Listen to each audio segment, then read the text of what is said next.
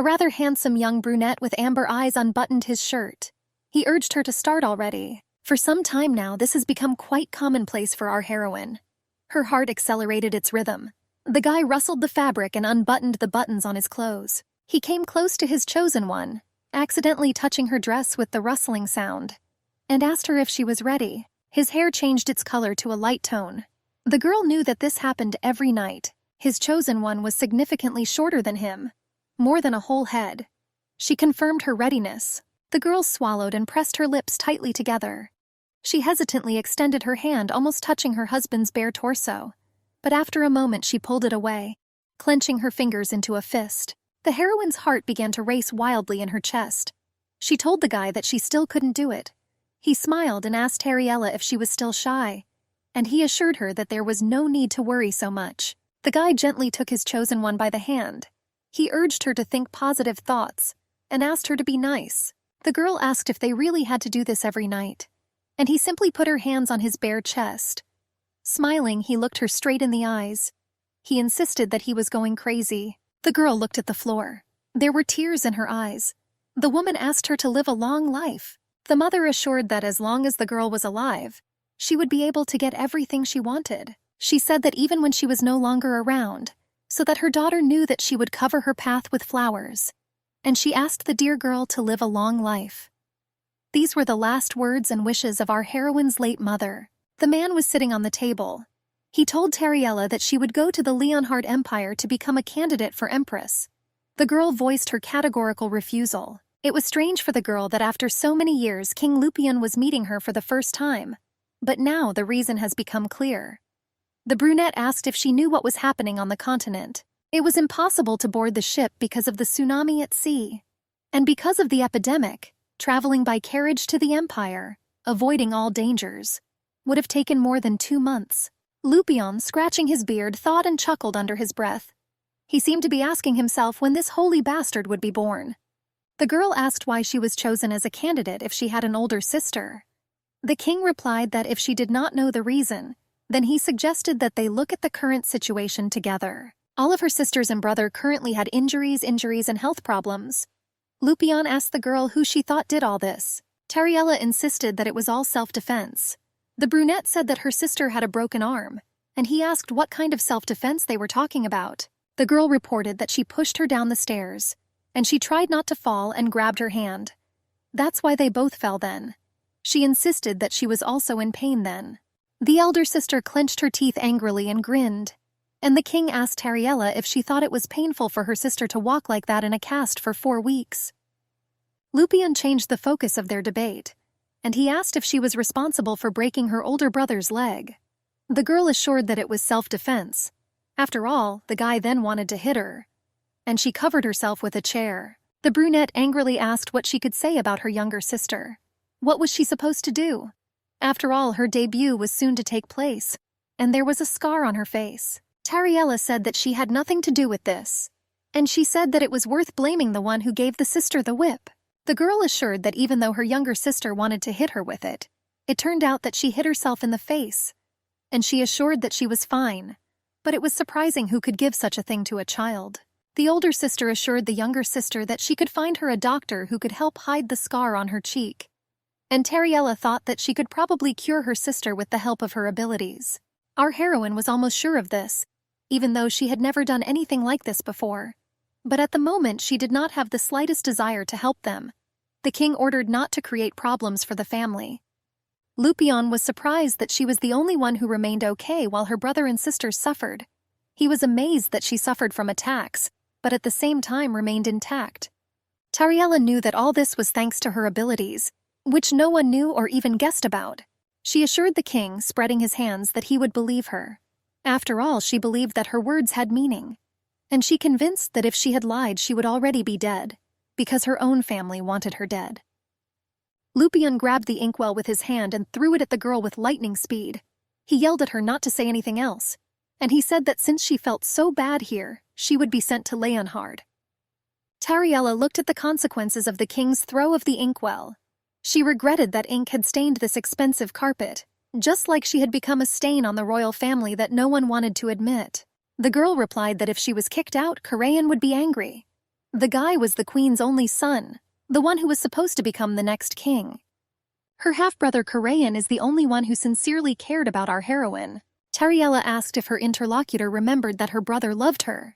The brunette said that he was absent today because he was sent to find out about the epidemic. The girl clenched her hands into fists. She was sure that if Korean were here now, he would come to her defense. But the king did all this by sending him away in advance. Our heroine asked her interlocutor if he had heard enough about the ruler of the empire, Leonhard. That he was a tyrant, that he killed half of his ministers as soon as he ascended the throne. She claimed that she also heard that he locked himself in his chambers and drank alcohol every night in a row. And the emperor got drunk to such an extent that the boundaries of day and night were blurred for him. But that was not all. When the ministers asked their ruler to find the empress, he refused every one of the girls who came from all over the empire. The emperor sent them all back because he didn't like any of them. It was known to everyone that when the struggle for the throne began, he, the son of a concubine, killed all his brothers and took the throne, receiving the title of emperor. Tariella said that the one who was offered to her as a husband was a lustful, alcohol-dependent man, worse than whom could not be found on the entire continent. But King Lupian told the girl that it was time for her. He insisted that the only good thing about her was her face, which was inherited from her mother. And he said that since she received good genes, he advised her to use her excellent external data. Tariella asked me to answer her honestly. He wished she would go and die there in a foreign land, in the land of a tyrant. The older sister said that if she had died as a child, she would not have found herself in this situation. And I didn't understand how she was still alive. After all, the girl was almost dead and stopped breathing. Everyone knew that then the mother saved her daughter. It was said that Tariella was very sick and almost died when she was 6 years old. The mother did not leave the sick baby. She spoke soothing words to her daughter in a gentle voice and touched her forehead. The girl had a high fever at the time and remembered almost nothing. The mother said that it was a trial that she remained alive. A little later, Tariella heard from those around her that her mother, in order to save her life, climbed mountains, swam seas, and visited distant countries. That's why she tried so hard to survive in this place. Lupion told the girl that she would no longer be able to change what had already been decided. He said that if it made her feel better, then let her consider her exile for what she had done here. The king snapped his fingers. Suddenly, 2 strong men grabbed the fragile Tariella by the arms. She didn't understand what was happening to her. And Lupone insisted that he forgot to tell her when she was leaving. Our heroine was horrified. All she said to herself was, "It can't be." The king, smiling maliciously, told the girl that the carriage was already waiting for her.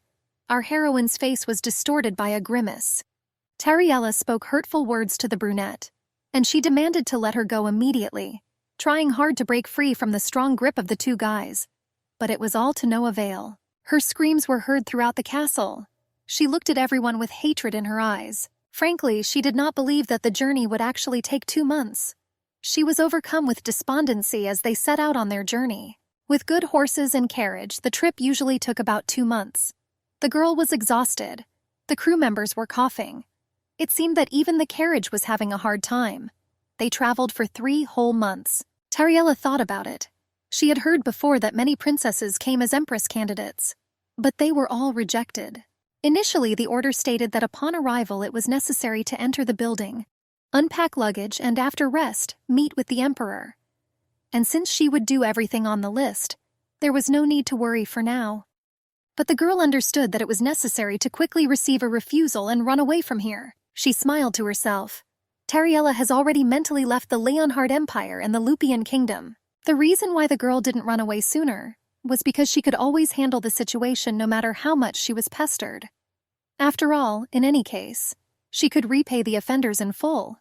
But to sell it to a complete stranger, she considered it too much even for this family. Tariella reflected that even if the emperor rejected her, she was sure that he would resell her to some other freak.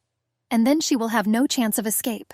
And our heroine, puffing angrily, decided that it would be better for her to live the rest of her life as a fugitive. The girl thought that the empire was so large that even the emperor himself would not find it unless she wanted it. Tariella, feeling more cheerful, praised herself, and he said that there was only a little left to receive the emperor's refusal. She walked resolutely across the tiles of the castle. The girl walked, timidly looking around. Her curls fell from her shoulders in long strands falling below her waist. A group of men came out to meet her. Ahead of everyone was a brunette in expensive clothes. She realized that this was the same emperor who became the most terrible tyrant in the entire history of the state. A handsome young brunette with large amber slanting eyes was named Liebenfell von Leonhard.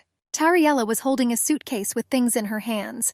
A considerable distance still separated her from the ruler of these lands. She thought to herself that in front of her was her opponent, from whom she had to get a refusal. The brunette clarified whether she was the same princess of the kingdom of Lupeon.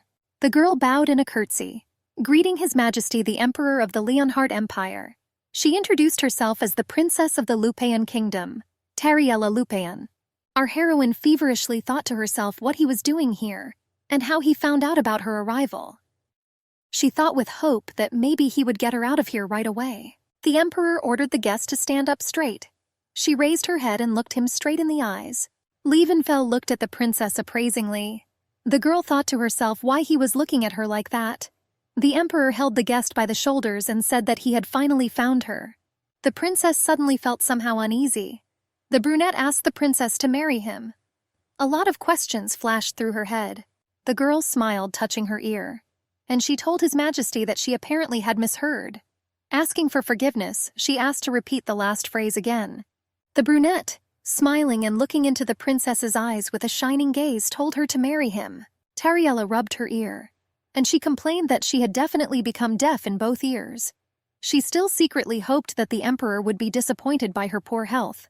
She said that she probably should visit a doctor. The princess asked Liebenfell if she had heard correctly that he ordered her to return home. The Emperor laughingly asked if she really wanted to hear his proposal for the third time. The girl asked in surprise whether he really wanted to marry her. The brunette said relaxedly that her ears were already cured. A swarm of questions swarmed in our heroine's head. She calmed herself down and assumed that it was a dream, and she is actually still in the carriage on the way to the Leonhard Empire. But the assurances did not help. The girl did not wake up as she expected, and I thought to myself that the Emperor was crazy. The brunette turned to Jeremy, who was on his right, and he said that the lady agreed and they should decide on the date of their wedding. The advisor asked His Majesty whether it was worth choosing the next free day for the wedding ceremony. The Emperor was angry with Jeremy, and he asked him, his eyes furiously sparkling, what he was saying. He ordered to contact the priest, and he would help choose a suitable date. Liebenfell said that on that day the entire empire would see the princess as an empress, and he considered it unacceptable to choose any day. But he also asked to try to choose a closer day. The girl still hoped that the doctor would save her, and the advisor clarified that he needed to find a balance between two extremes. The Emperor said that the wedding day should be both close and good. Jeremy said he understood everything. He insisted that he thought it would have been better earlier, so that it would have been better. And our heroine noted to herself the qualities of her future husband: alcohol addiction, cruelty, and lust. In the end, it turned out that he was the worst man on the planet, and she never wanted to get involved with him. Tariella thought that she had come here to run away, not to get married. The girl told His Majesty that she did not think that, but the Emperor interrupted her. He reminded the princess of the purpose of her visit, to come here as a contender for the position of empress, and he clarified whether everything was so. The girl answered somewhat vaguely, hesitating a little.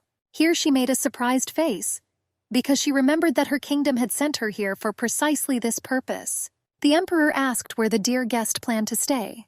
The advisor suggested that the princess settle in the southern part, which belonged to the royal family. Liebenfell, rubbing his beard, assured that he simply could not allow the future empress to stay in some annex. And turning to the left, the Emperor ordered Jeremy to carry the princess's luggage to the main palace. Tariella looked back at the majestic structure, what now served as the home of the Emperor himself. The brunette said that until a separate bedroom was prepared for the future empress, he ordered her to be placed in a room for special guests. Our heroine rejoiced, not believing her happiness. Liebenfell, looking at the lonely and rather modest-sized suitcase at the princess's feet, was a little surprised. He summarized that she was in such a hurry to get here that she only took one suitcase with her. Smiling, he suggested that the lovely girl, inspired by the hope of meeting her, had probably simply forgotten about the rest of her things. The Emperor asked the guest in surprise whether she really wanted to see him so much as soon as possible, and she thought to herself that if she had known everything in advance, she would have taken more things with her and gained more time. Liebenfell continued to be surprised, turning his gaze to the crew. He asked the charming guest if she had really arrived here on that shabby carriage that he sees in front of him. The emperor suggested that the Lupion kingdom's economy was suffering greatly. The advisor denied this assumption of the gentleman, and he suggested that it would be better to ask the lady. The brunette said that most of the princess's luggage looked rather shabby and was no longer suitable for use. He asked why she brought things with her that she was going to throw away. The emperor could not imagine that Lupion's representatives were so disgusting that they sent the princess to woo him, giving her almost garbage with her. He was furious that it didn't even occur to them that he could be offended by this. After all, how could it be possible to miscalculate and ruin everything at the very end? The brunette thought all this was somehow strange. Meanwhile, the girl thought that if she now told the emperor that she was not going to marry him, then this would be tantamount to a request to kill her. Tariella decided to end the uncomfortable pause and, smiling sweetly, asked if she could go to her room and rest after the long and tiring journey here. Our heroine cheered up. She told herself that her escape was postponed indefinitely. A little later, Tariella was taking a luxurious bath. 2 maids were busy nearby. She offered to pour some wine for us to drink. Another was worried whether the water was too hot. The table was already set. There were several types of baked meats, fruits, and pastries. Next, our heroine enjoyed a massage with fragrant oils. The maid asked Tariella if she was comfortable, and she was in heaven with pleasure. But at some point the girl pulled herself together. She decided that she shouldn't have gotten used to this. She thought sadly that this was the life of the empress, and of course she will be sorry to leave all this. Tariella got down from the bed and, putting on her shoes, went to the window. Looking through the glass, she tried to convince herself that she still could not marry a tyrant. The girl suddenly remembered the instructions of her late mother. She bequeathed to her daughter to choose a good and worthy man as her husband. The emperor quietly approached from behind and asked Tariella what thoughts had so darkened her mood. He suggested that she was planning to run away from him, and he assured her that such an idea would not lead her to anything good. The girl believed that he wanted to intimidate her with the kingdom of Lupion. Of course, he could think that she was at least somehow worried about the kingdom that sold her. Lionfell said that neither the carriage, nor the luggage, nor the dress, that she arrived in it. All this proved that the girl would not be missed much in her homeland. Our heroine suggested with horror that the emperor could read minds, and the brunette calmly told the princess that it was not about the future of the kingdom of Lupion, but about her future. Meanwhile, the moon hid behind a cloud. The girl asked herself how she could understand this. At this moment, she did not see the emperor's face, and she could no longer understand what he was up to. The princess thought it would be quite embarrassing if everyone knew that she had a secret power, and she suddenly began to wonder how it would all end. The girl felt that something was clearly wrong. Even the atmosphere in the room seemed to change. The emperor's eyes sparkled. He said that it seemed like the first time in several hundred years that a saint had been born, and our heroine, with some animal instinct, sensed danger nearby. Lionfell assured that not only the entire empire, but also the entire continent had been waiting for this moment. Tariella was confused. She wondered how the emperor could know her secret. Despite all the bullying in the kingdom of Lupion, the princess did not have a scratch. The girl did not die even from serious wounds, and it was all because she had sacred and secret power. She herself was a saint. The princess hesitated, uttering something inarticulate. She then began to insist that this was not true. Lionfell mockingly assured that she had been thinking for quite a long time. Tariella smiled sweetly, hoping for leniency. She replied that it seemed to her that everything was quite normal, and I thought about how the emperor could find out. She mentally assumed that he could be following her in the kingdom. But then I rejected this theory. After all, she had never used force, so no one could have imagined such a thing. The princess knew that even if she didn't do anything special, her wounds would heal on their own. The emperor asked the girl if she knew what was happening on the continent. Of course. Tariella knew everything. After all, now both the continent and the whole world were collapsing before our eyes. More than 20 years have passed since the world tree, the source of all life, withered and died. Since then, the winds of death began to blow across the continent. Plague and natural disasters struck people, and constant drought or flood made it impossible to grow grain and vegetables. People were dying of hunger. The drought led to a huge number of powerful fires, due to which wild animals left the forests and attacked people, and there was a constant storm and tsunami raging at sea. As a result, merchant ships and fishing boats sank, and no one could escape the disaster. Lionfell asked if the princess knew why the people were expecting the birth of a saint. She answered negatively. The girl insisted that she was not a saint, and it seemed to her that holiness was a gift and a manifestation of divine love. But he was sure that there were people who believed that life would return to the continent after the saint again turned to the deity, Samula. The girl heard this and asked not to frighten her like that. She said with clenched fists that the fear came from a blind and perverted faith. Tariella thought to herself, how did it happen that Emperor Leonhardt found out that the saint was her? The princess felt as if the emperor saw right through her, and she didn't know how she could get out of this situation. Closing her eyes, the girl promised her late mother not to tell about her strength under any circumstances. But this man himself guessed everything. Lionfell told the princess that if she was going to run away, people would find out that she was a saint. He said it would be great, although people might be mistaken that it would save everyone. The emperor told Tariella not to deny it. The girl asked in surprise why she had to lie. The man invited her to go with him to the temple. He believed that the high priest could confirm whether the girl was who he thought she was. And he said that in the empire, unlike the kingdom, there were also high priests. The princess cursed under her breath that she had completely forgotten about it. The emperor said that, as is known, the priests had enough strength to understand its true nature, and she certainly won't be able to lie to him. Tariella thought to herself that she shouldn't have hidden in the room, and I had to immediately run away from here quickly. She wondered out loud whether she should have understood this as a threat. The emperor asked what terrible words she said, and he assured that he was only telling her what could happen to her in the future. He said that it seemed the girl just misunderstood him. Tariella thought that maybe the man should just knock it out and run away right now. Lionfell insisted that he did not even want to send her to the temple. After all, if I was going to do it, I would have done it right away without unnecessary thoughts and conversations. The emperor admitted that he wanted exactly the opposite, and he assured that he believed that no one should have known about her power. Tariella only now realized that something was clearly wrong with the emperor. After all, when she first met him during the day, he definitely had black hair, and now the princess saw him with light, almost milky white hair on his head. The emperor walked towards her. The girl suggested that she might have been mistaken, but it seemed to her that now there was a completely different person in front of her. The man told the princess that he wanted to protect her and her secret. He was unbuttoning his shirt. Tariella could not understand why the emperor was undressing. She remembered that she and he had just talked about her powers.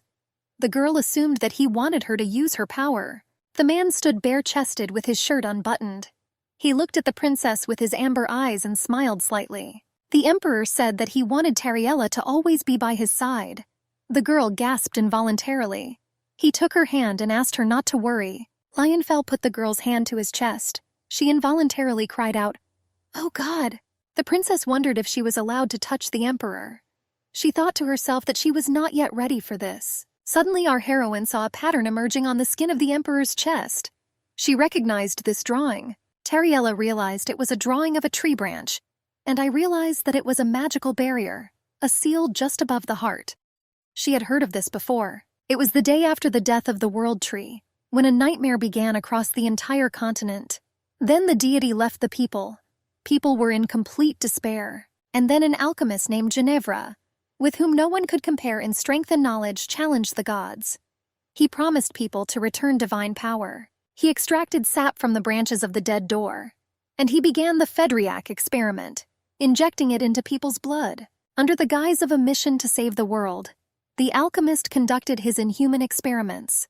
However, at the moment when the sap of the tree entered the human body, it died, like the branches of the tree itself. And to stop this, a design was cut out above the heart, creating a protective barrier. But the gods seemed to mock humanity, for all the subjects died, dried up and frozen in bizarre poses. They resembled either statues or a tree. It turned out that the attempt to resist the gods turned out to be a cruel joke.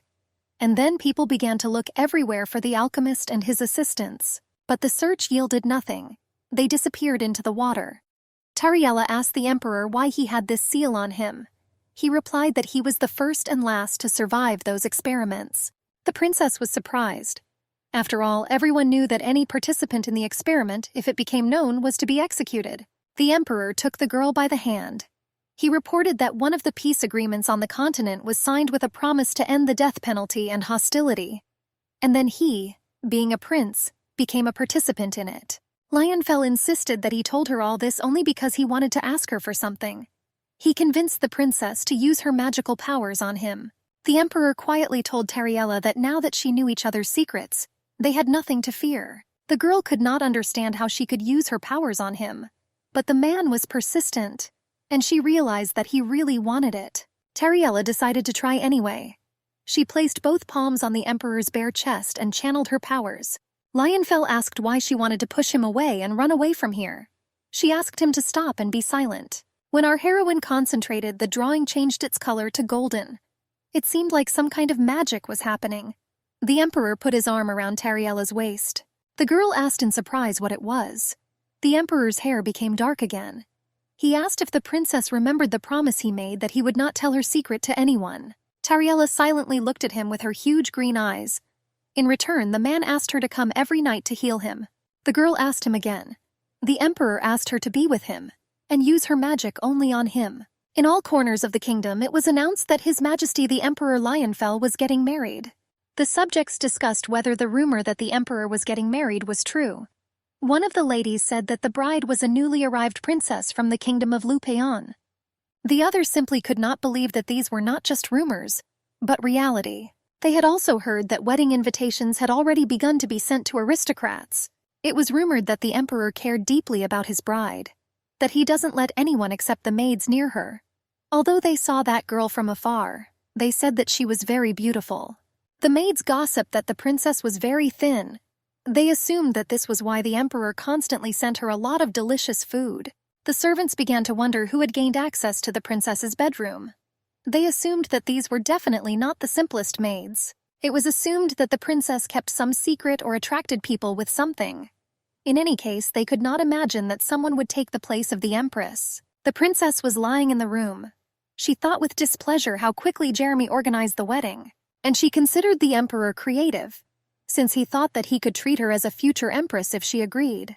The Palace of Damascus is located near the Tree of Peace, where even in chaos the blessing of the tree was preserved.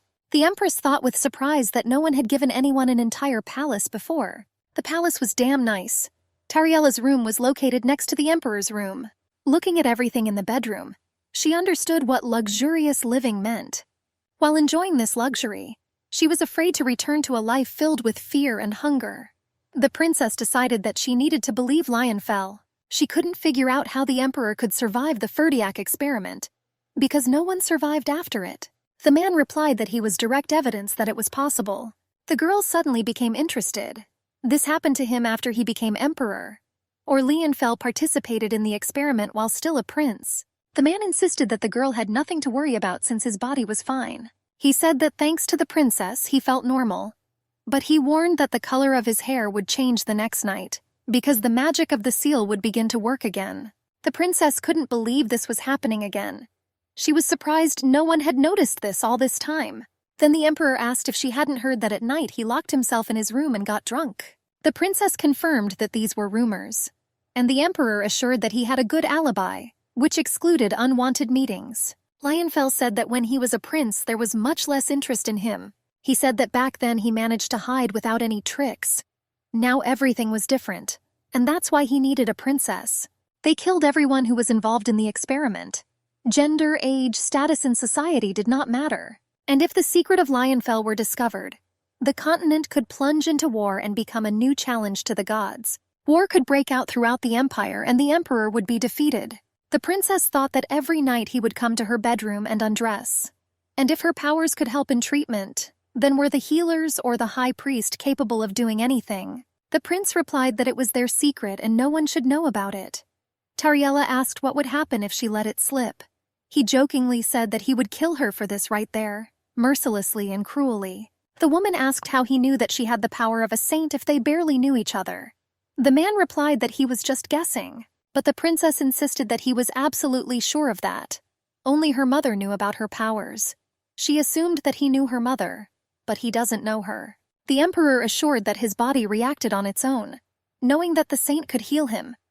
He claimed there was no problem. He will keep her secret, and she must help hide his participation in the experiment. The princess thought that if she agreed, she would become an accomplice, and if everything was revealed, she would also be executed. The princess began to ask in alarm how he could say such things so calmly. He replied that she should go to the temple and tell the whole truth and return to the gods. She asked in fear if this problem could be solved somehow, or if she needed to run away. He said that it would be hard for her to hide if everyone knew that she was a saint. The emperor said that if they agreed, she would also benefit. He assured that as long as no big disaster happened, she could do whatever she wanted. If she becomes empress, she may have more power, and that she can control everyone. Tariella agreed. The princess thought that any problem could be solved, no matter whether it was easy or difficult. And if not her, then people will kill the emperor. The man likes that her look is full of determination. And now they were in the same boat. Lying in her room, the princess was lost in thought. That the prince needs her, and now she definitely won't die. Tariella realized that she would not die from any illness, even the weakest one, which could shake up the emperor's health. And she still didn't understand how Liebenfell knew about her powers. She decided that if anything became suspicious, she would immediately flee to another country and tell the whole truth about the emperor's participation in the Faridiak experiment. The emperor promised the girl that he would let her go if she held out for a year. She was sure that she could cope for the sake of a free life. To cope in order to make the disgusting Lupion family answer for everything. The heavenly body was already sloping towards the horizon, painting the tops of the castle towers with golden colors. The girl asked her father what they should do if Tariella became empress. The guy did not believe that the girl could become, and he said that if this happens, then let his other leg break. His sister supported him. She was sure that if she returned, it would only be as a corpse. The girl with the scar on her cheek insisted that if you looked at Tariella, her appearance really was the most beautiful girl she had ever seen. The family continued their discussion. The brother said that the girl was quite ordinary in appearance, but as soon as she spoke, everything became bad. The guy believed that the children of noble families and royal blood of other countries should have been grateful to them for saving them from marriage to Tariella, who had the worst character in the world. Lupion agreed with his brother's opinion. He said that the girl was quite a good match for the emperor. It looked like both had problems in their heads. Therefore, he was sure that she would not even return to them as a corpse. The brunette insisted that the emperor was cruel and inhuman, and so he believed that the imperial castle would become a tomb for Tariella. He said that even if the girl returned, it would not be a big deal. After all, he heard that King Shalom was looking for a queen, and if he returns, he will send Tariella to him. The guy noticed that the king was already more than 70 years old. He also heard that more than 30 queens, who were now former ones, died at his hands. He emphasized that Karayan, the brother of the green-eyed girl, was soon to return. The question arose of what they should do if he started looking for his sister. Silence hung in the room. After all, everyone knew that Karayan was one of the strongest magicians, and hardly anyone on the continent was able to defeat him. And they all knew perfectly well that he loved his sister more than life itself. The girl suggested lying to them, and to say that his sister herself wanted to leave. Her brother supported her. He said that if she died in the emperor's palace, then they had nothing to fear that their lies would be discovered. The brunette ceremoniously cut himself a piece of juicy steak. He said that Karayan was now investigating cases related to the epidemic, and so he will not return to the royal castle anytime soon. He asked to be careful so that news of Tariella's departure did not reach the monarch. The brunette wanted Karajan to be the last one to know, and only after he finishes all his work and returns. He was sure that when this happened, the girl's funeral would already be in full swing. Both of the girl's hands almost touched the naked muscular torso of the emperor with their palms. It seemed like a magical effect was happening. Tariella still could not get used to such a regular ritual. In her hands, balls of her magical powers glowed, which she directed at Lionfell. The girl thought that he was crazy, without a sense of compassion, but she believed that her husband was at the same time handsome and sexy. His hair had already darkened, and he rubbed the crown of his head with his fingers. The emperor looked at the girl with his amber eyes. He asked the princess if she was thinking about something strange just now, and she, smiling, assured that no. Tariella turned away, as if asking herself where she should start. The man told her that she was blushing a lot. The girl thought to herself that the emperor was too observant. She assured that she would have blushed even if she had touched not his majesty, but the same advisor Jerem. The emperor considered this simply terrible. After all, if this really was the case, then someone will clearly see the blood, and he thought it was terrible. At these words, the man smiled carefree. Tariella insisted that it would have been much more convenient for her if he had not undressed every time during their magical healing, as if he wanted to seduce her. It was so difficult for her to use holy power with her hands every time. She suggested treating him through his clothes. The emperor was surprised by such a remark. He insisted that he liked it better without clothes. The princess widened her eyes. Tariella asked why this was so. She was sure that every time he had to spend time unbuttoning many buttons on his shirt. Lionfell leaned over the girl at the same time putting his arm around her waist. He looked straight into her eyes and smiled happily. And he asked how she thought. The princess thought that the emperor's face was too close to her. She said that if he continued, she would go to bed before midnight. The girl said that he would become a drunk again and would lock himself in his bedroom. The emperor asked her not to worry. And he said that if she didn't like it, then they could stop the magic session right now. In the girl's palm was a small ball of energy. She held it over his hand. And she thought that if she told him what she liked, then he would start doing whatever he wanted. Tariella said that the wedding ceremony would take place very soon. And she admitted that she was very worried about this. The emperor said it was good. He said that it was also the first time for him, and he assured that he was pleased to know that he was not the only one worried. He invited them to sit down and talk. The girl promised herself that she would not say a word to him again, and he told the princess that if she did not want King Lupeon to attend their wedding, then she could tell him about it now. The emperor assured that he simply would not send a letter of invitation to him and her entire family. The girl asked why he decided so. Lionfell said that it seemed to him that the princess did not want to see her family for as long as possible. It was surprising for the girl that she didn't say anything, but he already understood everything himself. But she didn't show it, and she asked feignedly what His Majesty was talking about, assuring that Lupeon was her family, and they were obliged to attend her wedding ceremony. Tariella said she wanted her siblings to receive an invitation. The brunette pulled the princess back. The emperor assured her that she could trust him. Tariella assured that then she herself would see how this whole evil family would die of envy.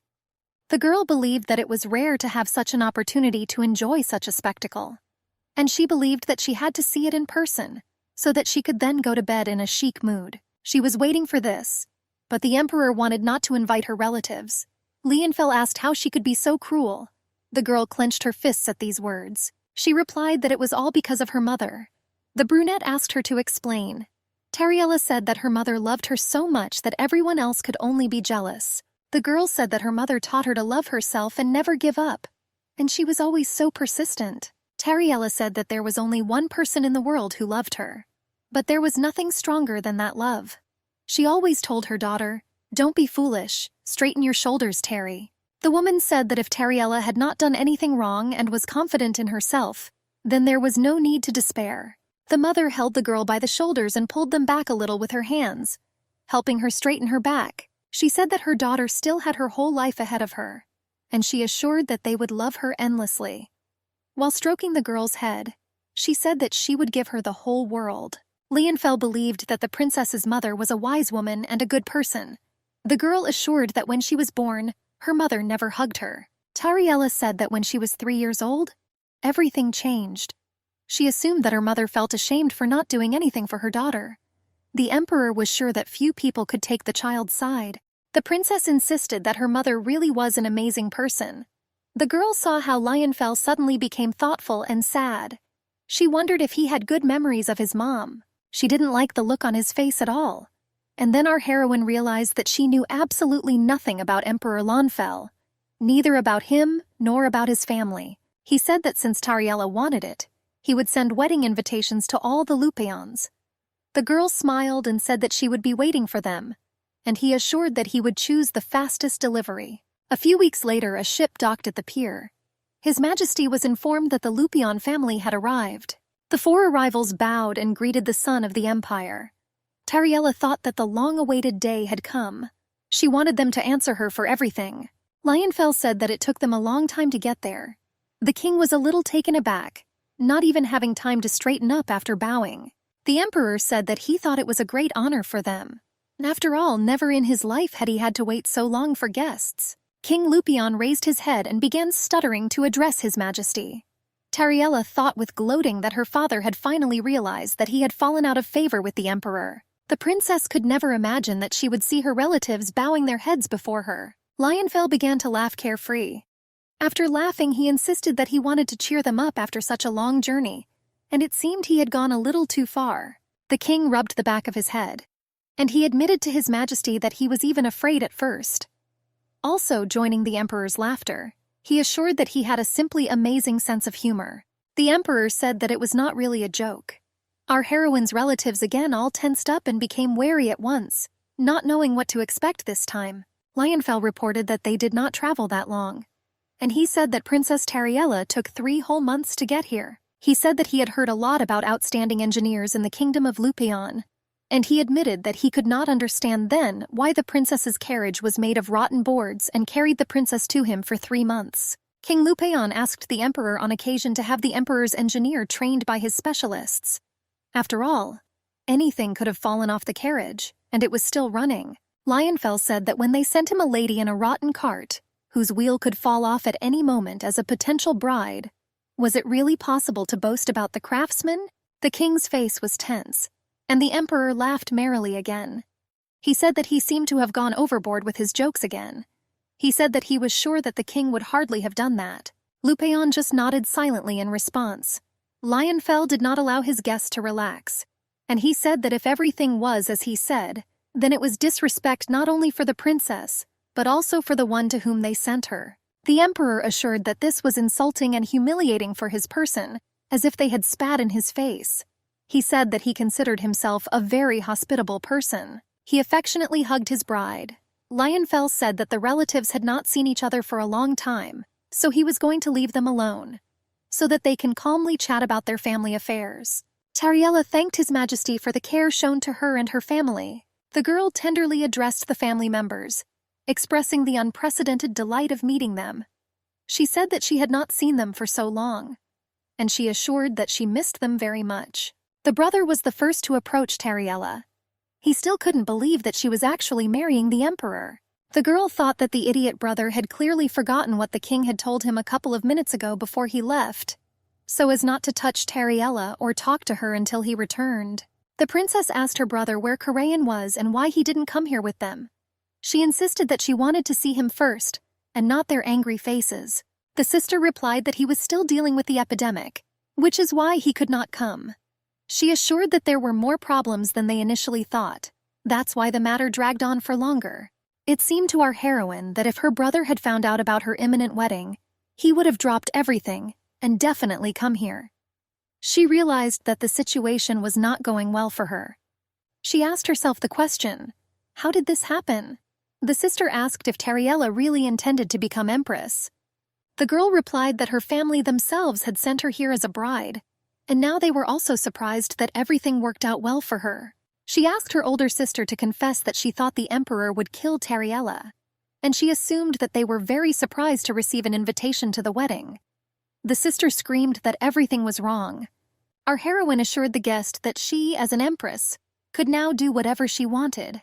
The girl asked her relatives in surprise whether they really still didn't understand what was happening here, and she asked if they wanted to tell her anything else. The brother and younger sister were silent as fish, and the older sister stood turning away to the side. Tariella said that she already understood everything. She said that they mocked her all the time, and now they pretended that nothing like this had ever happened. It was so similar to them. The girl said that her plans for them would not change unless they calmed down and shut their mouths. The older sister said that it was all their plan. Tariella was taken aback. The sister asked her to think about it.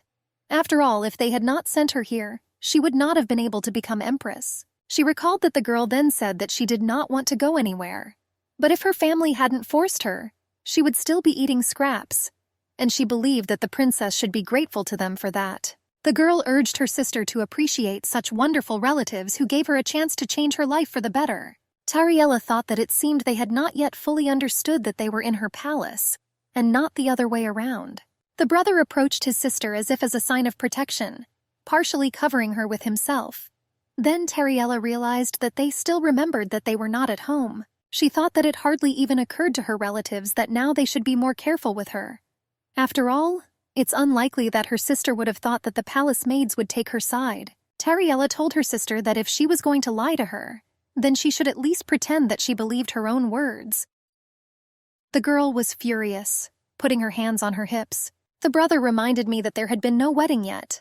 Tariella asked what else they could tell her that was smart. He reported that at the moment their father was convincing His Majesty to choose another candidate for Empress as his wife, and he assured that the Emperor would probably want someone better than herself as his wife.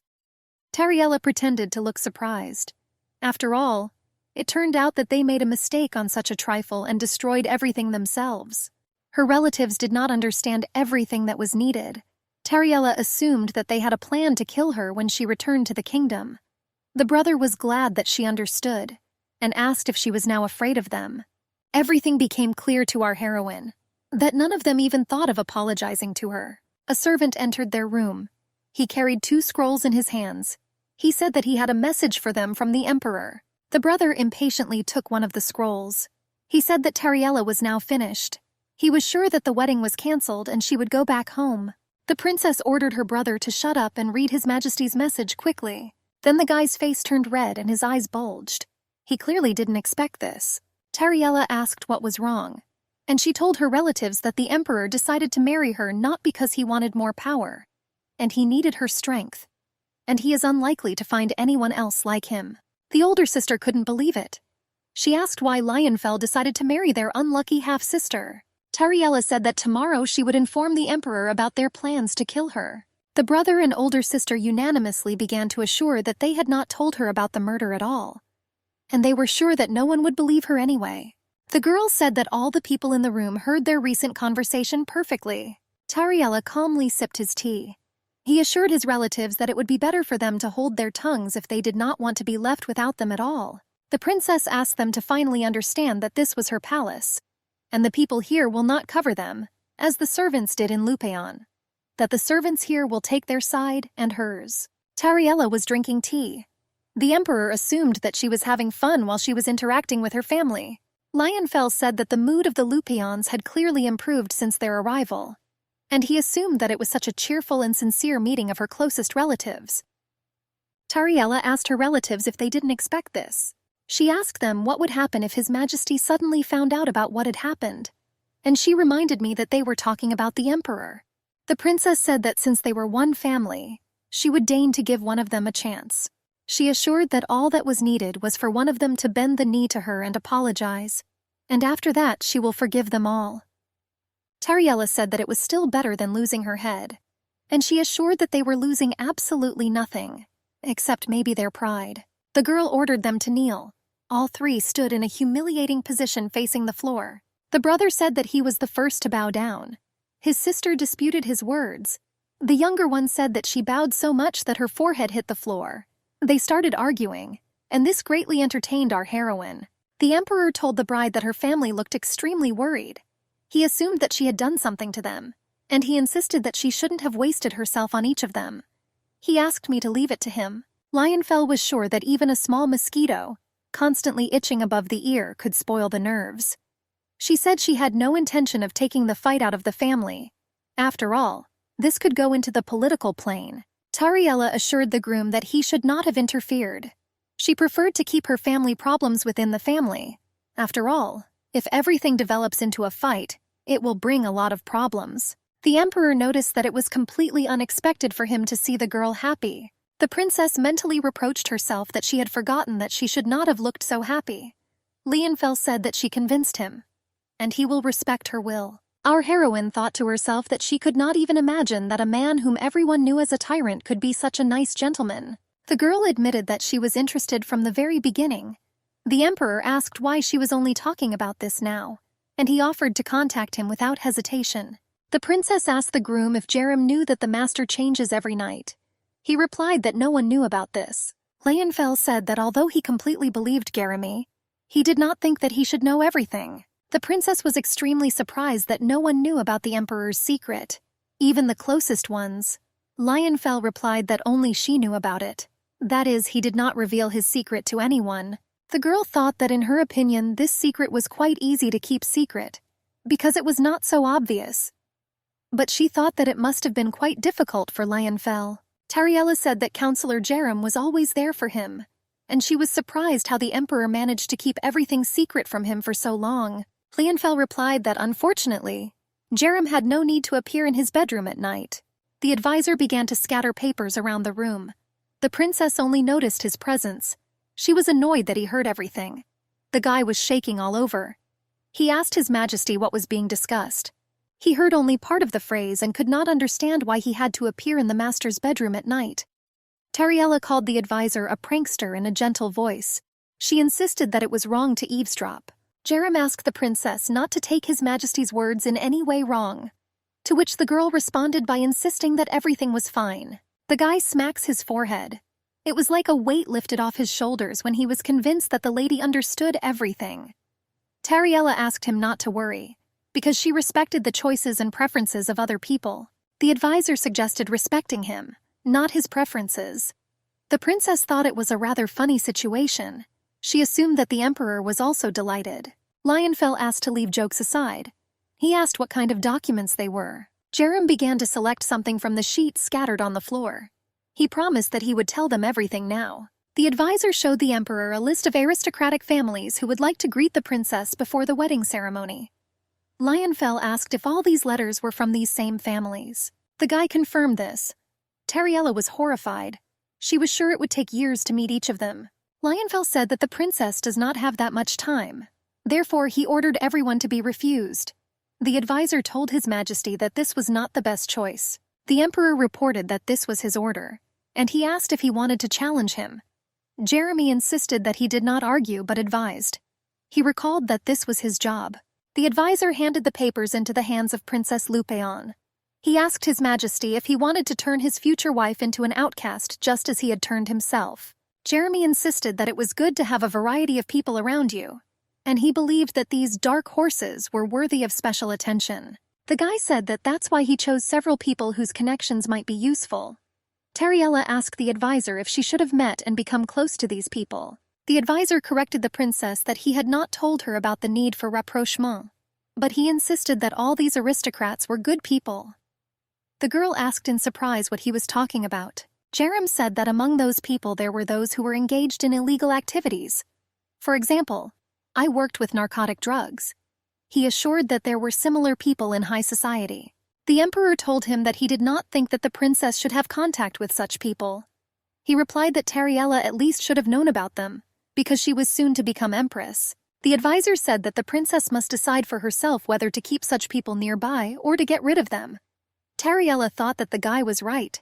She was holding a significant stack of papers in her hands. The girl made a deal with Lianfell and gained power into her hands, which allowed her to force the Lupion family to apologize to her. And so Tariella now bore some responsibility. The princess answered the advisor that she understood everything he was talking about. The princess said that she had to decide, to be a lone socialite in this battle, or to attract to her side the aristocrats whom Jerem would advise her, and fight on the same side with them. The advisor praised the princess for her wisdom, and Tariella thought to herself that this rather competent advisor was unlikely to be on her side. The emperor, looking at his bride, thought she was simply amazing. The advisor said that voluntarily choosing the path of suffering was quite difficult, but he thought the decision was wise. He asked the emperor why he was so happy. Lianfell asked him if his throat had been sore in recent days. It seemed to him that he was getting sick. The guy asked what it all meant, and he was categorically against anyone else getting his work. He was not sure that the emperor would cope. Tariella even admired the spectacle. She thought that even if Jerem would never be on her side, he would definitely be on Lianfell's side. She thought that there was hardly a person in this palace who would treat the tyrant so well. Tariella understood that her fiancé was more comfortable with the advisor than with anyone else. After all, being close to the emperor, it was quite natural that he was afraid of the sudden appearance of a new person. Lianfell asked his assistant how preparations for the wedding were going so well. The guy was surprised that he was asked about this so early. He replied that the hall for the wedding was almost ready, and he asked if the emperor wanted to take a look. Tariella was amazed at what she saw. She couldn't even hold back an involuntary exclamation. She said that the aroma was simply wonderful, and there was complete delight on her face. The girl asked if it was the smell of flowers. She admitted that it was as if her mind had been cleared of such a smell. Someone who unexpectedly joined them asked if the beautiful Princess Tariella liked this smell. The man said that the atmosphere was indeed extremely pleasant thanks to the holy water sprinkled everywhere. Lionfell was surprised by the appearance of Mr. Elihu. Our heroine has already heard the name Elik. This man was called by the gods themselves and became the youngest high priest, and he had the most powerful connection with holy power. Tariella realized that it was him she should have avoided. It seemed to her that Elik seemed to be glowing from within. The girl instinctively hid behind the emperor. The high priest greeted his majesty. He replied that they had not seen him for a long time. Lionfell assured that if he had known that he was here, he would have come later so as not to interfere.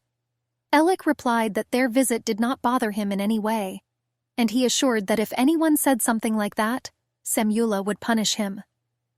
The blonde pretended that he had only just noticed the princess. He smiled and greeted her in a friendly manner, giving her a compliment. The girl thought that it was her turn. The high priest bowed and said that he was pleased to meet you. He introduced himself by name and said that he was Semula's right hand. The girl, without leaving behind the emperor, answered that she was glad to meet you and introduced herself as Tariella Lupeon. The girl thought that he had not done anything yet, but she already felt his aura. The princess understood that the high priest had only to touch her, and he would immediately understand that she possessed holy power. The emperor said that the princess still felt awkward in the new place.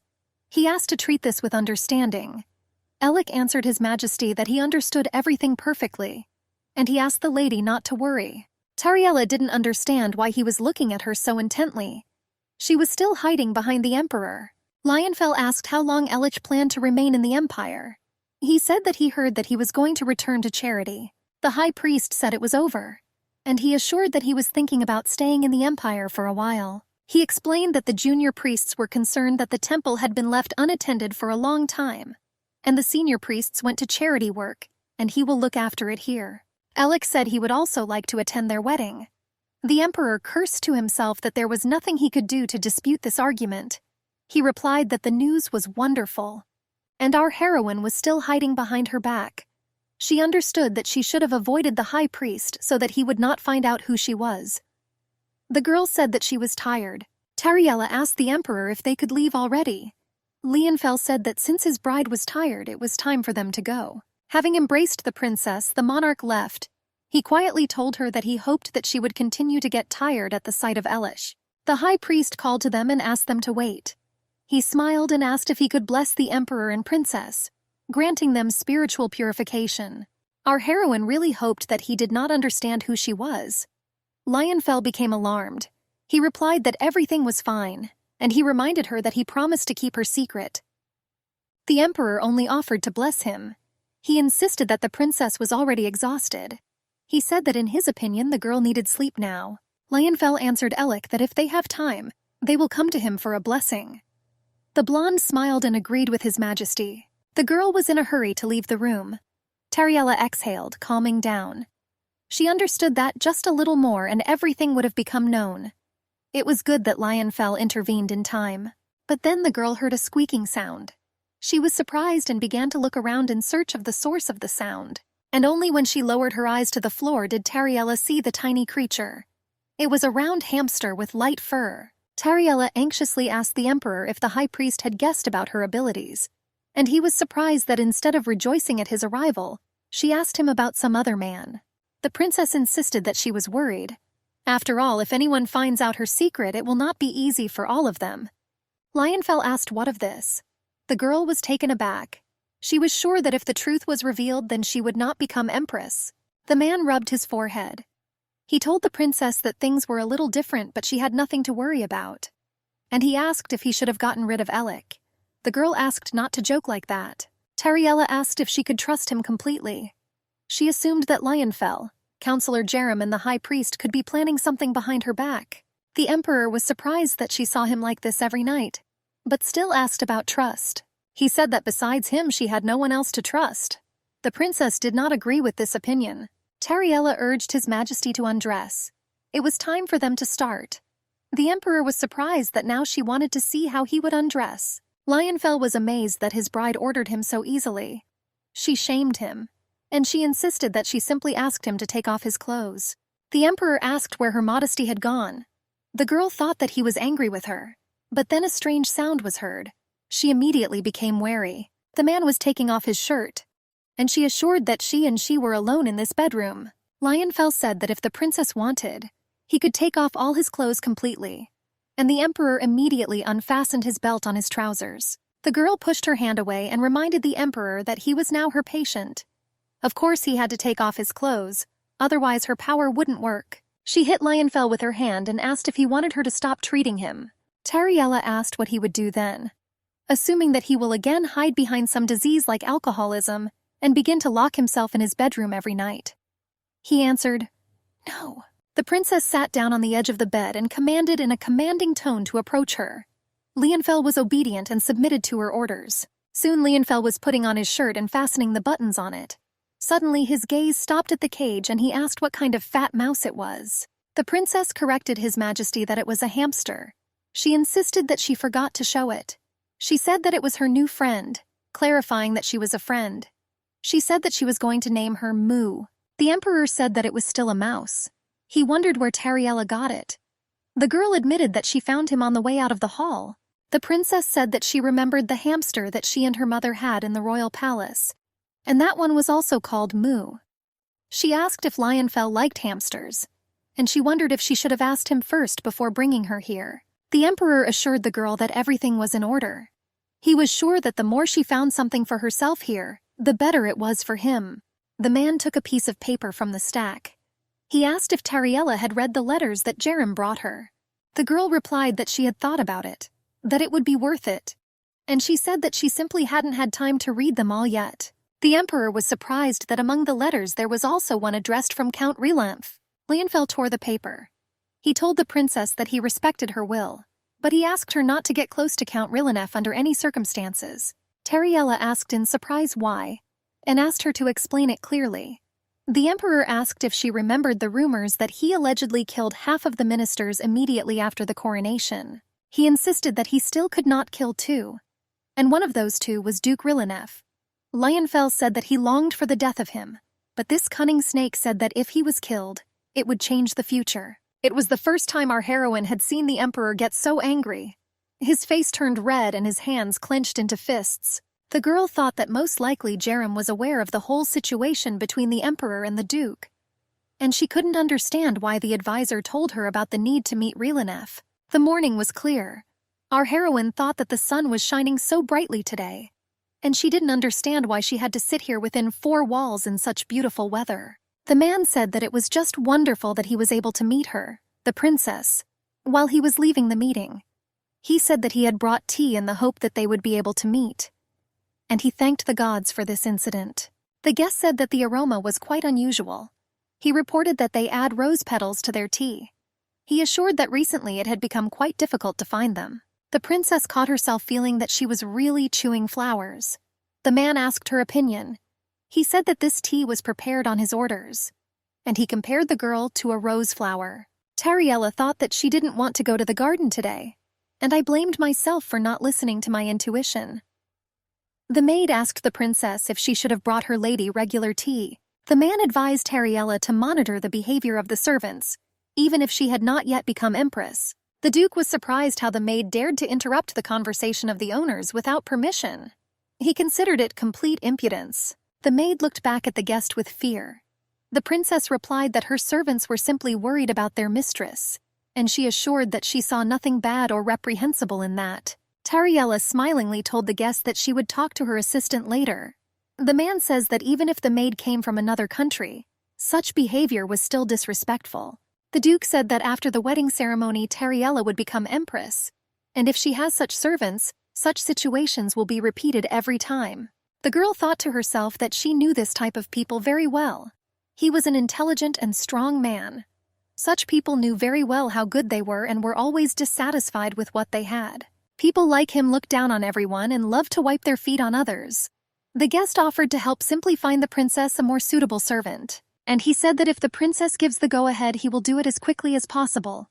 Tariella agreed. There was horror in the maid's eyes. The girl ordered her servant to bring her another tea. She said this one didn't taste good, and she insisted that she didn't understand how people actually drink it. The Duke, still smiling, said that he had made a mistake with the tea. The princess confirmed this. The guest said that the girl was simply unaccustomed to such a taste. He assured that this would not always be the case, claiming that over time she will definitely like tea. And he advised her to try it again. Tariella replied that she had once heard that if you tolerated things you didn't like, you could get very sick. Rilanef assured that it was possible to get used to it. The princess replied that she was not so patient. The man said that with such a level of patience, it would be difficult for a girl to drink ordinary tea. She replied that she tried different tastes. The Duke regretted that His Majesty also did not like this type of tea, and he grieved that the princess did not like him either.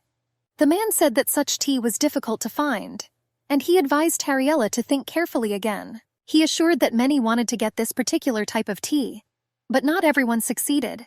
The Duke said that he personally brought it to her. Suddenly the high priest came into them. He greeted the Duke and princess with a smile. Alec said that he saw them in the garden. It seemed to him that the two of them were having a wonderful time. Therefore, he decided to stop by and greet them, and he asked if he could also join their tea party.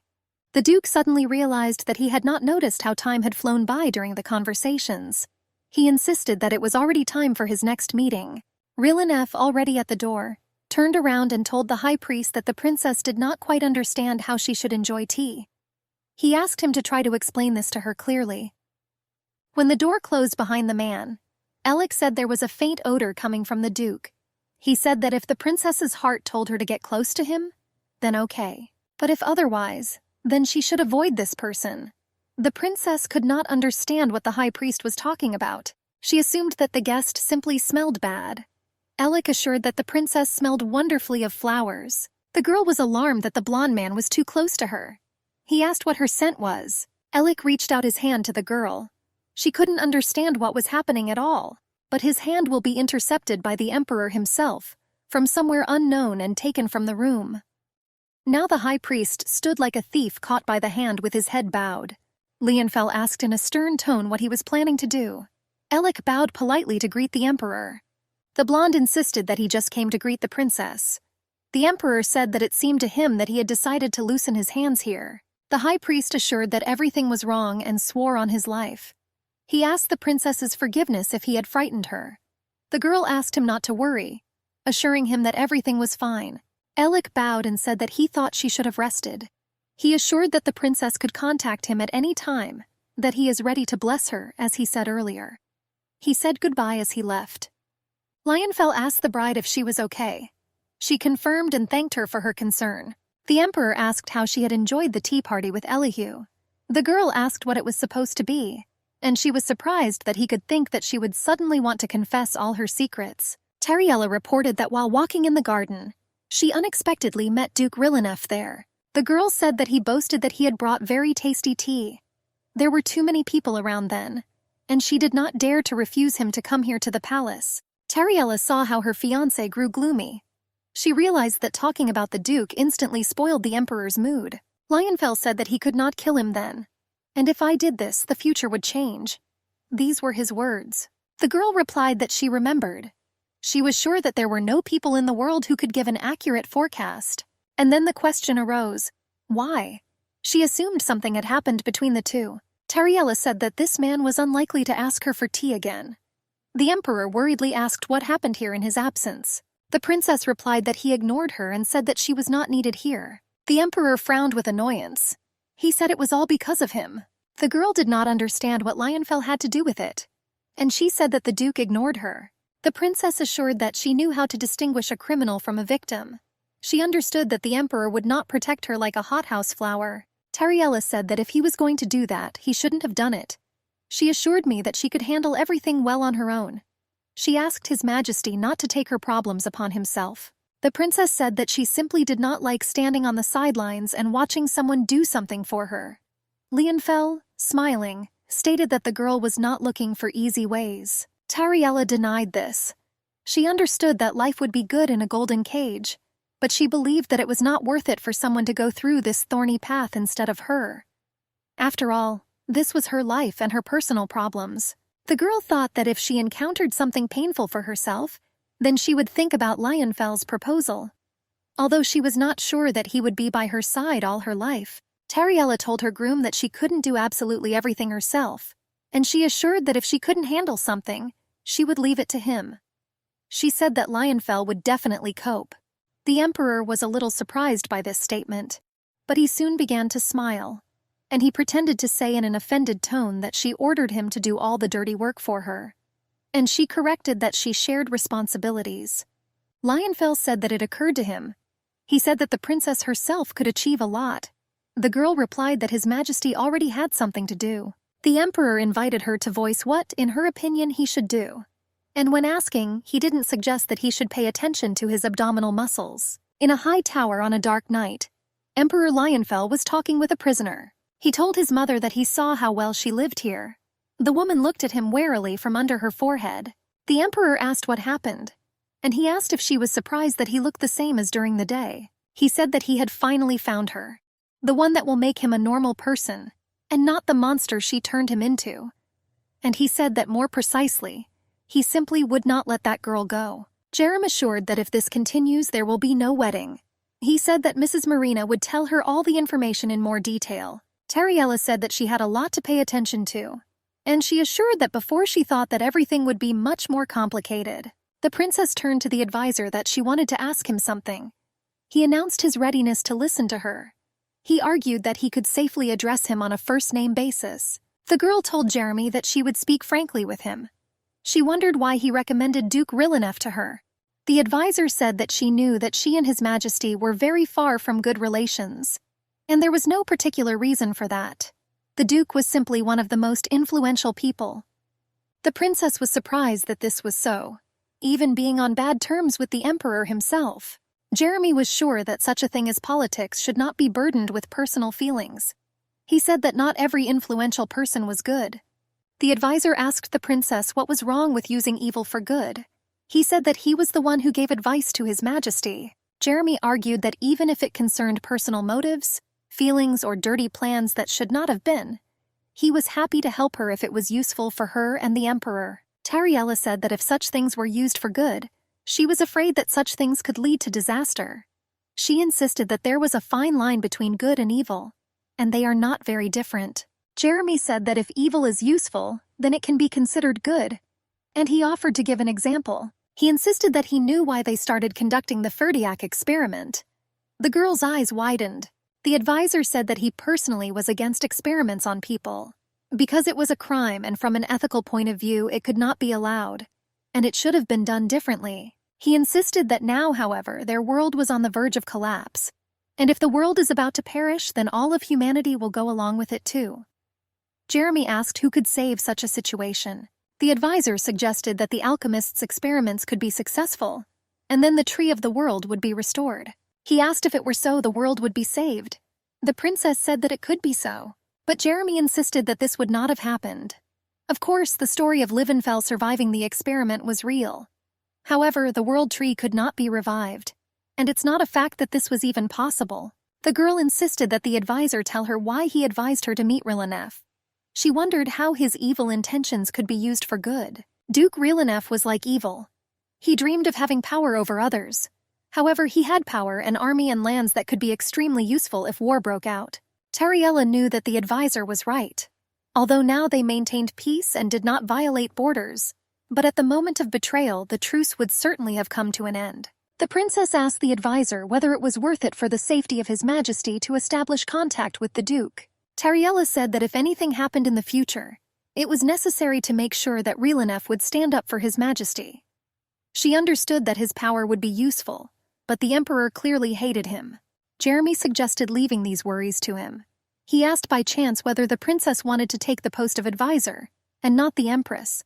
He asked to look into his eyes, how many capillaries in his eyes had burst. And he said that lately all the work had been on him, and he was already tired. Tariella told him the doors were there by pointing her finger at him. When he left, he said that she was so cold to him. Already at the door, Jeremy turned around and asked the princess for forgiveness that he had to take advantage of her for the well-being of His Majesty. The girl waved her hand goodbye to him, smiling, and assured him that everything was in order. She thought that why should the advisor apologize if she herself used Lionfell? That's why she agreed to marry him. After all, in the end, it was also beneficial for the emperor. There were many guests in the banquet hall. Tariella was surprised that her family had secretly gone back to their kingdom the previous night. Our heroine was wearing the most gorgeous wedding dress today, and she herself looked quite determined. The girl imagined how, under the cover of darkness, her family sneaked one after another, leaving the palace unnoticed. She was surprised that it was so painful for them to watch her become empress. Tariella told them after them that they, ungrateful cowards, should not even call her home. The maid asked the princess to get up slowly. The servant girl opened the door for the mistress and invited her to enter. There the emperor was already waiting impatiently for her. Elik performed the marriage ceremony. Finally, he asked the couple to seal their vow to be together forever with a kiss. Tariella was somewhat undecided. She asked herself if it was necessary for them to kiss. After all, this wedding was only for 1 year. Lionfell turned to the princess with a wide and open smile. She thought to herself that he had been just as close to her last night, but she couldn't understand why she was so worried now. The emperor assured that she could not pay attention to the fact that so many people were looking at her now. Lionfell assured the princess that this was how it should have been at the emperor's wedding, so that they would be the center of everyone's attention. He asked Harry to understand him, and he extended his hand to her, intending to caress her. The princess did not understand what she should have understood. Lionfell touched the bride's face and brought his face closer to hers, intending to kiss her. He asked the princess to close her eyes. The emperor's lips touched Tariella's lips. She trusted him, and he gently hugged his wife and enjoyed the moment. Night fell on the emperor's palace. Distant stars shone coldly down from the heavens. Our heroine thought that despite the fact that she and the emperor met every night after midnight, but they never slept in the same room with him. After all, every time after the treatment, Lionfell returned to his room. However, today was their wedding night. This meant that she had to sleep with Lionfell and meet the morning together. At this moment, the girl was simply burning with shame. The emperor pulled his new wife's cheek. She asked what he was doing. Lionfell said that her cheeks were very soft. He believed that the princess had suffered enough today, and he suggested that she consider it a massage. The girl tried to hold her husband's hands, but he said that there was no way she could tear them off. The emperor said that it seemed to him as if her hands were stuck to his hands. The girl asked why he got it. The husband lightly pushed the girl onto her back on the bed. Lionfell was surprised that the princess did not ask him to undress today. But then he corrected himself that she had already become an empress today. The girl said that his hair had not turned white yet. But then the clock began to strike midnight. Their sounds were heard throughout the room. With the last blow, the hair on the emperor's head became snow white. He asked if he should have taken off his clothes now. Lionfell suggested that his wife direct her strength not to treatment, but to something else. She thought he was deviating a little from her plans. The emperor took his wife by the hand. He said that he and she didn't know what the reaction would be when she touched him where she had never touched him before. The morning sun shone through the window, obsessively awakening the newlyweds. The sleepy girl complained that someone was messing around. She opened her eyes and was surprised to see Lionfell sleeping nearby. She asked herself why he was here. The emperor was still sleeping quietly and soundly. Tariella began to remember last night. She remembered how her husband said that they did not know what his reaction would be if they touched his body in new places. Our heroine tried to force herself to remember, but she couldn't. She understood where everything was going yesterday, but did not know what happened after and how it all happened. Tariella didn't remember at all who put her to bed. She still couldn't figure out who was doing this. After all, Levenfell was sleeping right in front of her. But then someone squeaked. Having lowered her eyes, the girl saw the light hamster Mai, who was literally glowing with rays. Tariella remembered that Moo's cage was in her bedroom, and she couldn't understand how the hamster ended up here. The girl held the tiny creature in her palm and gently touched its fur. Our heroine told the rodent that she was smart for finding her. She jokingly suggested that she was not a hamster at all. The creature replied that she guessed right, suggesting that she felt energy. Tariella was scared that the rodent answered her, and he asked why the girl was surprised, and she reminded her that she had just asked her. The heroine, trying to calm herself down, having found a logical answer, suggested that she was simply still sleeping, and she began to pinch herself on the cheeks to wake up. Moo said that yesterday she had to put the girl to sleep. The creature said that by doing so she broke her promise not to interfere in human affairs, but then she believed that it was necessary to protect her from that harsh guy. The girl was surprised how the hamster could talk. She asked who or what it was. Mu said that there was a reason for the girl's powers, the reason why all people on this earth lived and breathed. The animal said that the creator of this life and the cause of all destruction was Simula. The hamster asked if that was what people called her. Our heroine's eyes became even wider from what she heard. Simela did not create humanity, but she loved people so much that she wanted to be a parent for them. Therefore, she created the tree, which became the power of this land. The girl realized that Mu was the goddess Simula. The rodent said that Tariella received her power and now felt it. She asked how long ago this happened to her. The hamster said that the girl was quite reasonable. She admitted that at first she underestimated her, considering her stupider than Elich, but then changed her mind. The rodent explained that she took the form of a hamster, so that not much interest would be shown in her. The creature said that if she had appeared in a different form, people would then have fought wars for the right to possess her, although this was impossible in principle. The rodent said that it was very good that Tariella noticed her and took her in, wanting to take care of her, and she said that she needed a body that could withstand her strength. But no one coped. Tariella looked at her sleeping husband with the hope that he would not wake up from the noise, and I was surprised that he was so tired. The hamster assured that there was no need to worry, because the emperor had been put to sleep. The girl said that she understood that a talking hamster was something incredible, but she asked to prove to her that she was really Samala. The rodent waved its paws, and he said that it was impossible to come up with a better proof. She said that only the goddess of life could create flowers from thin air. At that same moment, various flowers began to fall on the bed. It was very beautiful. The hamster told Tariella that she could enjoy it as much as she wanted, and she assured that it was difficult to find such beautiful flowers in this world. The girl thought that the deity was simply crazy. The girl asked Miu if she felt better. The hamster took a breath, exhaling noisily, and she admitted that she had not chatted like this with anyone for a long time. Apologies for getting a little carried away. Our heroine decided for herself that she would continue to call the creature Mu. She asked what she was doing here. After all, she remembered that she left the animal in a cage in her room. The rodent replied that she had come to say hello before going to the main temple. She said that sleeping in the cage gave her back pain, but it was soft here, and she slept well here that night. The girl thought that if Mu was really a mula, then it was only natural that she would want to go to the priests in the temple and not to her. Hamster assured her that there was nothing to worry about. She said that she had heard that the princess was going back, and she reported that she felt that she was afraid of loneliness most of all. And she assured that now all her nights would be illuminated by all the stars of the world. The hamster raised her ear and said that she heard someone's steps. She ordered to wake up the emperor. The rodent was already running away, and the girl asked her to wait because she wanted to ask her something else. The creature replied that people want the gods to love their creatures unconditionally. However, the gods are always close to people every second. She insisted that she was always watching the girl. Tariella shouted after the hamster so that she would not leave, but the rodent had already run away. At this very time, the maid entered the bedroom and wished the lady good morning. Both maids were delighted and very surprised to see many flowers on the bed of the imperial couple. Lionfell, opening his eyes, was also surprised.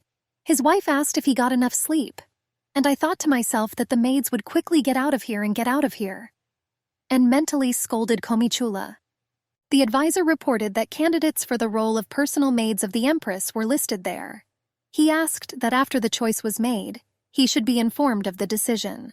The girl asked him to either laugh or remain serious, but for him to choose one thing. She said that she did not want to be ridiculed, and once again she said that the petals flew through the open window in the room. Jeremy told the lady that he didn't mean anything like that, and he was sure that His Majesty would probably like such a gift.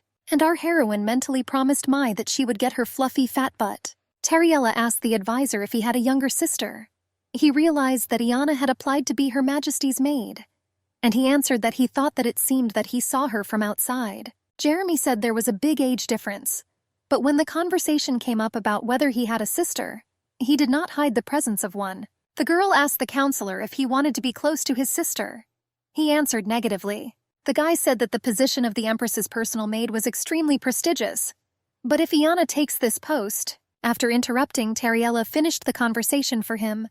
She believed that this would make it more difficult for the advisor to convince her.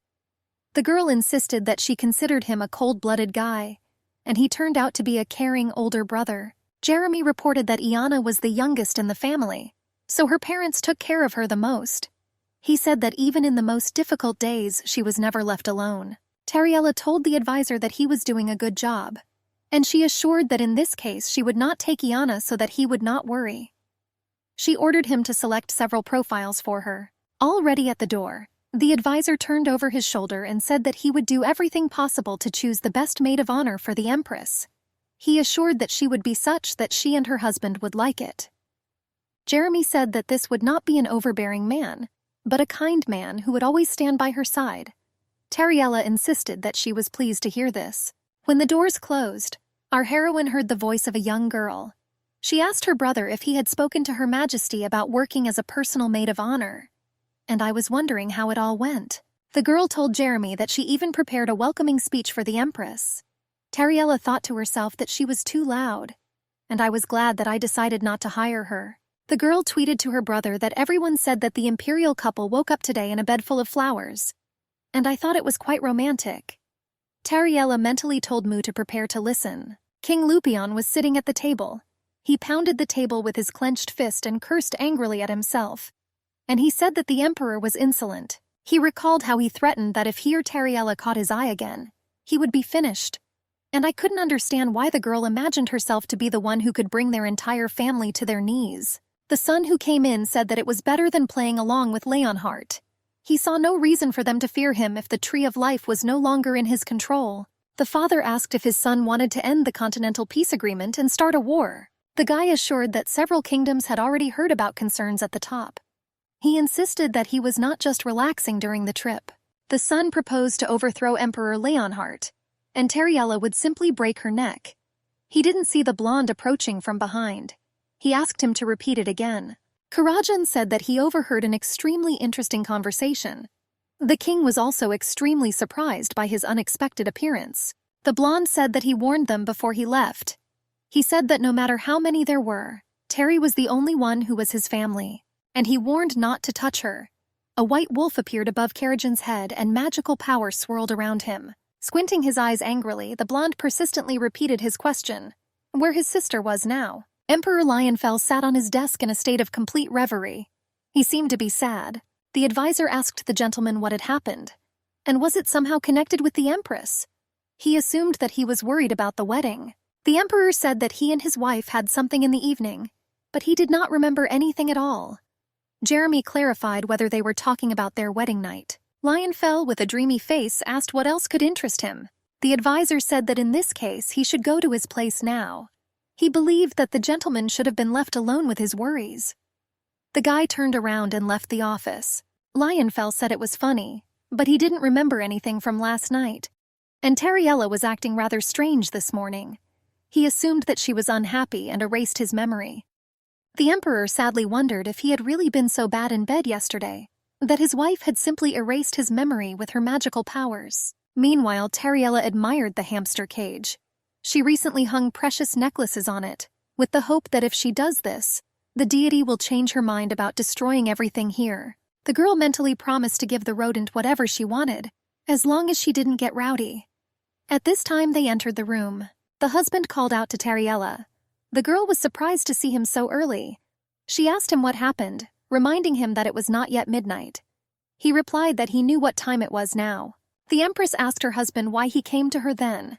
Lionfell asked if he couldn't just come to her without any special business. He reminded them that they were now married, and for this reason he asked to address him on a first-name basis. After all, I thought it would be better this way. The man said that his wife knew his name, but the girl assured that she, as the Empress, could not simply call him by name. He assured that this is exactly what she should do. Lionfell was playing with a lock of her hair. He convinced Tariella not to leave him. The girl assured that she would not leave him, and she asked who abandoned people in the first place. The brunette said that he remembered all this.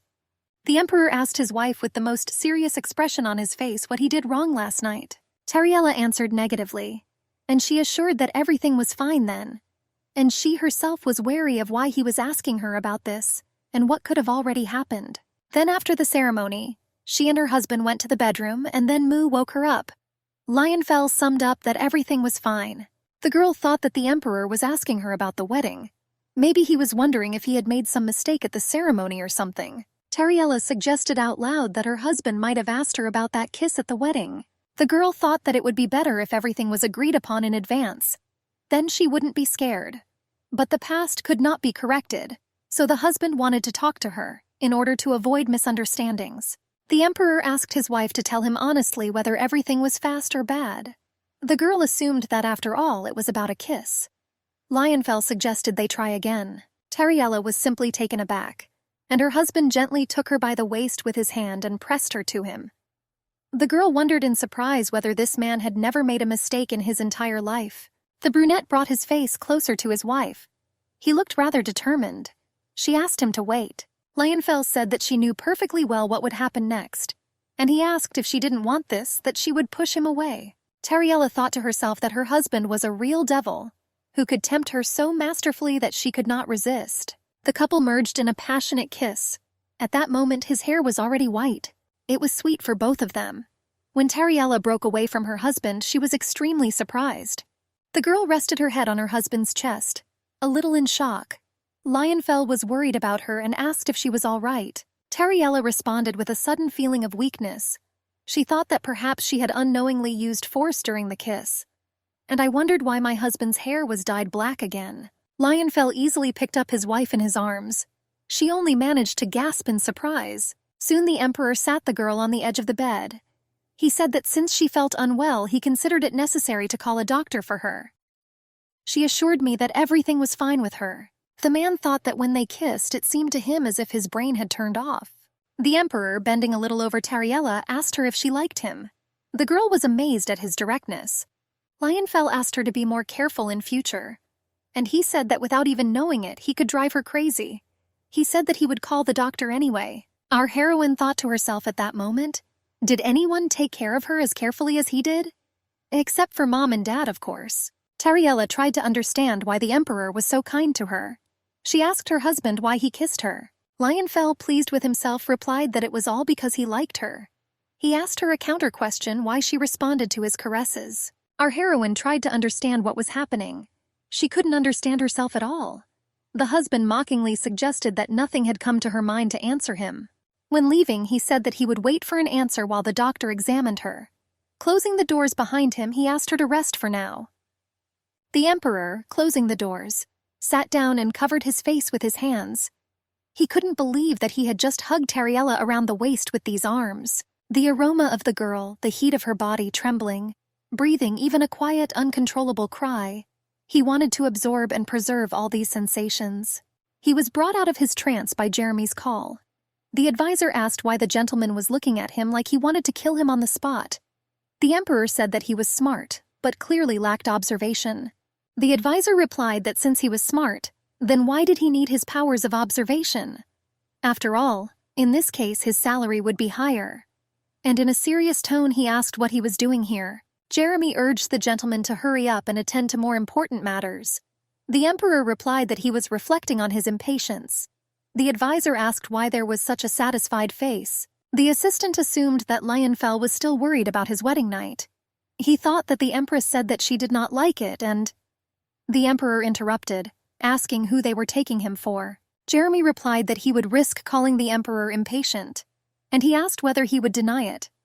Lionfell replied that the advisor was still observant, but not when it was necessary. The assistant assured the master that the empress would not run away from her husband.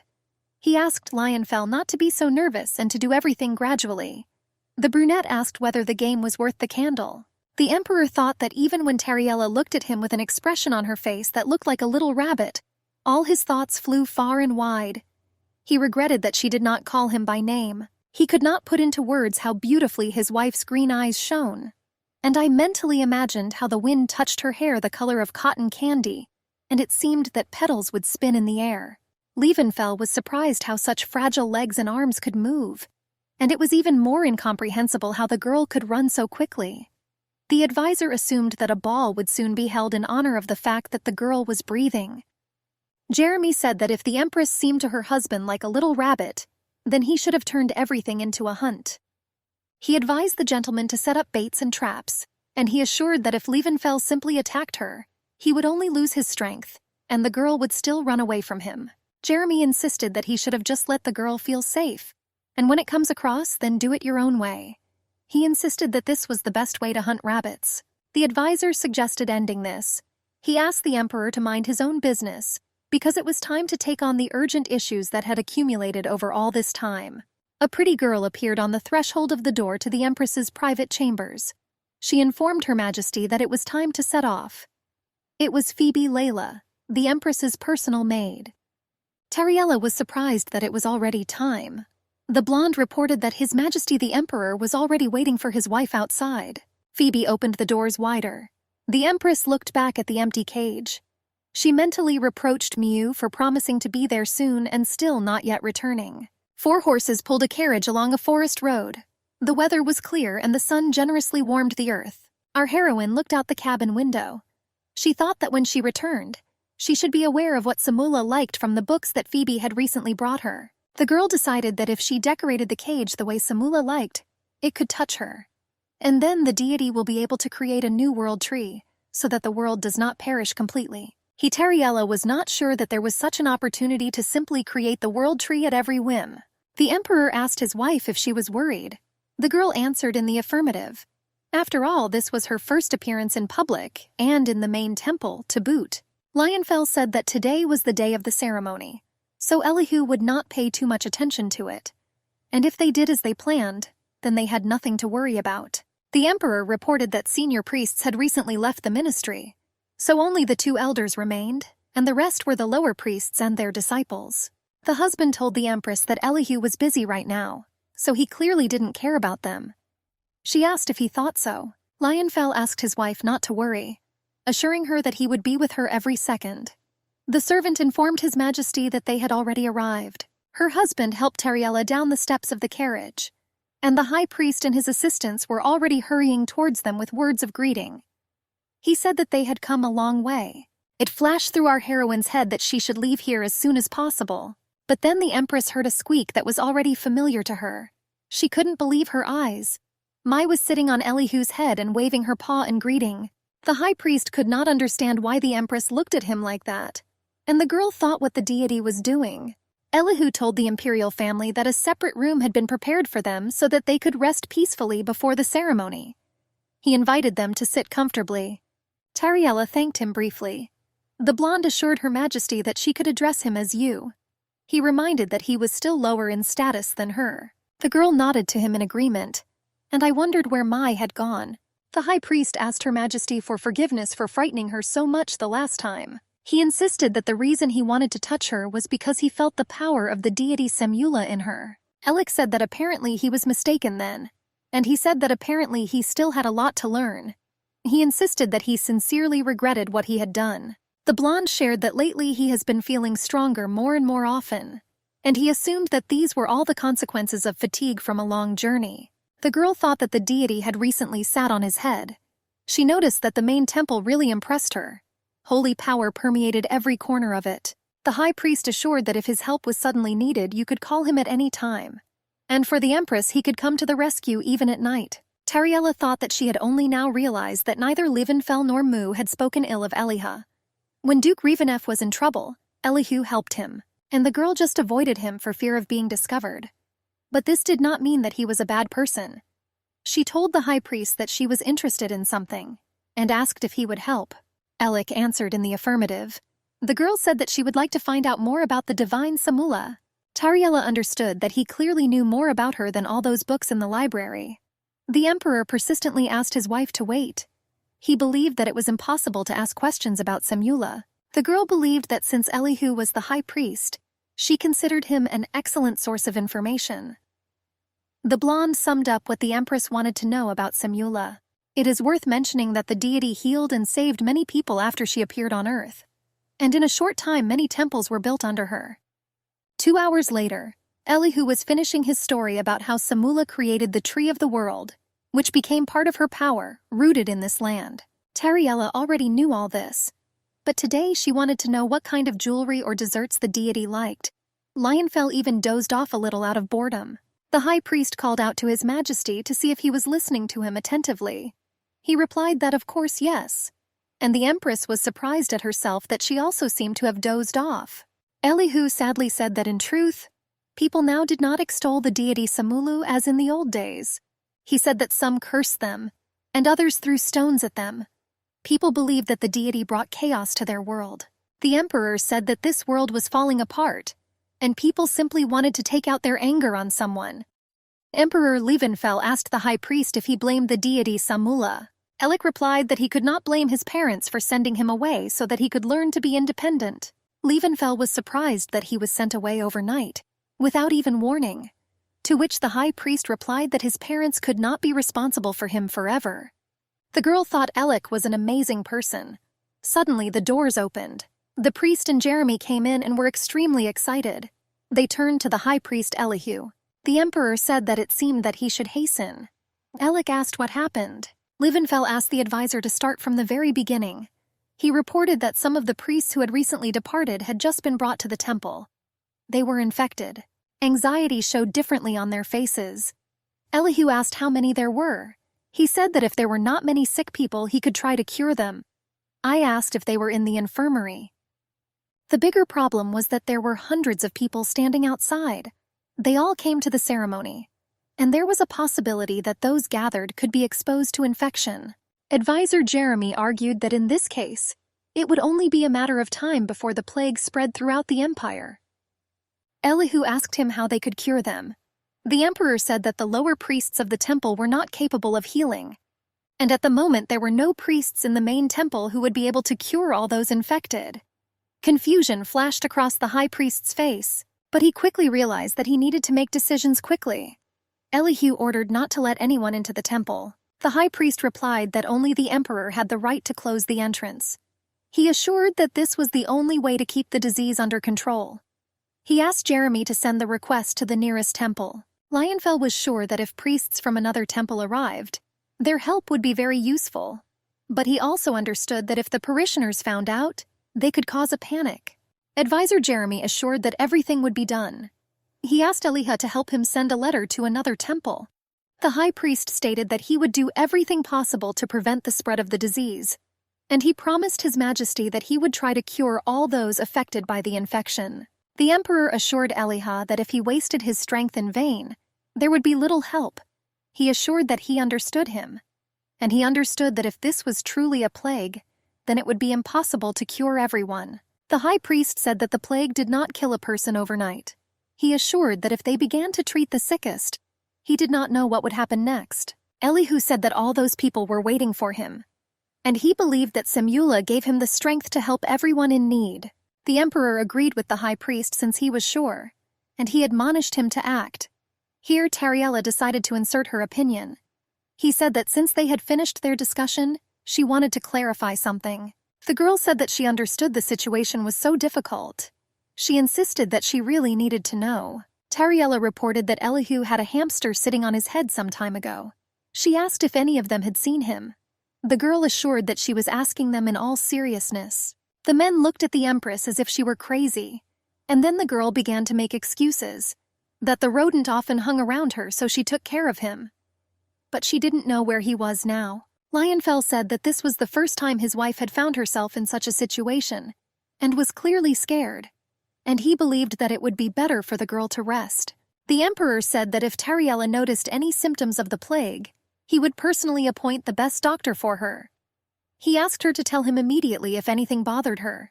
The girl realized that she did not look very good, but that little hamster could solve all the problems now. The emperor assured his wife that she had nothing to worry about.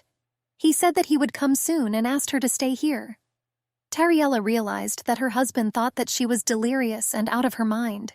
Lievenfell hugged his wife tightly and pressed his whole body against her. This was quite unexpected for the girl. The emperor whispered soothingly in her ear that she really had nothing to worry about. The girl told her husband to go and fulfill his duties as emperor. Jerem looked over his shoulder, urging His Majesty to hurry up. He said that he understood everything, but they should have left already. In parting, Tariella asked the advisor to check the place where the senior priests became infected. He asked her again in surprise. The girl said that the senior priests were people who possessed powerful holy powers. That's why they were prescribed to treat the infected. And it was strange that in principle they could become infected. Tariella said that even if only young priests remained in the temple, They could not help but know about the symptoms of the plague. And she said that she was worried that there were so many sick people. The Empress believed that it was no coincidence that today was the day when many came to the ceremony, and then so many infectious patients arrived. The advisor addressed Her Highness. The girl asked Jeremy to think about those who were not in the temple. She asked him to think bigger, and if he wanted to help, he had to think ahead. Tariella asked not to miss the place where senior priests could catch a contagious disease.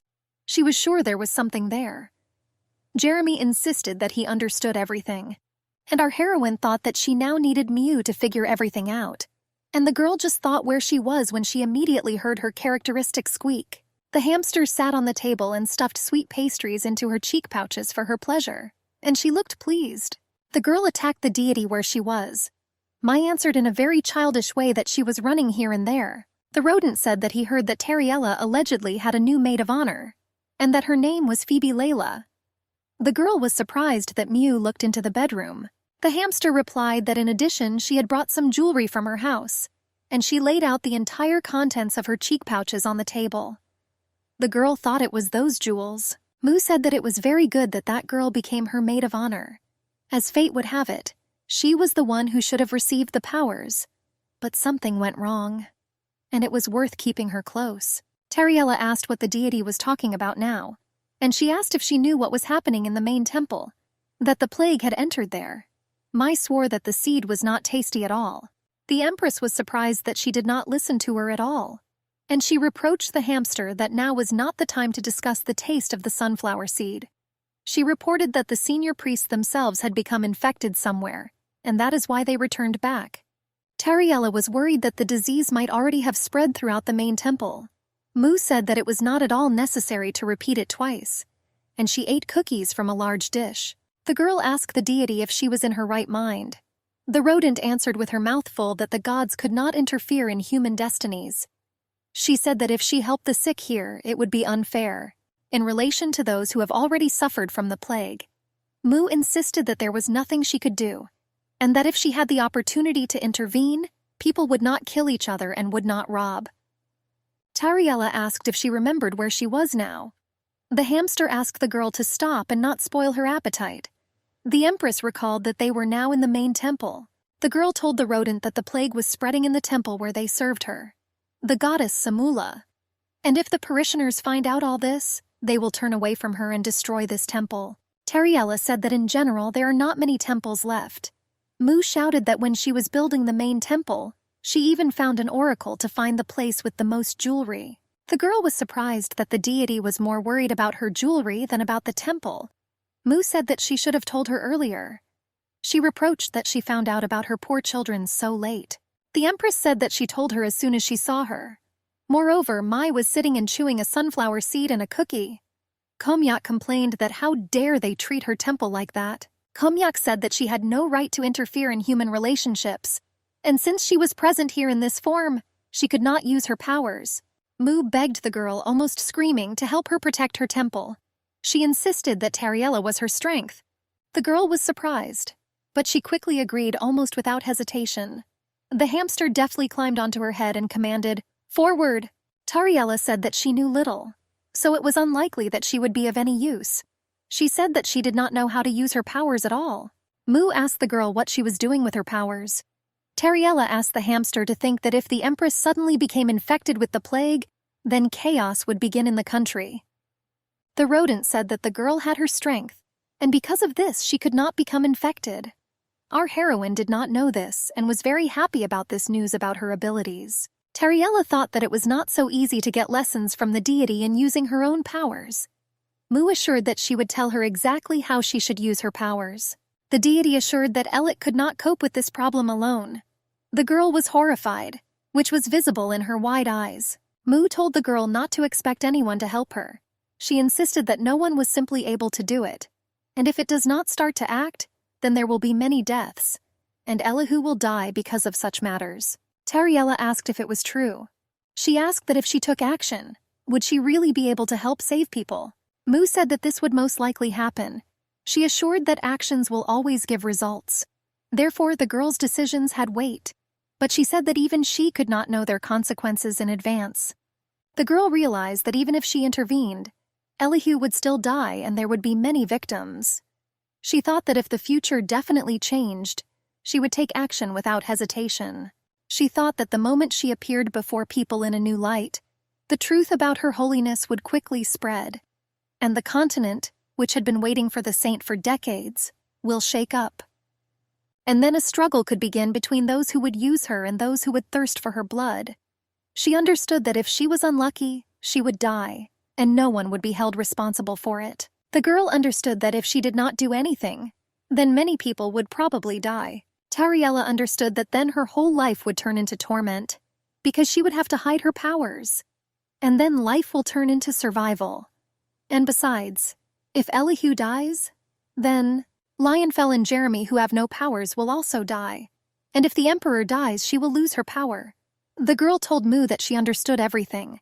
The hamster told the Empress that she shouldn't have been afraid of something like that, and she promised to give her all the relics that she herself had hidden. The girl was surprised that this was all, and she said, that it was complete theft. I was surprised how she could talk like that. The rodent said that she told her the future and how to use her powers, and also promised her relics.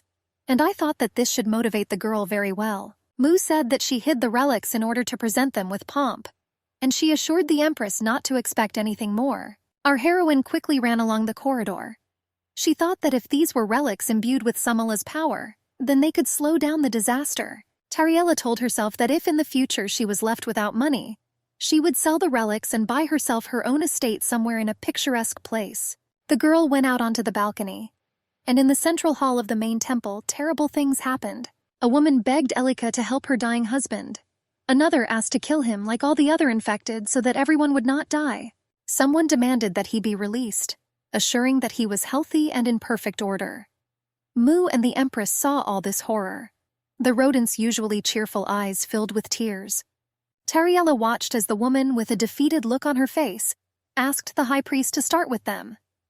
Elihu used force on a seriously ill, bedridden patient. Another lady asked him to help save her child. The blonde said soothingly that since he was there, everything would be okay. The Empress leaned over the railing and looked in despair at what was happening below. She never thought it was possible to get so sick in a matter of seconds. She saw with horror that people were dying. The girl saw how Elihu took a dying child in his arms and glowed with golden rays, illuminating everything around.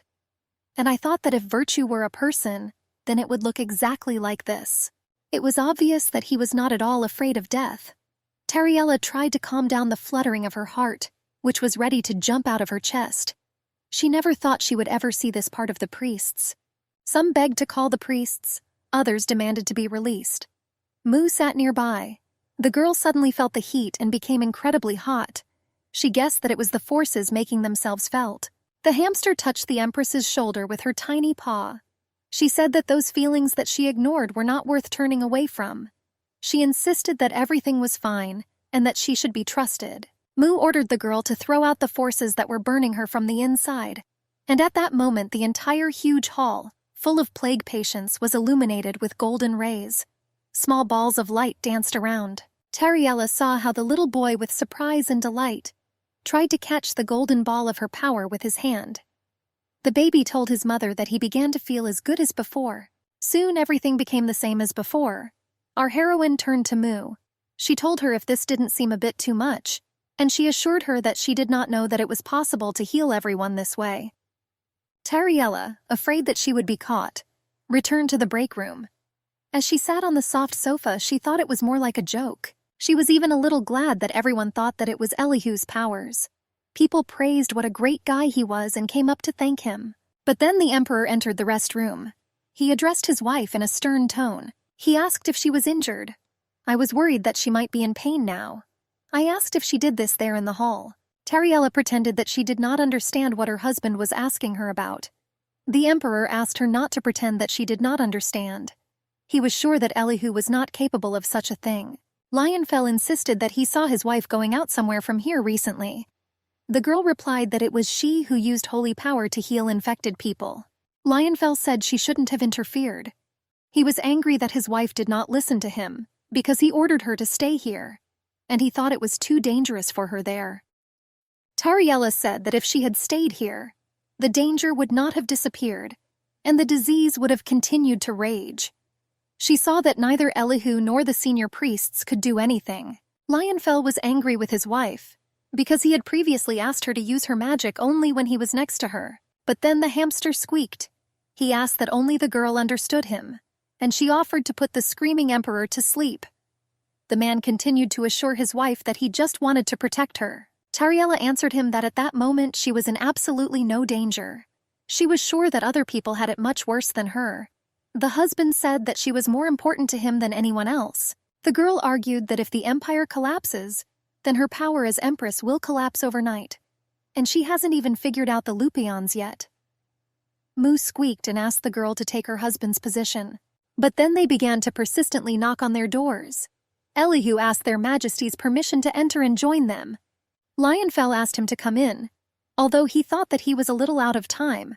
But the high priest did not pay attention to him, but was in a hurry to turn to her majesty. He directly asked Tariella if she had recently used the sacred powers of the goddess Samula. The emperor thought to himself that it would be better for Elik to remain outside the door. He pretended that he asked out of place, and he said that if Elihu had the strength to talk such nonsense, then it was better for him to go and help Jerem. The high priest said that the emperor was of course aware from the very beginning. He insisted that he guessed when he saw Jerem drop all his business and run here. The emperor asked Elika what would happen if he got a little more angry. The blonde said that the courts, because until now this secret had been kept secret, they did not want to reveal it, and so he told all the eyewitnesses that it was his divine powers that were manifested. The girl thanked him. She hoped that he would leave everything like that and rejoiced at his insight. Elihu said that from Her Majesty's words of gratitude, one could conclude that she really was a saint. Only then did the girl realize that they were trying to lead her to openness. She mentally took back her words of gratitude. The high priest was extremely surprised. Why did they hide this fact? After all, if the girl was a saint, then she could put an end to this whole situation. The emperor gritted his teeth in anger. He replied that that was why they hid his wife's abilities, and he believed that if everyone immediately thought that she was capable of fighting the plague, but she herself did not know this yet. Lionfell assured the high priest that he, like him, was also glad that Tariella had the holy powers of Samula. The emperor asked what if the world does not change even after the birth of a saint? What if people continue to die? He asked Aaliyah who would be the target of all human anger and resentment. Lionfell was sure that the anger would not be directed at Samula, whom no one had seen, but at the saint whom they had been waiting for so long. Elihu replied that he had not even thought about it. The emperor said that he understood. After all, if the high priest had let such a thought into his head, he would no longer be alive. The blonde bowed to Her Majesty, and he said that he was wrong. He was aware that he was filled with joy that the goddess Samula had not abandoned the people, so he justified himself that he had made a mistake. Elihu assured that he did not want to cause inconvenience to the empress. He said that the emperor was right, that the saint was beyond the power to resolve this situation. The blonde believed that in the end Tariella had to make her own choice. The girl thanked Elik for his understanding. The high priest promised to keep the empress's secret. He was sure that this was the will of the goddess Samula. The girl saw Mu and thought that she had no time for it right now. Tariella said that everything was fine. She just asked him not to chat with anyone about this. She felt that she should have been near him. Elihu was sure that everything was Samula's will. The girl thought that she would actually be calmer if the high priest were next to her. She answered him with consent. Tariella understood that if someone suspected her of being a saint, his help could come in handy. She could tell at any moment that it was Elihu who was using sacred powers. Lionfell didn't like this. The girl asked to wait and said that this was not all. The hamster in her hands was surprised. Jeremy asked the empress what else she would please them with. The empress demanded the hamster to give her the holy relics right now. She said that she had not forgotten her promise, and Miu squeaked that the smart girl had calculated everything. The following events are described a few days later. Rumors that the empress, by chance, became the owner of the sacred relic of Samula spread very quickly. The city lived its own life. Cheerful and healthy children ran through the streets, starting all kinds of fun. The man in the cart said he didn't know what was urgent, but it wasn't a pleasant turn of events. He wanted the youth to leave their capital after the sacred ceremony. A pair of horses carried the two in a cart through the gates of the city. On the reins, he said that it was not the most pleasant trip. The writer insisted that he had to get somewhere. He asked what the rumors were. The man reported that the high priest Elik healed everyone from the plague in one moment. People thought that it was all over for them, but sacred forces poured out on them like an avalanche. He was also glad that the goddess Samula had not abandoned them. The writer said that somehow he didn't really believe in these stories. The bearded man was indignant.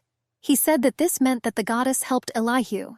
He said in secret that it was rumored that the saint from the prophecy could allegedly appear. The hooded passenger did not believe it and began to tease. On the reins, he assured that there was a big difference between Elihu's usual power and the one with which he healed the sick. He said that there were rumors that this was the work of the new saint. The man assured that if she really was there, then it was a miracle. He expressed endless joy that the goddess Samula did not abandon them. The bearded man said that he also heard that the empress received the sacred relics of Samula. He asked whether, after this, it was possible to consider that the empress herself became a gift from the goddess. The hooded man climbed down from the cart. He thanked the driver for delivering him. But the bearded man wondered what the guy was going to do here. He said that there was not a single village nearby. The passenger replied that he was going to wait here for the next carriage. The man asked if he was serious, and he replied that he could not tell where he was going due to certain circumstances. The bearded man assured that now he became even more curious, and he asked me to tell him a secret. The blond man in the hood said that he was heading to the Etherian Empire. He couldn't be here anymore. The driver noticed that it was not so difficult for him to open up to him. He assured that the road to Etheria was difficult and advised to be careful. And he offered not to take money from him for the trip. The bearded man assured that he had earned enough today. He said that on the way home he wanted to buy meat for his family, and set aside some so that when you need to help other people in need. The passenger took out a flat flask from his inner pocket. He offered to drink a little from it. The driver assumed it was alcohol, and he agreed to take a little sip as payment. The man boldly and happily drank from the container, and the one in the hood said that he was pleased to see how people lived, caring and loving each other. But then that same flat flask fell from the driver's hands to the ground near his feet. The blonde said that it was necessary to quickly revive the tree of life in order to live every day like today. The driver lay on the ground and coughed convulsively, and his passenger said that if he was caught, the tree would not be restored. He invited the man to think of his fate as a sacrifice in the name of the entire continent. The blond man tells the man lying on the ground at his feet not to worry, and he promised that he would return the world to its former form. He spoke smiling, removing the hood from his head into the void so that the saint would wait for him.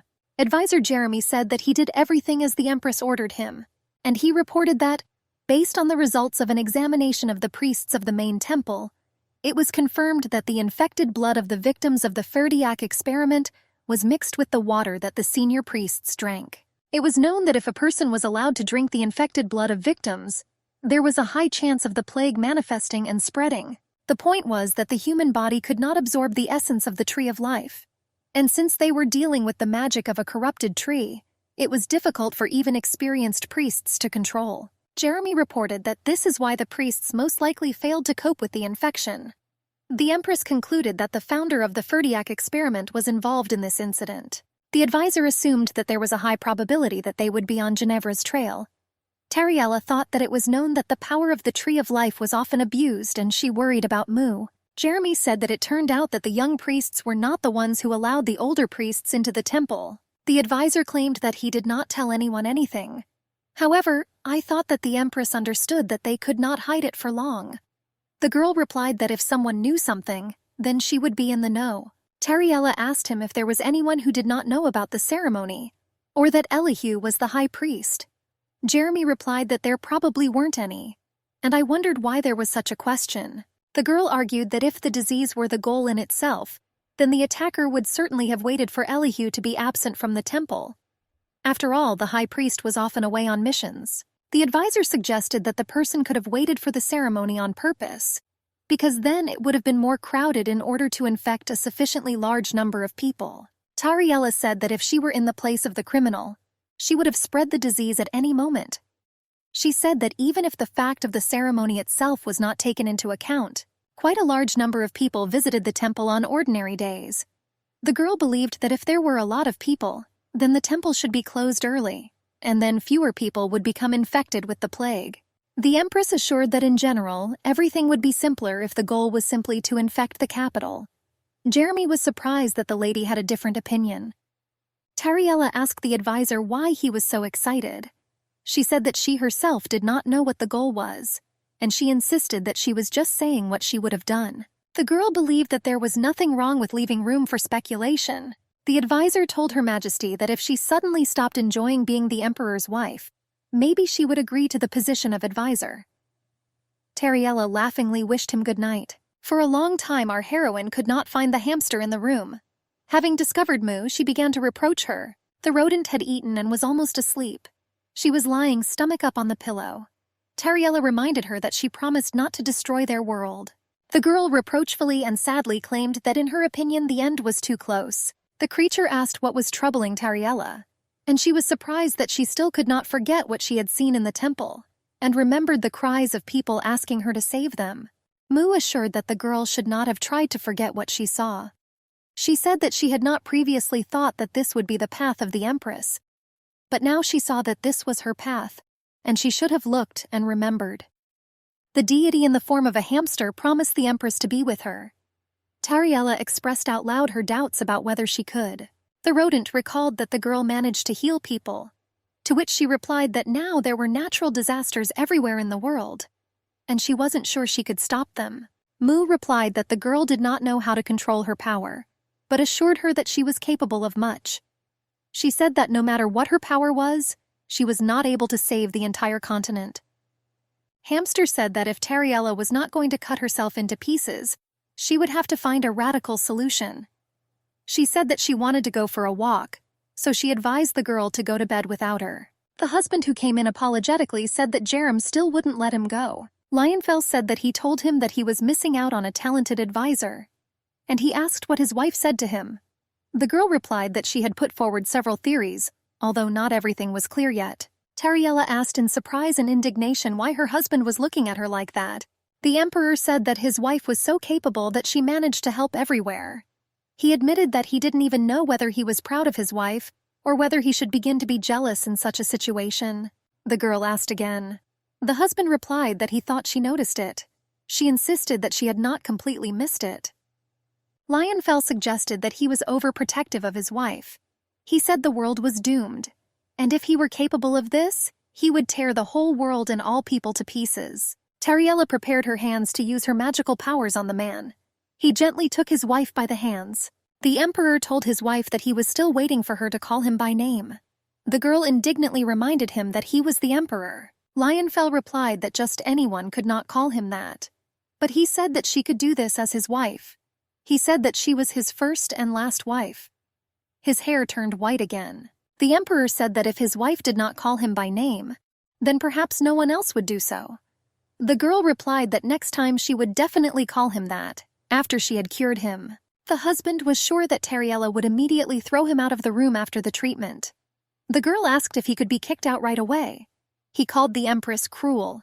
The wife asked the man what would happen if someone saw a magic session. The Emperor kissed his wife's hand. He assured her that no one would come in here, unless this person wanted to kill himself so gracefully. The Emperor told the girl that they were now married, and he assured that he would not want Tariella to treat him worse than Jerem or Elik. The girl replied that they themselves told her that it was easier to contact them. Lionfell gently touched his wife's fingers. He assured her that it would have been easier with him too. Tariella said that her husband was not a simple person. The Emperor assured that he was saying that all the initiative in their relationship belonged only to her. The man said that she should not have forgotten that all his power and all his strength were only because she constantly treated him. She replied that she shouldn't have said that.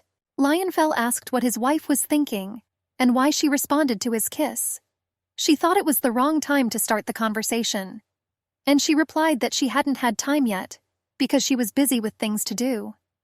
The Emperor said that it sounded like she forgot about their kiss because of this incident. Tariella replied that she had not forgotten and promised to think about it. He replied that he was very patient. The Empress asked her husband why he kissed her and whether he could tell her the reason for it. Lionfell warned that he was not sure that he could describe everything decently, and asked her permission if she didn't mind doing it right now. The girl categorically protested. She screamed at her husband not to do this. The emperor asked Teriel not to force him, the monarch, to look so pathetic. He begged his wife not to be so cruel to him. Then the doors to their chambers suddenly swung open, and an excited Jerem appeared on the threshold. He turned out of breath to his imperial majesty. Lionfell turned his head towards the entrance. He sternly asked the advisor what he was doing, and he coldly suggested that he was apparently looking for death. At the same time, the husband threw his coat over his wife's shoulders. Jerem did not pay attention to the gentleman's remarks. He alarmedly informed his majesty that the borders of their country, but the advisor stopped short when he met Lionfell's cold, seemingly even piercing gaze. Glowing balls of Tariella's magical power scattered around the room, and the emperor's hair immediately acquired a dark color. The emperor asked Jeremy what made him think that he could just burst into the royal chambers. He hugged his frightened wife. The girl reproached herself for panicking. Lionfell said that he would return to this issue later, and now he ordered to move on to urgent matters. The advisor assured that someone had crossed the borders of the empire, and he somehow put all their guards to sleep. The emperor asked Evil who dared to attack his country. He wondered who was so brave and wanted war with him, and he assured that if he dares to provoke the authorities. But Jerem interrupted the gentleman, hastening to inform him that the impudent man was already in the palace, and he said that if the advisor did not bring Her Majesty to him, then he would dare to start a bloody war. And Tariella wondered who was so eager to see her. The guy said that the impudent one asked to tell Her Majesty that Karajan von Lupion had come to take Tariella away. But then the magic of water appeared in the room. Soon the magician himself appeared, accompanied by 3 wolves summoned by his magical power. Our heroine joyfully rushed as fast as she could towards the fair-haired guy, shouting "brother" to him.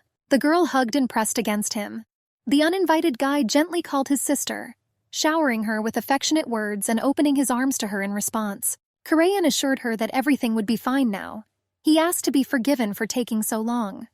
The sister asked to clarify that he was dealing with that local epidemic and whether everything was over already. The magician replied that it was almost over.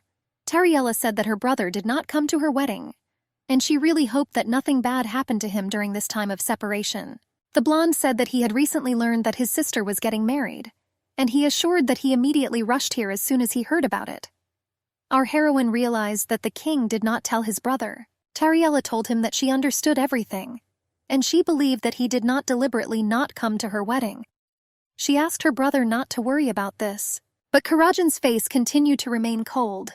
A silent question was written on the Empress's face. The Prince of the Kingdom Lupenian categorically told his sister that she had to divorce Emperor Leonhard. The water wolves circled around the royal couple. Leonfell asked again indignantly. The girl realized that the intensity of passions was growing. She decided to stop her brother, but he strictly stated that this was an order from the king, which was not discussed. Karayan assured that he had heard enough bad things about the tyrant emperor, and he assured that he would not allow his sister to marry such a person. The girl thought that time had passed since the wedding. The magician said that he was forced to leave because of the danger of an epidemic, but the fact was that her late mother asked to take care of Tariella. The prince reproached himself that he could not save his sister, and now she was with this tyrant. He asked if they beat her or threatened her. She assured that nothing of the sort had happened.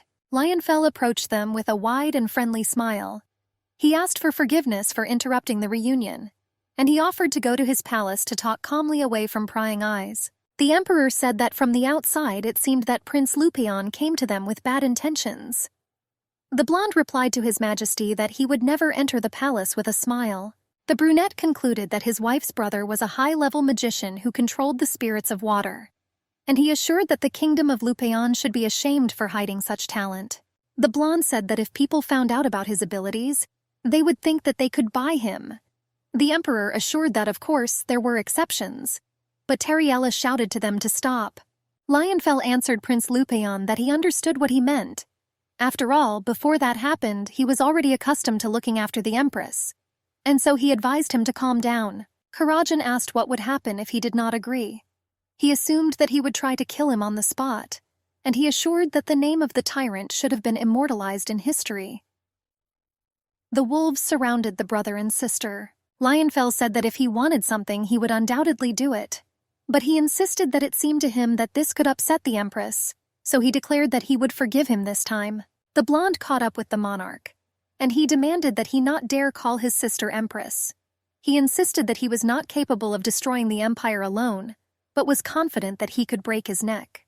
Lionfell offered to start if the prince was so confident in himself, and our heroine stood behind her brother. She certainly assumed that he could have committed such an act. But I hoped for his prudence, and she thought that organizing something like this right in front of the palace was too much. The girl hit her brother as hard as she could. He jumped away from her, not at all expecting such meanness from his sister. Tariella demanded both to calm down, and she ordered her brother to choose expressions. She assured him that he shouldn't have done everything he said. The girl turned to His Highness, and he had déjà vu. He expressed the hope that she would cover his rear if anything happened. The Empress touched Lionfell's hand. She said that Karajan was her brother. The girl agreed that he was a little strange, and she justified him that he was just worried about her. The husband replied that he understood everything perfectly, but he believed that he couldn't just be left without doing anything. Tariella almost cursed out loud.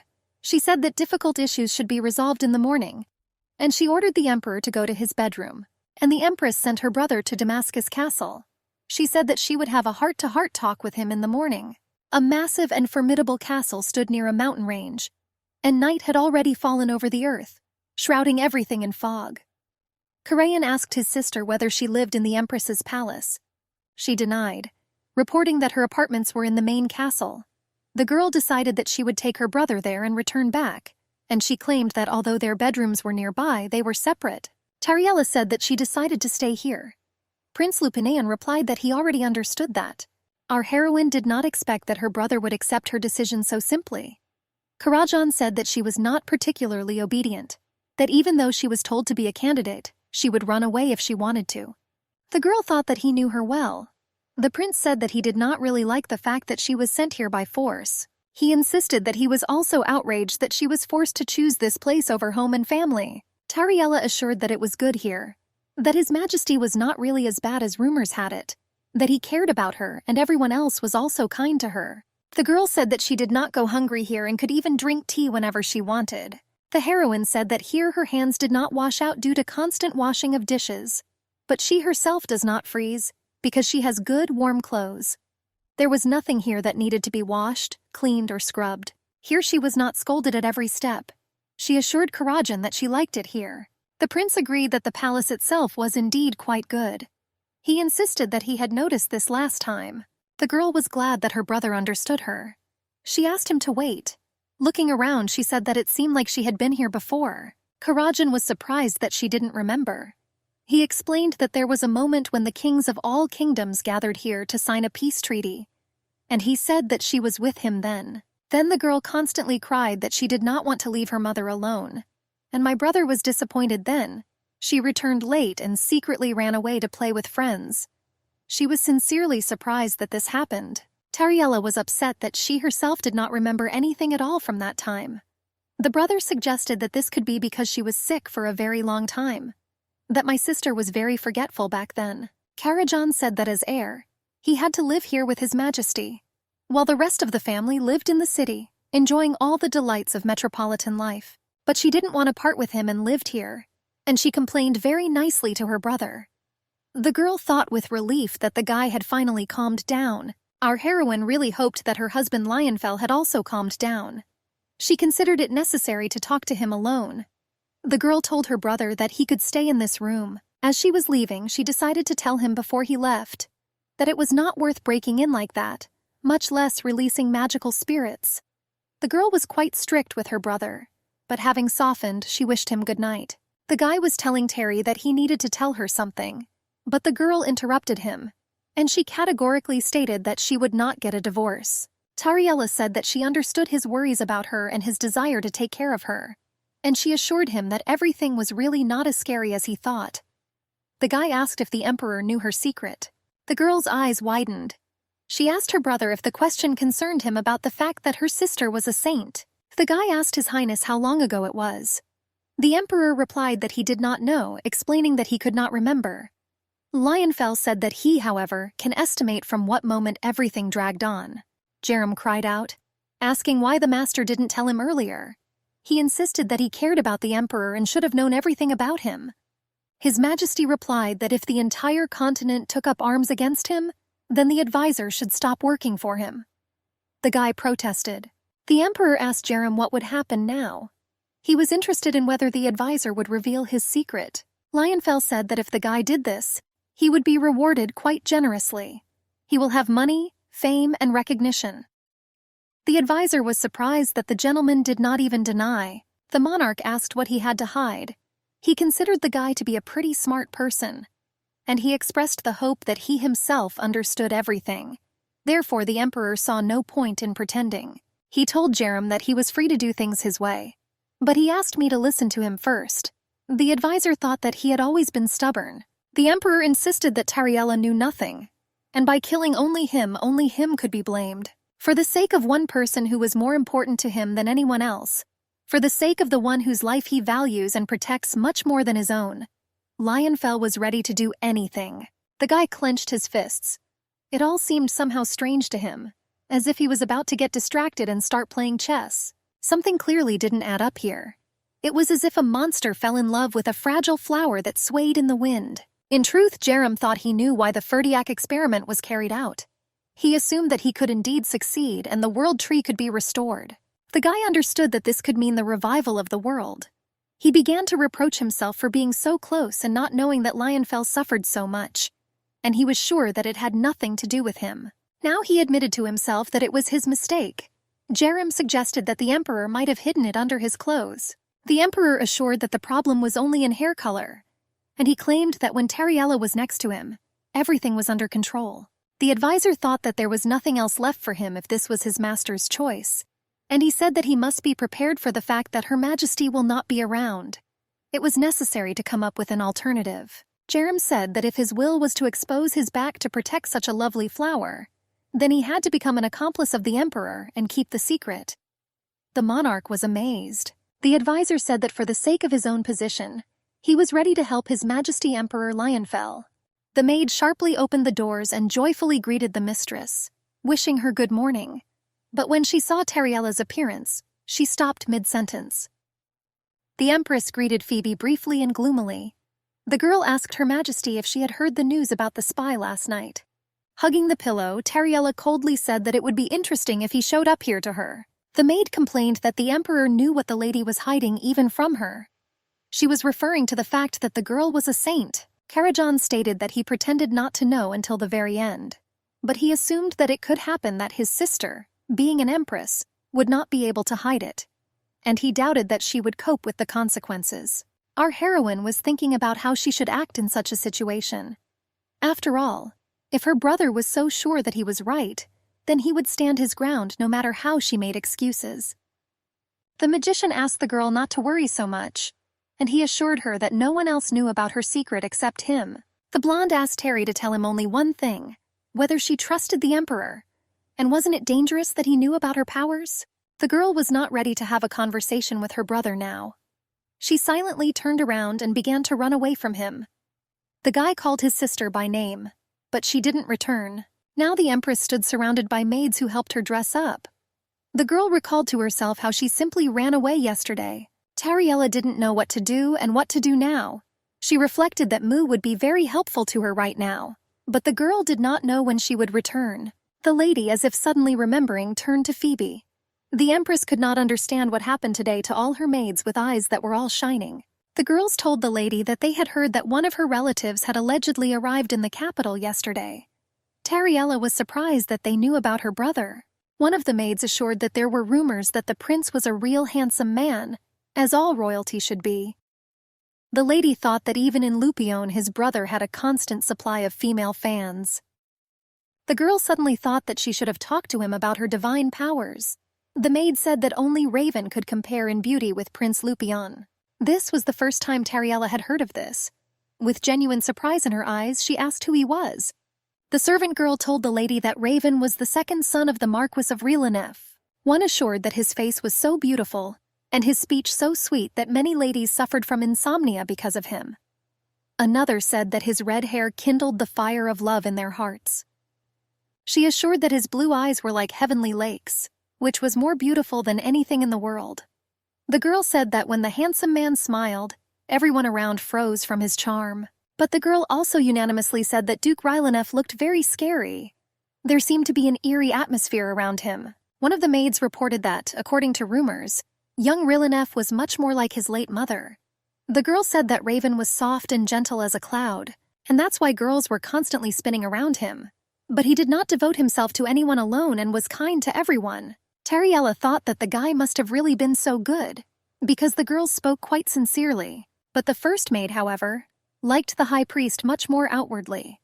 Another insisted that it was completely different, and she claimed that when she looked at Aaliyah, it was as if she was communicating with God alone. Our heroine could not believe that she became part of such a conversation. The girl could not understand why her heart was beating so wildly. She remembered that there was nothing like this in Lupion. Tariella thought that there were no beautiful people there at all, except Karayan. She decided to participate in the conversation too. Turning sharply to the servants, the Empress asked them, "Wasn't His Majesty Lionfell the most beautiful in the world?" The maids hesitated. One of them confirmed that she agreed with the opinion that His Majesty was very handsome.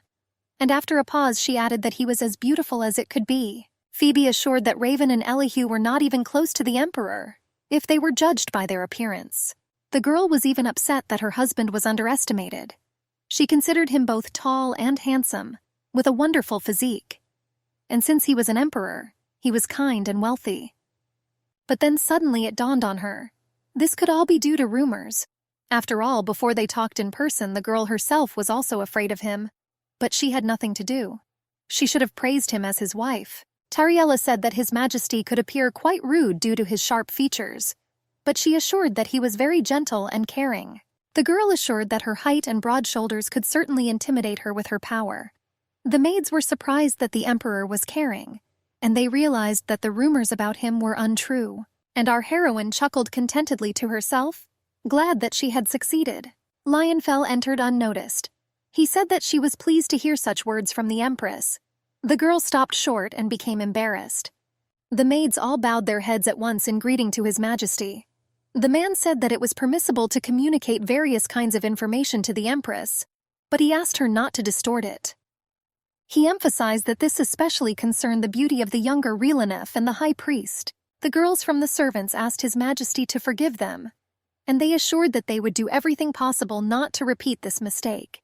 And he said that he would like to be alone with his wife and asked them to leave. Our heroine thought that if her husband heard those words about Raven, then he also heard everything that was said after. She tried to remember what she said then. Lionfell asked if his wife really thought he was handsome. He suggested discussing this with her, but the girl said she would discuss it later, because now there were more important topics. The Emperor asked which ones exactly, and he assumed that these topics concerned how good he was and how broad his shoulders were. The girl protested. She confirmed everything she had previously said, but she asked him to stop joking and better tell her how his conversation with Jerem went. The Emperor replied that the advisor found out about everything. The girl asked in surprise whether her husband was trying to hide the truth. Lionfell doubted that he would believe it. After all, I knew the guy very well for many years. Tariella assumed that Jerem, as a result of their confidential conversation, swore to keep everything secret. The girl understood that in another case the Emperor would have killed him, but he is still walking around alive. The brunette recalled that his wife had recently assured the ladies-in-waiting that he was kind and caring. The Emperor asked Tapriella how her conversation with her brother went. The girl said that this is exactly what she wanted to discuss with him now. The girl asked her husband to lean a little closer to her, and quietly in his ear she told him that her brother Karayan knew that she possessed holy powers. The Emperor was surprised how this could happen. Tariella thought that her husband's lips were too close to her, but then something began to happen around them. The stream of water caught the girl, and soon she was already sitting on the wolf. Tariella and her husband were completely bewildered. Karayan, who had come from out of nowhere, asked what they were going to do now. He assumed that they were going to kiss right in front of him. The girl thought that she would now get the fullest from her brother. He angrily asked what kind of debauchery this was in broad daylight. The Emperor rubbed his beard and smiled faintly to himself. Lionfell asked that, in the opinion of the prince, after sunset such a thing would not raise questions. He thought it was strange. Tariella was angry. In her thoughts she reproached her husband for thinking in the wrong direction about thoughts and the sunset. The men stood opposite each other with completely different emotions on their faces. Tariella gave the command to the wolf spirit to bite those two, although she knew very well that they did not know how to bite. Our heroine, closing her eyes, thought to herself with sadness how tired she was today. But she was pleased with the appearance of Jeremy, who appeared at the last moment. The girls saw how the advisor took the gentleman aside and began to reprimand him. But the emperor blamed Prince Lupinian for threatening him with his perfume. Their dispute ended with Jerem reporting that urgent matters had arisen, and that it was impossible to do without the participation of His Majesty. And he urged him to go with him immediately. Karayan turned to his sister that they had not yet agreed with her, and she thought that she had even forgotten about it, and thought that they would never return to that conversation. My brother said that last night she ran away so quickly that he wasn't even a little scared. But the sister did not deign to respond to his call, and the guy asked if he could hear the answer to yesterday's question. Tariella was shaking all over with fear. She didn't understand what she was supposed to say. She was brought out of her difficult situation by the sudden appearance of Elihu. He called Her Majesty, and soon the high priest stood in front of them, smiling and beaming. Tariella hurried to meet him. The empress asked what brought him to the palace early in the morning. He answered vaguely that it was something important. The blonde assured Her Majesty that he had found something, and he put it in her palm. The girl immediately understood what was being said, and I relaxed, and the high priest enthusiastically showed her the fat hamster. She squeaked indignantly, swearing at Elika that he saw and immediately brought her here. The empress took the rodent in her palms. Mu continued to squeak her indignation that the high priest promised to treat her, but he himself did not keep his promises. Elihu enthusiastically told how he discovered the hamster. The empress thanked him for bringing it, and she herself thought that this was a good reason for her to quickly leave here. Tariella told her brother that she needed to take care of the hamster, so she would go, and said goodbye to him. The blonde was outraged by this and began to protest. Karajan asked her to wait, but the girl was already leaving, hugging Mew to her. As Tariella left, she thought that her brother still adhered only to the right path. Our heroine was sitting on the sofa all alone. No matter what she thought, nothing came to her mind. She kept trying to find a way to talk to her brother so that he would stop worrying. She didn't know if she could say that it was just a marriage of convenience, from which everyone benefited for themselves. But in this case, she will have to reveal Lionfell's secret. She could not do this without his consent, but simply to please herself. Her husband came in to see her. The man turned to the empress. He said that all her thoughts were visible on her face. Lionfell assumed that his wife was still worried about what she had told him about before. She confirmed this, and she insisted that she simply ran away before they had time to lock tongues and start a conversation. The emperor leaned over his wife and asked if this happened before he kissed him. Tariella was furious. She screamed that her husband had completely misunderstood her. The girl explained that she and her brother did not talk, and about languages. It was such a metaphor. And she wanted to say that she simply hadn't talked to her brother yet. The man laughed cheerfully. Tariella thought irritably that as soon as she said something wrong, her husband again took up his vulgar jokes. Lionfell told his wife in a serious tone that it seemed to him that the prince knew about her powers. The husband suggested that it might be easier if he told Karajan that his sister was treating her husband. She agreed with this. Lionfell admitted that his wife had already told her brother everything. The girl thought it would be easier this way, but he assumed that she had already said everything. Tariella denied this, insisting that without his knowledge she could not reveal his secret, and she offendedly asked who he took her for. The emperor replied that he was touched. The girl said with a pout that it was a banal expression. Our heroine could not imagine what her husband had gone through in his life if he was now thinking in this way. Lionfell changed his anger to mercy. He said that if his wife treated him this way, then he should have behaved accordingly. The husband called her to come with him, but she was surprised because it was almost midnight. Door opened, and Prince Karayan from the kingdom of Lupinian entered. He was clearly dissatisfied with something. The maid was standing outside the door. The emperor gave her an order that no matter what sounds she heard, it was forbidden to enter without permission. Karayan angrily asked what was happening here. Tariella excitedly reminded His Majesty that midnight was approaching. The husband reminded the girl that he had previously promised her to do everything in his power. The magician, at the sight of their gentle touch, became flushed with emotions overwhelming him. He was surprised at how the Leonhardt Empire entertained its guests. Lionfell was unbuttoning his shirt. He said that it was quite difficult for his wife to hide it. Karajan realized that the emperor knew everything about Tariella's power. The brunette said that there was no need to worry so much. He exposed his torso with a magical mark on his chest just above the level of his heart. Leonfel said that he too knew about the empress's strength. Karajan was extremely surprised by what he saw, saying that he understood everything. His sister briefly confirmed his guesses. The emperor claimed that everything was so, that he was one of the survivors of the Ferdiac experiment. His hair on his head turned white again. Karajan concluded that the head of the empire, Loneheart, was a victim of the experiment. He assured, smiling, that the people would have a lot of fun when they found out the truth. Leonfel understood that the prince was worried that since he knew his sister's secret, she would forever be his hostage. And the girl was surprised that her husband just took everything and laid it out. The emperor called Tariella to him, extending his hand to her. The girl remembered her husband's words that he would sort everything out himself, and she decided to trust him. Extending her hand in response to his words, Tariella touched his bare chest with her palms. Almost simultaneously, the hair on the emperor's head began to darken. The man gently held his wife by the waist. Karajan asked in a dissatisfied tone what this even meant. The emperor assured that he would never harm his wife or injure her. He assured that the girl was not in danger when she was next to him, and he said that Prince Lupion need not worry about anything, assuring that for him, Tariella's life and health were more important than his own. The emperor told the guest that he himself knew very well what it was like for his sister, and if anyone finds out that a saint has appeared in the world, then war will begin at that very second.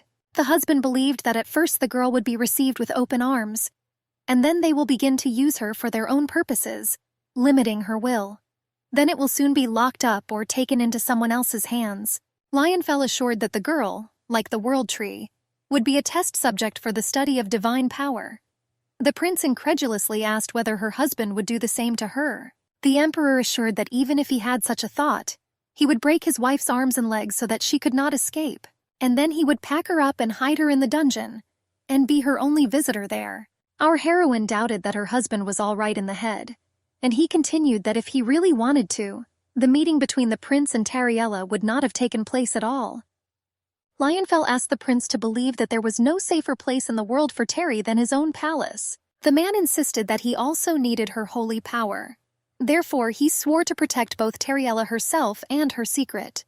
Looking back at his wife with a smile, the monarch assured that he would use all his power only for the sake of this girl. Tariella stood with her eyes wide open. The girl was very surprised by her husband's words. Karajan didn't answer her. He still doubts the emperor's true intentions. Leonfell said that if he suddenly harmed his wife, the magician could reveal the secret to the monarch. Karajan asked his sister if she agreed with her husband. The couple were surprised by the prince's question. The girl asked her brother how long ago he had known about it. Tariella was curious how the magician even knew about her sacred power.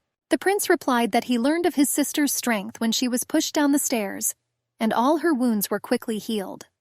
The girl did not remember exactly when it was, because she fell many times. Karajan peeked around the corner, watching the girl. At first he thought it was his imagination. No one in the palace could see it, and no one really wanted to notice it. But since then, the boy began to follow his sister. The girl, exposing her left leg, sat and examined the abrasion that had arisen. She sobbed in pain.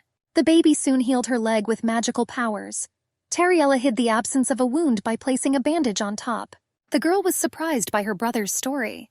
The sister was interested in why the prince hid his knowledge of her power. Karajan replied to Tariella that since she hid the power, she did not want her secret to be made public. The girl's eyes sparkled. She was touched by her brother's words. It turned out that Karajan, knowing it himself, did not tell anyone about his sister's secret. The prince stood with a guilty face. The magician was ashamed for hiding the knowledge of her powers from the girl. Karajan put his hand on his sister's shoulder. The blonde strictly ordered Tariella not to sleep with the emperor until their wedding. The magician threatened the emperor that if Leonhard upset the bride, the prince would tear off the brunette's head. The girl shouted at the guys. The emperor and the prince turned their heads in different directions. Tariella looked at them. She thought that the emperor and the prince were very similar to each other. The brother turned to the girl. He declared that he was returning back to his kingdom of Lupinian. Tariella was surprised by the prince's words, and she thought that he could stay here for a couple more days with her. Karajan explained that his visit was not official. Therefore, he wanted to return home, because he had urgent matters there. The emperor interrupted their conversation. The brunette wanted to know if he could join the conversation. The prince looked at Leonhardt with displeasure. The emperor turned to the magician with a proposal. The brunette buttoned his shirt. He offered a high-ranking magician a job to find information about the alchemist. There was tension in the air. The prince asked why he would agree to such a job. Leonhardt replied to the magician that the situation with the alchemist should have been resolved as quickly as possible. Tariella turned her head. The girl mentally emphasized that the emperor's offer was very good. Karayan stood shrouded in magical power. The prince answered the emperor that he would not specifically look for it. The sister took her brother's hands. The girl asked the magician to stay here for a while longer. Leonfel addressed the prince in a friendly manner. He assured that in a few days there would be a sacred ceremony, and Karayan could leave immediately after it. The brunette raised his hand. The emperor said that heaven would bless those who would attend that ceremony. In the dead of night, a crowd of people from the empire gathered in front of the emperor's gigantic castle, awaiting the sacred action. Elihu stood next to the imperial couple. The high priest was surprised by the number of people in the temple. Elihu said that it was thanks to the empress that there were such a large number of people at the ceremony. The girl replied that she had done nothing, and it was all the merits of the high priest. Joyful people were waiting for the ceremony to begin.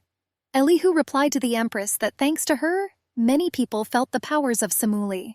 The high priest bowed to the couple. The blonde said it was time for him to start the ceremony. A decorated silver staff with a cross on top shimmered in the moonlight. The high priest stood with a staff in his hands and lights of power flew around him. The people were waiting for the start of the sacred action. The emperor admitted to his wife that this was the first ceremony where he was present. Tariella was surprised by her husband's words. Leonfel told the girl that he used to be afraid to go out at night and came up with all sorts of ridiculous excuses. The monarch's face turned visibly red. The emperor was glad that he now had Tariella. Leonfel closed his eyes. The girl looked at the emperor. She herself blushed at the words he said. Mu, who was sitting on Tariella's shoulder, was also very surprised by Leonfel's words. The hamster raised her paw to the sky and snapped her tiny fingers. In an instant, the night sky was lit up with fireworks that Mu created. A sight appeared above the emperor's standing palace. The dark, dead night suddenly became beautiful. People raised their heads and admired what was happening. The people said that the goddess Samuel blessed them. The high priest looked up. Tears appeared in Elihu's eyes. The blonde said that Samula herself blessed this ceremony. The empress turned to Mu. She asked if this didn't bother the hamster.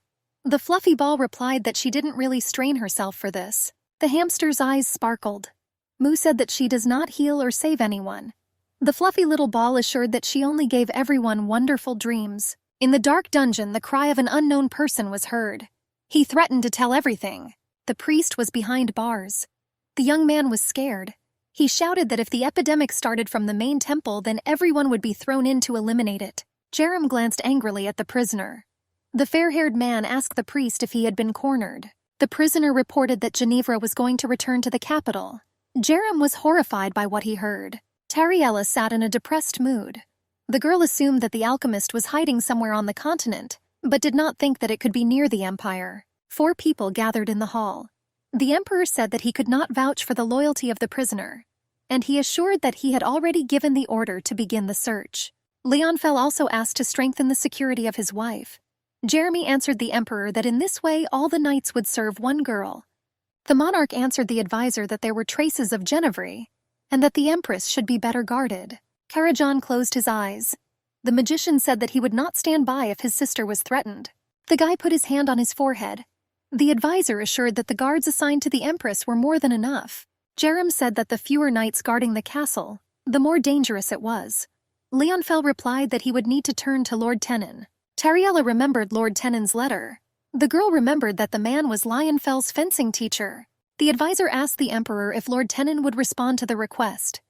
Jerem said that if you order a swordsman to work for the emperor, the lord would rather commit suicide than agree. Leonfel said that the lord spent his entire life with a sword in his hands. The emperor was sorry to leave such talent aside. The brunette ordered the advisor to call the lord. Jerem replied that they had called him many times and even offered him the position of head of the palace knights. But they always received a categorical refusal. Leonfel said that there was no choice, because someone would have to protect his wife while the monarch was not in the palace. The emperor added that if the lord refused, then his request would become an order. The girl turned to her brother. Teriella was curious if Karayan was leaving today to return to his native kingdom. She said that a storm was expected today and asked him to be careful. The prince answered his sister that she should not have worried about him, and he assured that thanks to the spirits nothing threatened him as a magician. Karayan invited the girl to hang out with the emperor and go home with him. Jerem looked angrily at the prince and said that the empress should be preparing for a formal reception. The prince looked at Jeremy with a dissatisfied look. The girl thought why the advisor took the emperor to talk in the corridor. Teriella was shocked by the advisor's words that she would have to hold a reception. The girl complained that no one told her about this before. Jerem retorted that this was, by default, the duties of the empress. Our heroine thought that greeting on behalf of the ruler of the empire was a matter of high importance. This was her first appearance after her wedding with Leonfell, the monarch of these lands. The girl knew that everyone wanted to see how the empress would look and behave during the celebration. She looked at her husband, waiting for an explanation from him. The man himself was sincerely surprised, and scratching his beard he admitted that he himself didn't know. Here the advisor stood up for the gentleman. He reminded the lady that he had already told her that their emperor was in some sense an outcast. Therefore, he might not know about traditions and rules. The monarch ordered him to remain silent and not to shame him in public like that. He thought about the light in which he now appeared before Karajan. The blonde cleared his throat and said that it was time for him to hit the road. Teriella knew that he devoted all his free time to work, and she had never seen her brother at such events.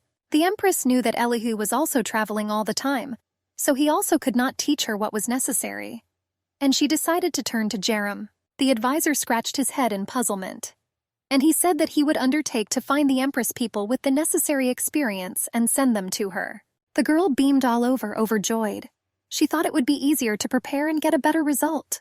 3 days before Karajan's departure, a young man came to our heroine. He greeted the empress, and he said that he had arrived on the orders of Sir Jerem. He considered himself the right person, and I thought that it would not be an exaggeration to say that he himself was born at one of the celebrations. Teriella thought to herself that she was sure that they would send her a girl. The empress noticed his red hair, violet eyes, and a high degree of sociability, and it seemed to her that she had already heard something about this person somewhere. The guy said that he had previously taken part in wedding ceremonies, but he warned that he did not have the opportunity to take part in the welcoming receptions. He introduced himself as Raven Rylanef, the second son of Duke Rylanef. Then it dawned on the girl where she could have heard about him. She could not understand why the Duke would send her his second son. Raven said that the Emperor's advisor told him that Her Majesty was preparing to receive important guests. Teriella invited the guy to sit down. She said that everything had to be at the highest level, because the guests would come to them from the Etheria Empire. Raven insisted that the Empress need not have worried at all, and he assured her that she was in good hands. The guy told Her Majesty that he would help her prepare the best gala reception in the Empire in history. Teriella replied that if everything turned out that way, she would thank him in advance. And she herself thought that he didn't look very much like a duke. The young man asked to call him simply by his name. He explained that he did not like being addressed through his family name, and he carefully asked Her Majesty if he could ask her for something in return. The Empress wanted the guy to be more specific. She suggested that the Duke might be asking her to side with his father, and I already decided for myself that if so, he would fly out of here in an instant. Raven voiced to Her Majesty that he was, to be honest, a little uncomfortable getting to her castle. Teriella asked him again. The guy said that most of the time he attends various events and holidays, so going to the palace was a little tiring for him.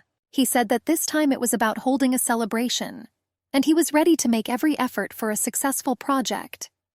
Raven, however, asked that he not be summoned to the palace in the future. Teriella realized that he did not like coming to the palace.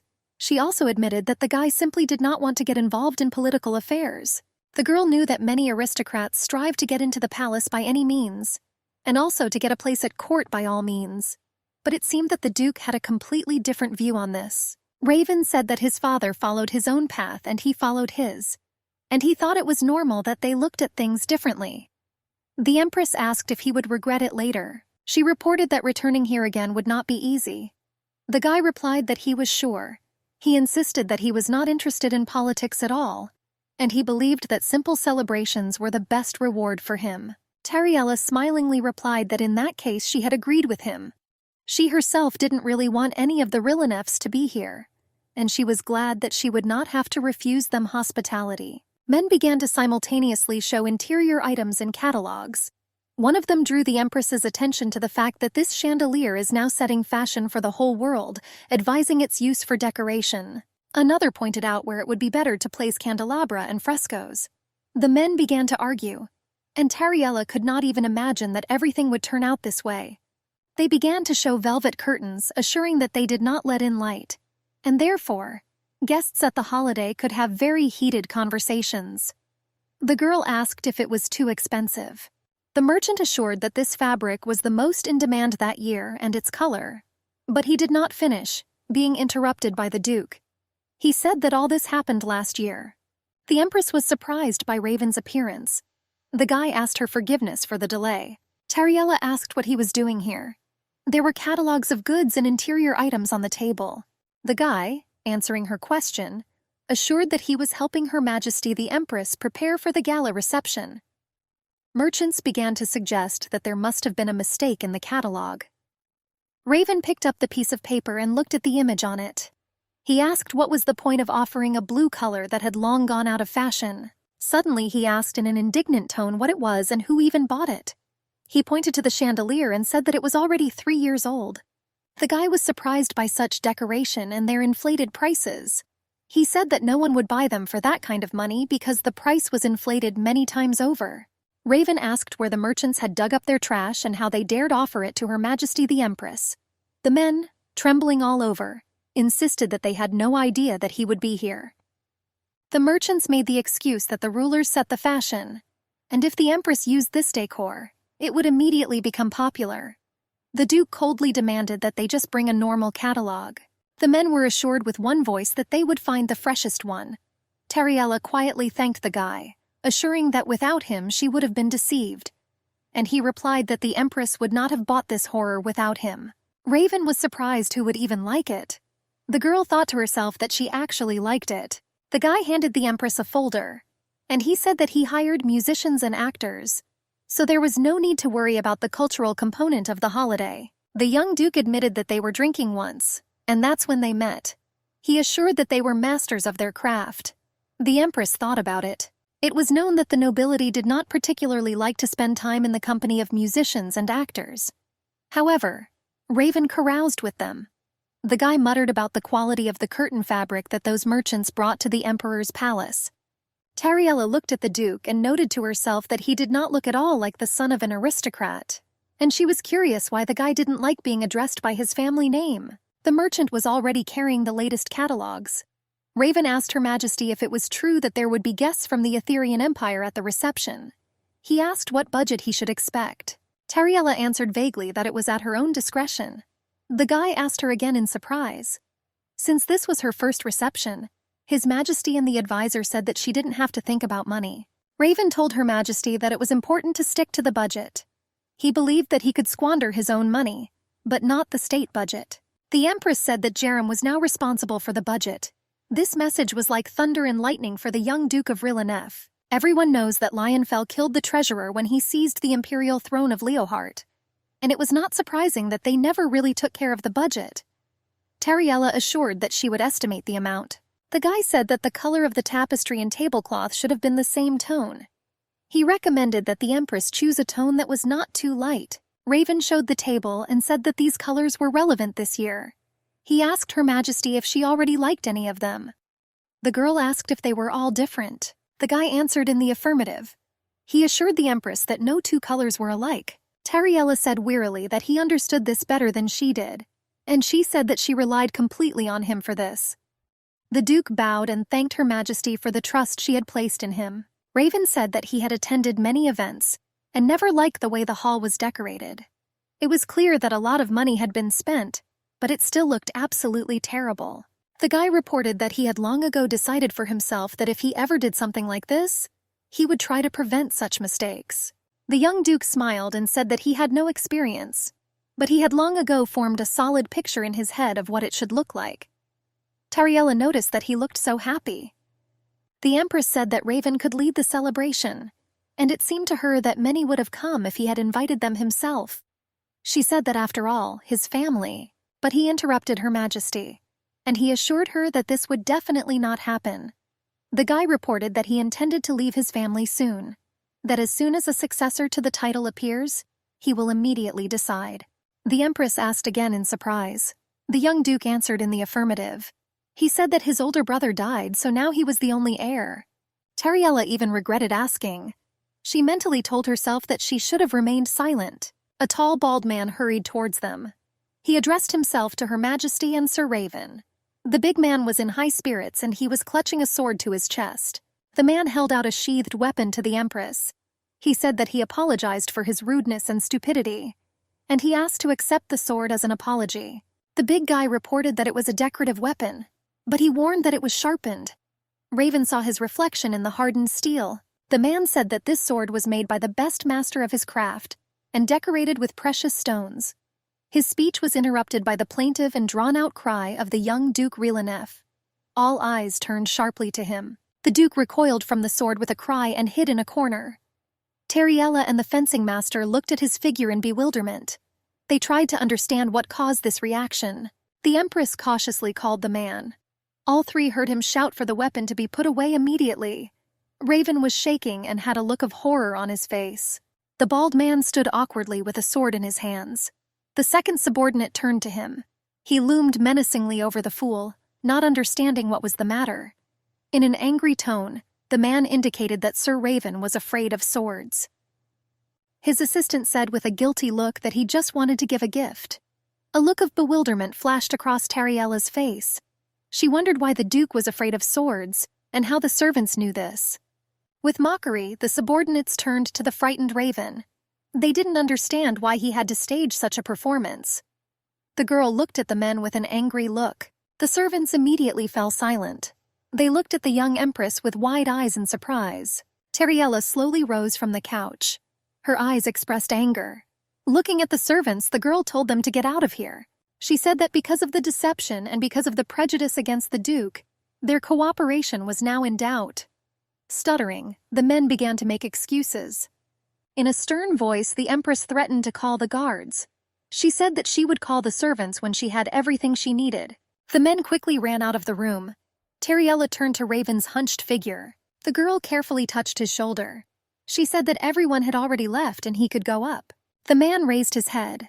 There were tears in his eyes, rolling down his cheeks, threatening to fall to the floor. The Empress widened her eyes in surprise.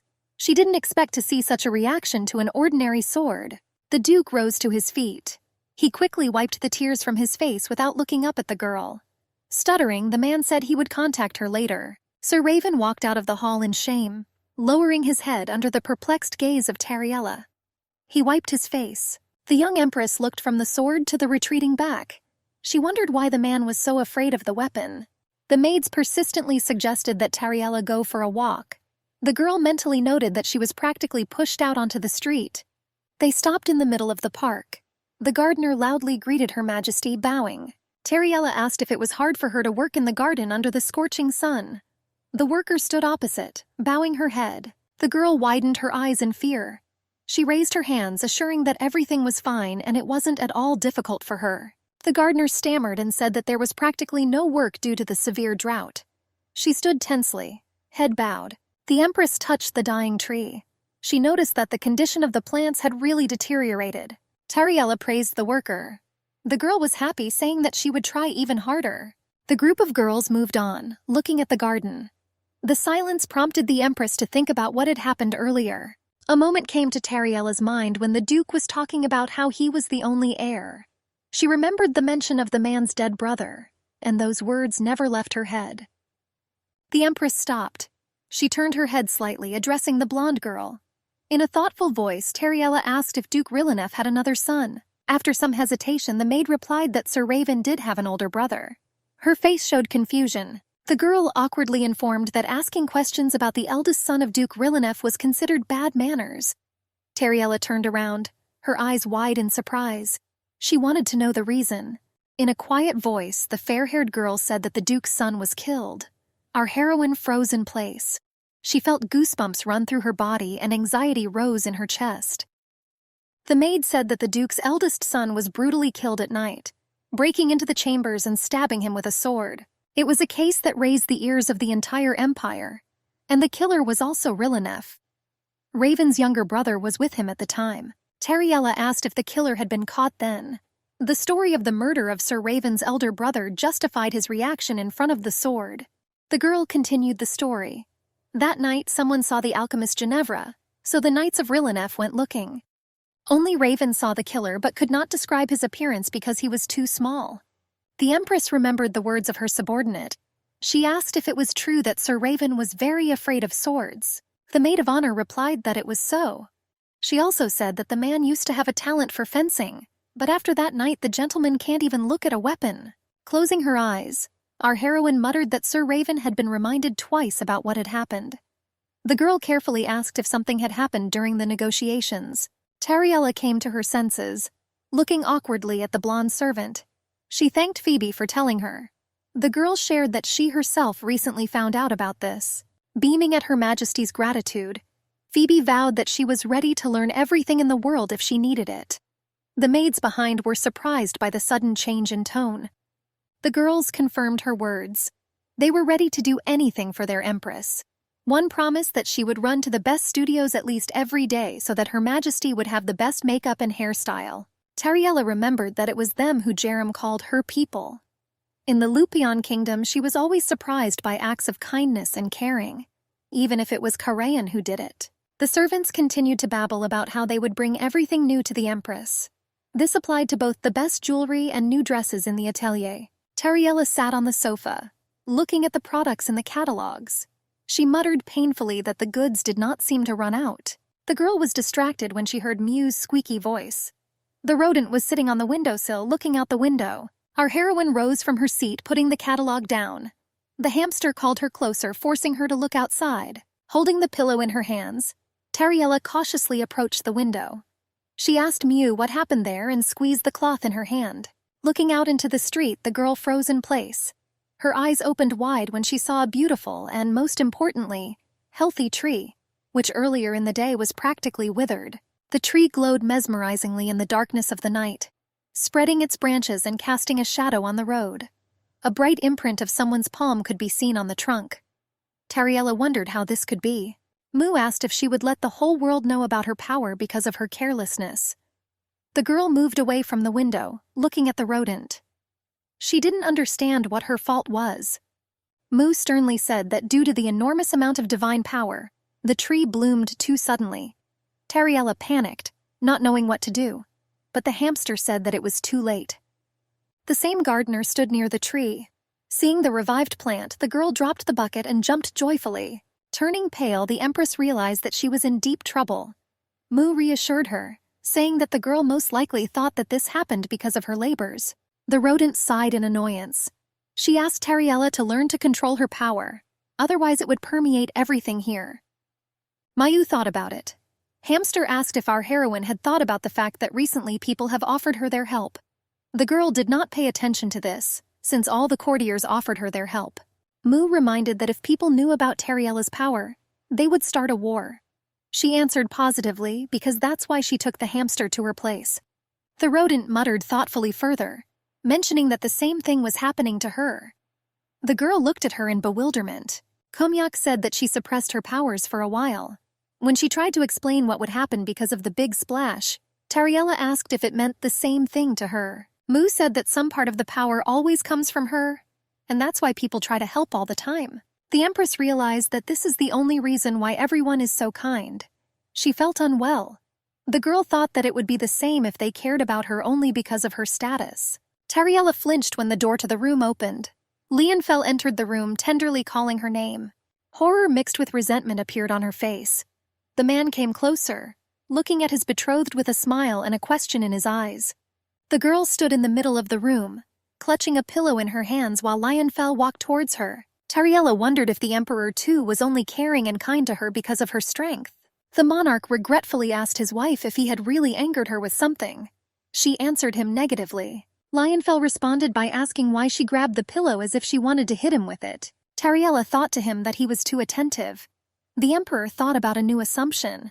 and Mew was running away from there as fast as she could, deciding to get away as quickly as possible. Lionfell gently took his wife's hand. He asked what he had done wrong to upset his empress. The girl angrily asked why he took her hand. The man replied that when she was angry, she would rather squeeze his hand than the pillow. Tariella was very interested in the fact that as soon as she squeezed her husband's hand, she immediately felt calmer in her soul. She asked the emperor if this was some kind of family way of reassuring their wives. He replied that it was more of a historical method than one passed down from generation to generation by kinship. The royal couple sat on the edge of the bed. Lionfell asked if his wife wanted to tell him why she was so angry. He insisted that he didn't do anything wrong today. The girl thought that people were kind to her only because of her divine power. And the reason why her husband kissed her also lay in this. Lionfell smiled and looked at his wife with a silent question. She couldn't say that. After all, if you think about it, there was nothing wrong with being treated well, even if it was all because of her abilities. And the girl decided not to stress herself out anymore. Tariella apologetically assured that she was just very tired today. Her husband asked her if there was a meeting regarding the celebration. The girl said it was Raven. But then she stopped mid-sentence. After all, I suddenly remembered that Lionfell hated Duke Rillenef. The monarch's face changed. She asked her husband not to worry, and she assured that the young duke was completely different from his father. The man was surprised. Tariella said that the guy told her his intention to leave his family after the heir was determined, and that after finishing his business in the palace, he planned not to return here again. The girl said that Raven was still, and stopped short, not knowing whether to tell her this. She remembered seeing tears in the guy's eyes. Lionfell held his wife's hand. He asked her to finish the thought. She said that the young duke was interested not only in parties, but also in the latest fashion trends. Tariella told her husband that he could help her a lot. The emperor concluded that the young duke was well versed in fashion. The girl confirmed this. She thought there was no need to worry. The emperor stood up. He turned to his wife with a request that she call him. This surprised her a little. She addressed him as Your Majesty.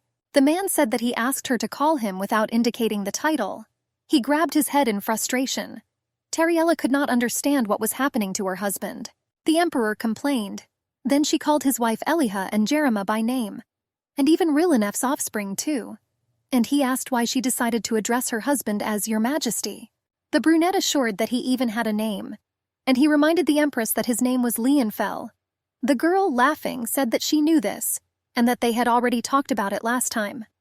But it seemed strange to her that the empress would call her husband simply by name. The man looked menacing and angry. The emperor immediately turned around and began to quickly walk away. Tariella followed up by asking His Majesty where he was going. The brunette answered, without turning around, that until she called him by name, he would not return to her. And the girl thought to herself that she had no idea that he could be so sweet. The emperor stood at the window waiting for a reaction from his wife. He happened to look out the window. What he saw threw him into a stupor. He saw that the tree blossomed, and he asked if it was all because of Tariella. The girl looked down and said that she didn't do it on purpose. She insisted that she simply could not control her power. Lionfell said that it was a very beautiful sight. The emperor said that he was still very young when he once saw this tree bloom. This was before the tree of life dried up. He thought it was delightful to see pink petals against the blue sky. When he was little, he could stand still for a long time, waiting for the petals to fall on him. Lionfell said that one day a petal that was resting on the shoulder of a passing knight slipped into his child's palm. Looking at him, as a boy, he understood the meaning of the word beauty. A little boy stood in the room, mesmerized by a fallen petal he had caught from the tree next to his window. The emperor said that he had no other memories. After all, soon the tree of life withered, and all the flowers that were in the yard disappeared. And even those flowers that remained were painted bloody and were quickly cut off. The man smiled serenely. He said that he never thought that he would ever see fresh flowers again. The emperor admitted to his wife that he was glad to look at them even from afar. Tariella had a thought, and she invited her husband to come closer to the tree with flowers. The empress said that they still had time until midnight, and she insisted that there was no time to doubt anything. The girl resolutely took the monarch's hand. She urged His Majesty to go quickly.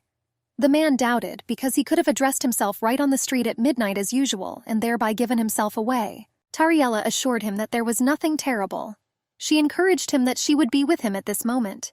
Going out into the street, the Empress was disappointed. After all, many petals have already fallen from the tree to the ground, and there were only a few of them left on the tree. She guessed that because the flowers appeared due to divine power, this was the reason for their rapid decline. The wife did not want to disappoint the emperor. Tariella asked how the flowers were close to him. The emperor assured that they were even more beautiful that way. Our heroine noticed that Lionfell spoke about his past for the first time. But of course she would be curious to hear everything. However, it was already quite good for a start. The girl threw her shawl over her husband's head, assuring that it was just in case. Lionfell said that she had the scent of his wife, and she was surprised at such a statement, recalling that she was wearing it. Tariella said she was glad Lionfell liked it, and he looked at her with delight, and asked her opinion about the beauty around her. The girl regretted that almost all the flowers had withered. She assured that it was even more beautiful before. The emperor said that he was delighted with the beauty that stood before him. He held his wife by the waist and pressed her to him. Both spouses found themselves covered with the same shawl. A man with blonde hair was kissing a girl. Tariella saw that her husband's hair had changed, and this involuntarily screamed. Her husband spoke comforting and kind words to her. She buried her with the beautiful Empress Tariella. The emperor laughed merrily, which greatly embarrassed his wife. She pushed him away and screamed in his face to stop doing this. Tariella ordered him to quickly go inside before anyone noticed them. The emperor continued to laugh. Soon he took the shawl off his head, and he said that this was enough for him. In the morning, the heavenly body illuminated the castle of Emperor Leohart, foreshadowing a new fine day. The maids were gossiping. They were surprised and alarmed by the rumors that were circulating in the corridors.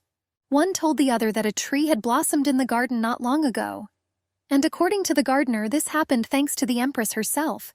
Another said that there was talk that as soon as Her Majesty looked at someone, he was incredibly lucky for the next 2 days in a row. The first said that the Empress secretly met with her lover in the garden every night. Jerem asked the monarch what he would order to do. After all, the whole palace was on edge because of rumors that Her Majesty had a lover. The advisor sternly asked the imperial couple what they were thinking when they decided to have a date in the garden. He assured that he would very much like to know the reason for this. Tariella asked Jerem for forgiveness, and she assured that it was she who dragged His Majesty into the garden by force against his will.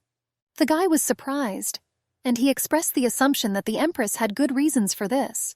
Lionfell expressed indignation that they were going to blame him for everything at first. The girl sitting next to me laughed. The advisor argued that if this was the work of His Majesty, he would have driven him into a state of hysteria with reproaches and shouts. But since the Empress decided so, he could not blame her. Jerem said that once they had sorted out this issue, they could move on to the next one. The Empress was surprised that this was all, and that the problem turned out to be not so serious. Elihu appeared from the doorway and informed the Empress that he had heard that she allegedly had a lover. The girl grabbed her head. She was amazed that even in the main temple they knew all the gossip. The high priest assured that after that incident, more and more people began to visit the temple, and some parishioners discussed the Empress. The girl thought that he did not know about Lionfell's nightly transformations. Mu picked up the sweets. Tariella held the line. She said that Jerem assured her that all previous empresses had lovers, and she believed that nothing strange had happened in her case. Elihu said that the 15th empress had 15 lovers, and no one made a fuss about it. Her Majesty wondered why so much fuss was made in her case. Tariella did not understand why all this, and she assured that she was now ashamed to look people in the eyes. The blonde said that this was not the only rumor. The Empress forestalled Elihu's words, and she suggested that those rumors concerned the fact that she allegedly doomed a person to good luck with just her glance. The high priest was surprised at her insight, but he said that having a lover was a more serious task than deciding on an heir. That's why everyone around was fighting for this place. Mu waited for the height of passions, even teasing her interlocutors a little. The blonde said that people would not sit quietly if they learned that the place was already occupied. He believed that everyone was trying to participate somehow, which is why there was so much talk around. Some said that the incident in the main temple was the result of the saint's actions, and just at that time the Empress happened to be nearby. The hamster squeaked contentedly that people were quick-witted.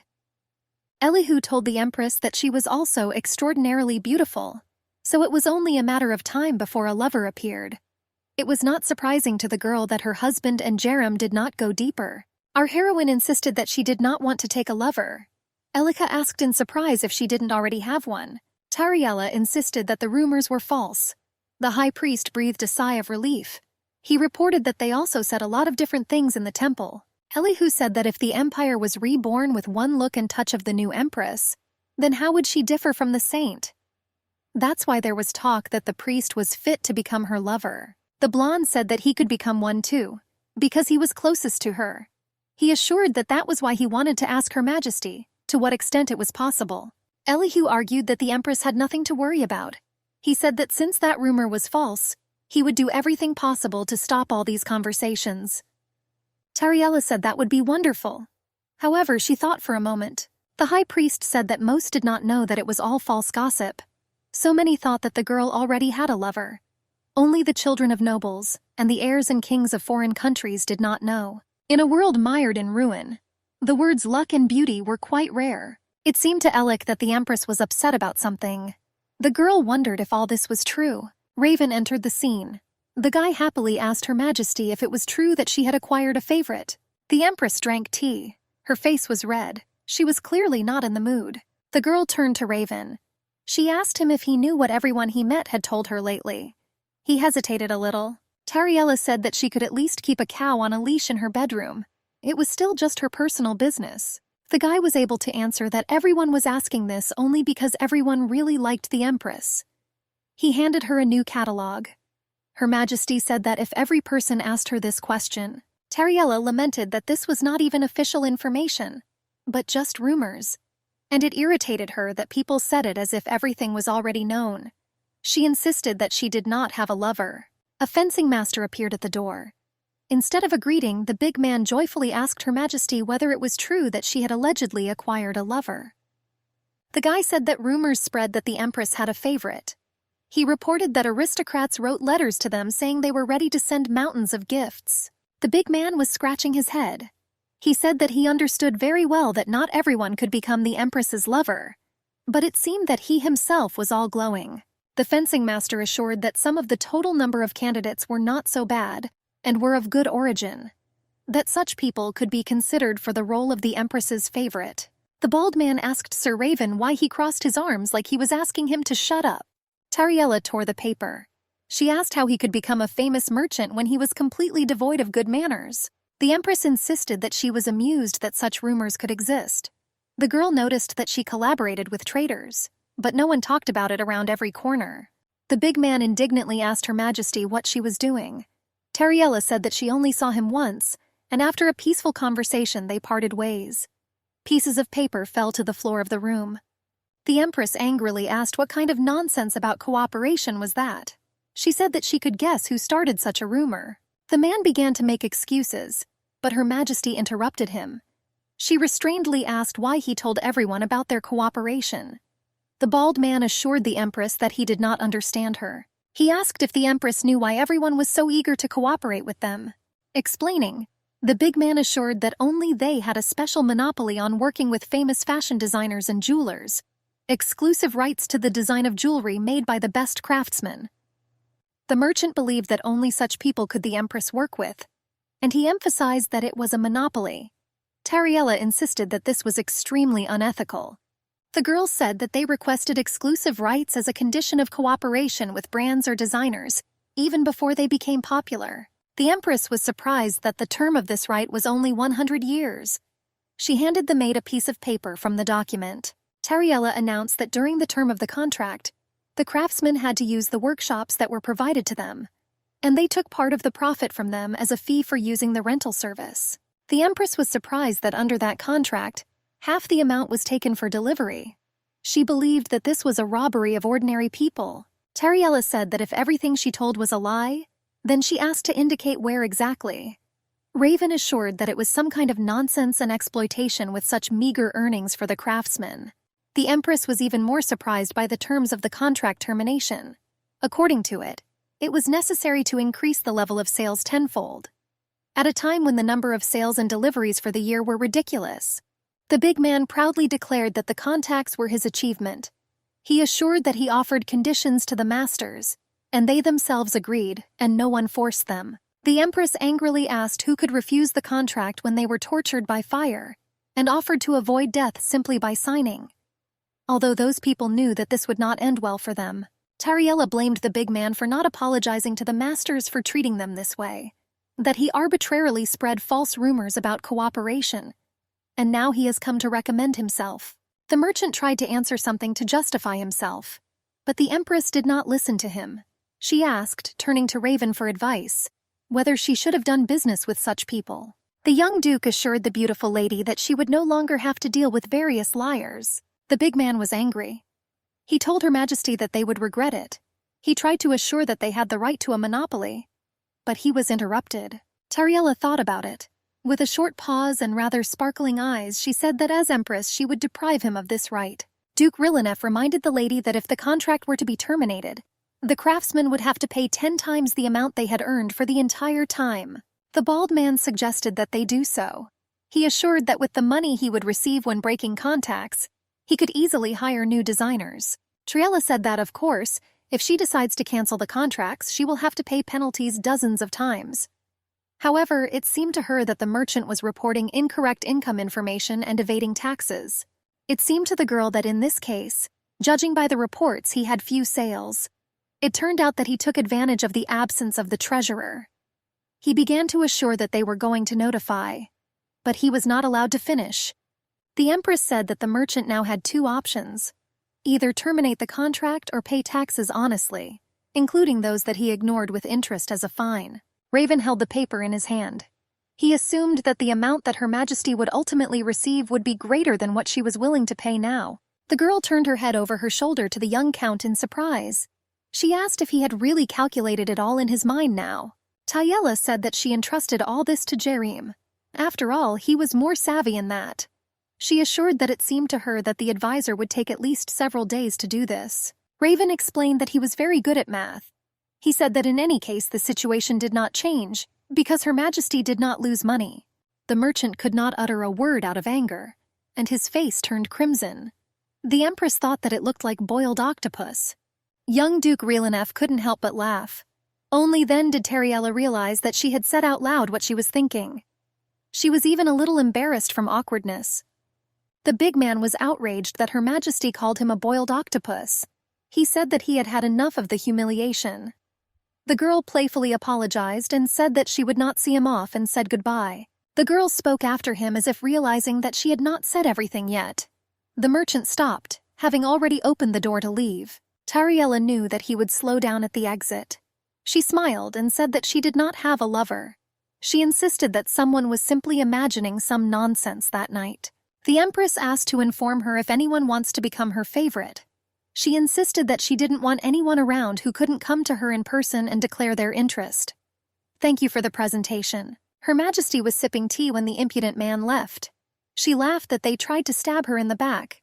She said that the attempt was made too early, and she offered to come in 100 years. The young Duke asked the lady what would happen to the designers when all their contracts were broken. He assumed that the famous would be able to survive alone, while the less popular would starve with their families. He asked how to deal with them, and he believed that if this became known, the designers would be afraid to cooperate for fear of a repetition of the situation. Tariella thought that the guy was thinking deeply, and what was even more surprising was that the Duke thought straight ahead. She told him that everything was fine and that everything would be sorted out. The girl said that since she took it, that will bring the matter to an end. But she doubted whether the designer, having just terminated an exclusive contract, would sign a new contract with an anonymous dealer. The Empress still hoped that the designers would encroach on a new contract if it was also exclusive. Raven was surprised that the mistress was trying to profit in the same way as the merchant. Tariella insisted that this was not the case at all. She was going to make a commission of 10% of sales, and the volume of supplies will be decided by mutual agreement. Her Majesty wanted the workers to have the entire workshop at their disposal, and she promised not to interfere in the production process. And she believed that the monopoly could be cancelled at any time. But she promised that if this happens, the delivery fee will be charged like other sellers. The guy summarized that the Empress was going to sharply reduce the commission in exchange for exclusivity. Thus, it made it possible to smooth out the monopoly. Tariella said that the goods of those designers would be chosen for court evenings. The Duke considered such conditions interesting, because quite a lot of aristocrats visited the palace. I thought those products were very good. With a pleased look, Raven said that preparations for the reception were going well, and the Empress was also happy about it. Emperor Lionfell Leonhard appeared at the door. He was wearing a green suit. The advisor followed him. The young Duke greeted His Majesty with a bow. The Emperor, ignoring his presence, turned to his wife. He asked her if they discussed hosting the Eteria couple. Her Majesty answered in the affirmative. She said that she and Raven had just been talking about this. Lionfell widened his eyes, pressing his lips tightly. The girl stopped short and again called the men around her by name. Tariella remembered that her husband wanted her to address him by name, and he asked his wife not to remain silent. The girl reported that they were here discussing preparations for receiving the Etheria family with Sir Rilinef. The Emperor paused, trying to understand what was wrong with his wife, and Tariella reminded him that he himself said that if they didn't call him by name, then others shouldn't be spoiled, and taught that. The girl turned to Baron Ascal. The advisor was a little taken aback by such an official address. The Empress ordered him to terminate exclusive contacts and create new ones on the terms that she had told him about earlier. Lionfell said that he invited the Eteria family, and he believed that without this there would have been no need to try so hard when organizing the reception. The advisor insisted that someone would still have to pay a visit. The Emperor, his eyes sparkling with anger, turned to Sir Rilinef. He brought it to his attention that the Empress did not have a lover. He argued that it was stupid and pointless on his part to ask the Empress to accept him as a favorite. The young Duke smiled in response. Raven, with a courteous bow, told His Majesty that he valued his life very much. He assured that he would not even allow himself seditious thoughts, and that he wasn't that proud. The guy said that the Emperor was best suited for the Empress. Lionfell even praised the Duke for his well-spoken tongue. Jerem was no less surprised. The young Duke told His Majesty that if he compared him with his father, then they were different. The guy insisted that he hadn't even seen him lately. Raven reported that he had no desire to linger in the palace after finishing this work. The Emperor thought this was a good plan, claiming that for the first time he saw a person in the castle that he liked. Jerem addressed Her Majesty the Empress. He quietly asked apologetically whether the Duke was a fool. She asked if the advisor was ashamed of him, and she said that the amount that he had been counting over the past days, Raven gave her in a matter of seconds. Surprise was written on the advisor's face. Jerem took the hand of the young Duke Rilinef with both hands. He told Raven that the Duke was what the advisor had been looking for all his life, and he asked for forgiveness for the misunderstanding. The blonde guy said that if he only understood everything correctly, then Raven had a natural talent for mathematics, since he calculated in his head without using notes. The advisor also recalled that the young Duke was previously also known as a good swordsman. The guy's eyes stopped at one point from these words. Jerem reported that the position of treasurer at their court was vacant, and he asked the guy his opinion on taking this state and honorable post. Raven abruptly pulled his hand out of the advisor's palms. He thanked her coldly and sharply but refused this offer. The guy assured that besides drinking and sloppiness, he was not interested in anything at all now. Duke Rilinef asked if that was all for today, and he asked permission for him to leave if this was the case. The faces of those present stretched out in surprise. The counselor and Lionfell walked along the long and luxurious corridor of the castle. Jerem assumed that His Majesty was still in a state of shock from that incident. The Emperor replied that it seemed that it was none of his business. He didn't want to go to the meeting. Jerem reproached the master that he was only concerned about the Empress. Lionfell asked in surprise who else should have shown a preoccupied interest in Tariella. He claimed that he was too busy with his wife to spend time with anyone else. His Majesty said that he had to work so that the Empress would love him, and he believed that if he was not busy with government affairs, he should always be with his wife. The Emperor said that no matter how long he sat and waited, things did not move. The advisor asked His Majesty how long he could hold out, because so much time had already passed. Jerem asked the Emperor why he didn't tell Her Majesty everything that when they were children. He interrupted the advisor, saying that there was no point in that. Lionfell waited for so many decades. He remembered how Tariella would look at him as a little girl, and he was the boy who sat sadly near the barred window. The Emperor argued that he could wait a little longer. Of course he can wait for Terry to remember. After all, he remembers how the sunlight poured into his room from the window, and he remembered very well that child's face that looked at him with wary and curious eyes. The fat hamster Mai, raising her paw up, declared that from today they will be with Tariella, learning to control the girl's powers. The Empress asked Mu how she would teach her. The creature said that she had been aware of her strength since birth, so she was sure that she would somehow cope. Tariella asked how the priests coped on their own. Komyak assured that the priests coped well even without training. Mu stated that in general there was a significant difference between the girl's strength and the priest's strength. She explained that the temple servants received the power from her, and Tariella herself was born with this ability. Hamster said that if the Empress wanted to use her powers, then let nothing stop her, and she was surprised that she didn't even really know how it could be done. Tariella said someone was about to get their furry bottoms spanked. The animal asked her not to threaten her, and she ordered the girl to extend her hand. Mu said that she would attack, and the girl should defend herself. She advised her to surround herself with a shield, creating it with her own power. She closed her eyes and spread her fingers and tried to concentrate, but no matter how hard Tariella tried, nothing worked out for her. The girl screamed from tension and frustration. The hamster reproached her that she couldn't even do something so simple.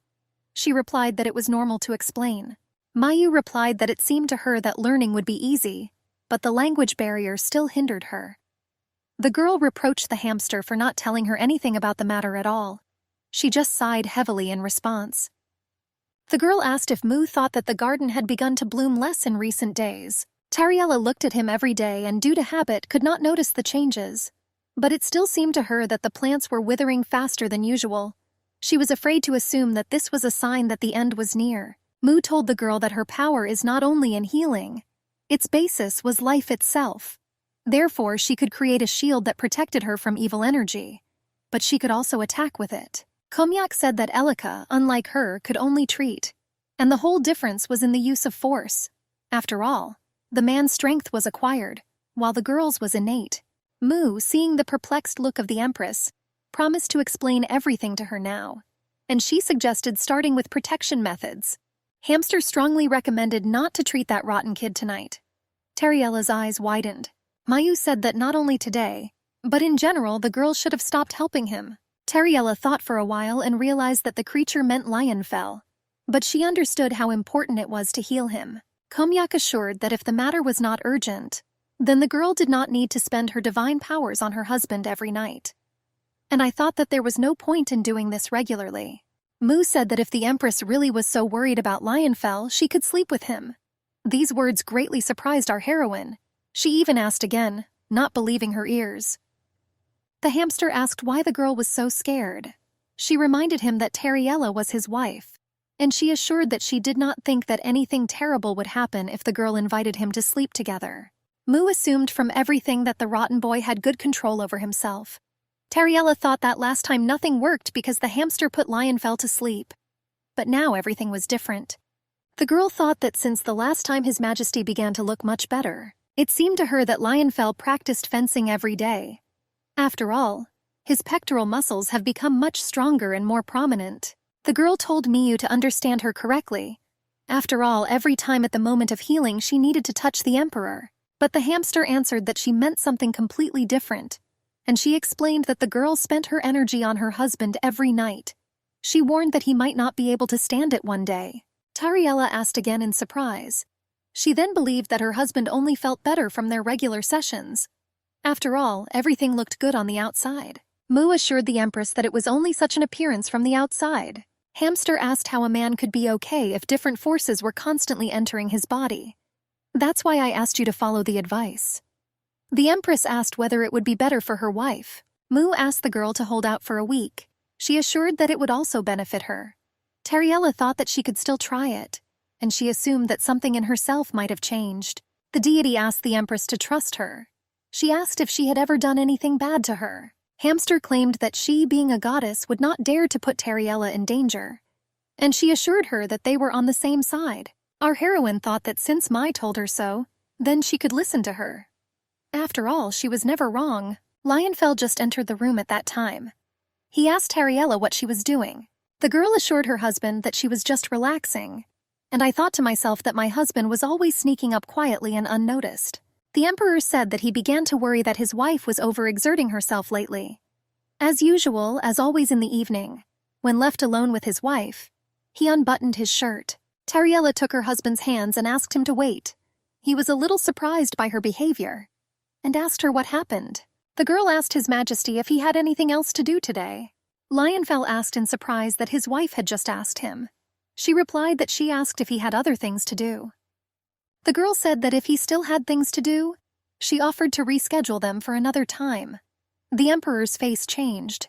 These were futile attempts to calm down and come to my senses. The girl asked His Majesty, but he said that he misunderstood her, and he agreed to take on this responsibility. The Emperor claimed that he had no other business to attend to. The girl replied that it was good.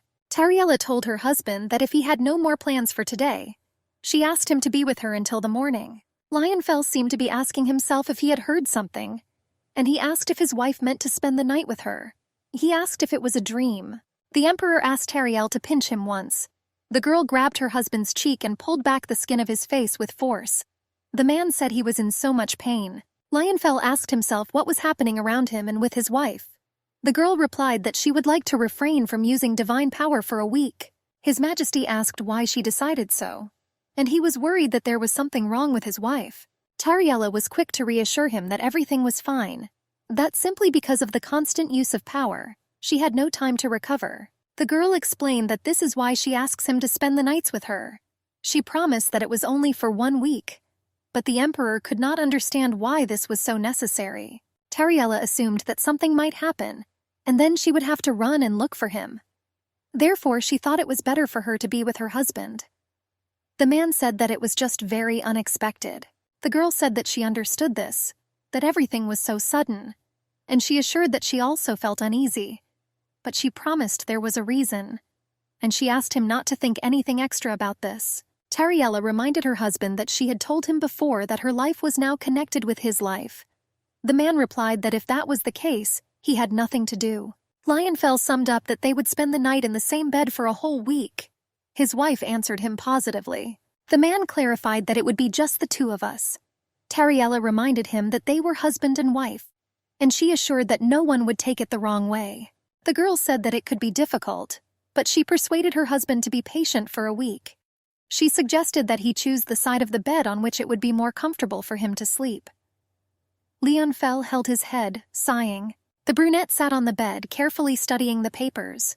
When his wife asked him what it was for work, he answered in the affirmative, explaining that there was news about a fallen cart that left here the other day. He said that a response had also arrived from Lord Tenon, so he needed to check everything. The girl knew that that lord was her husband's fencing teacher, and she was interested in what he answered. Lionfell reported that he would not come to his invitation. He said that the visit of the Auraria family was already close, and I thought that it was necessary to deal with him first. The girl began to make uncharacteristic movements with her hands.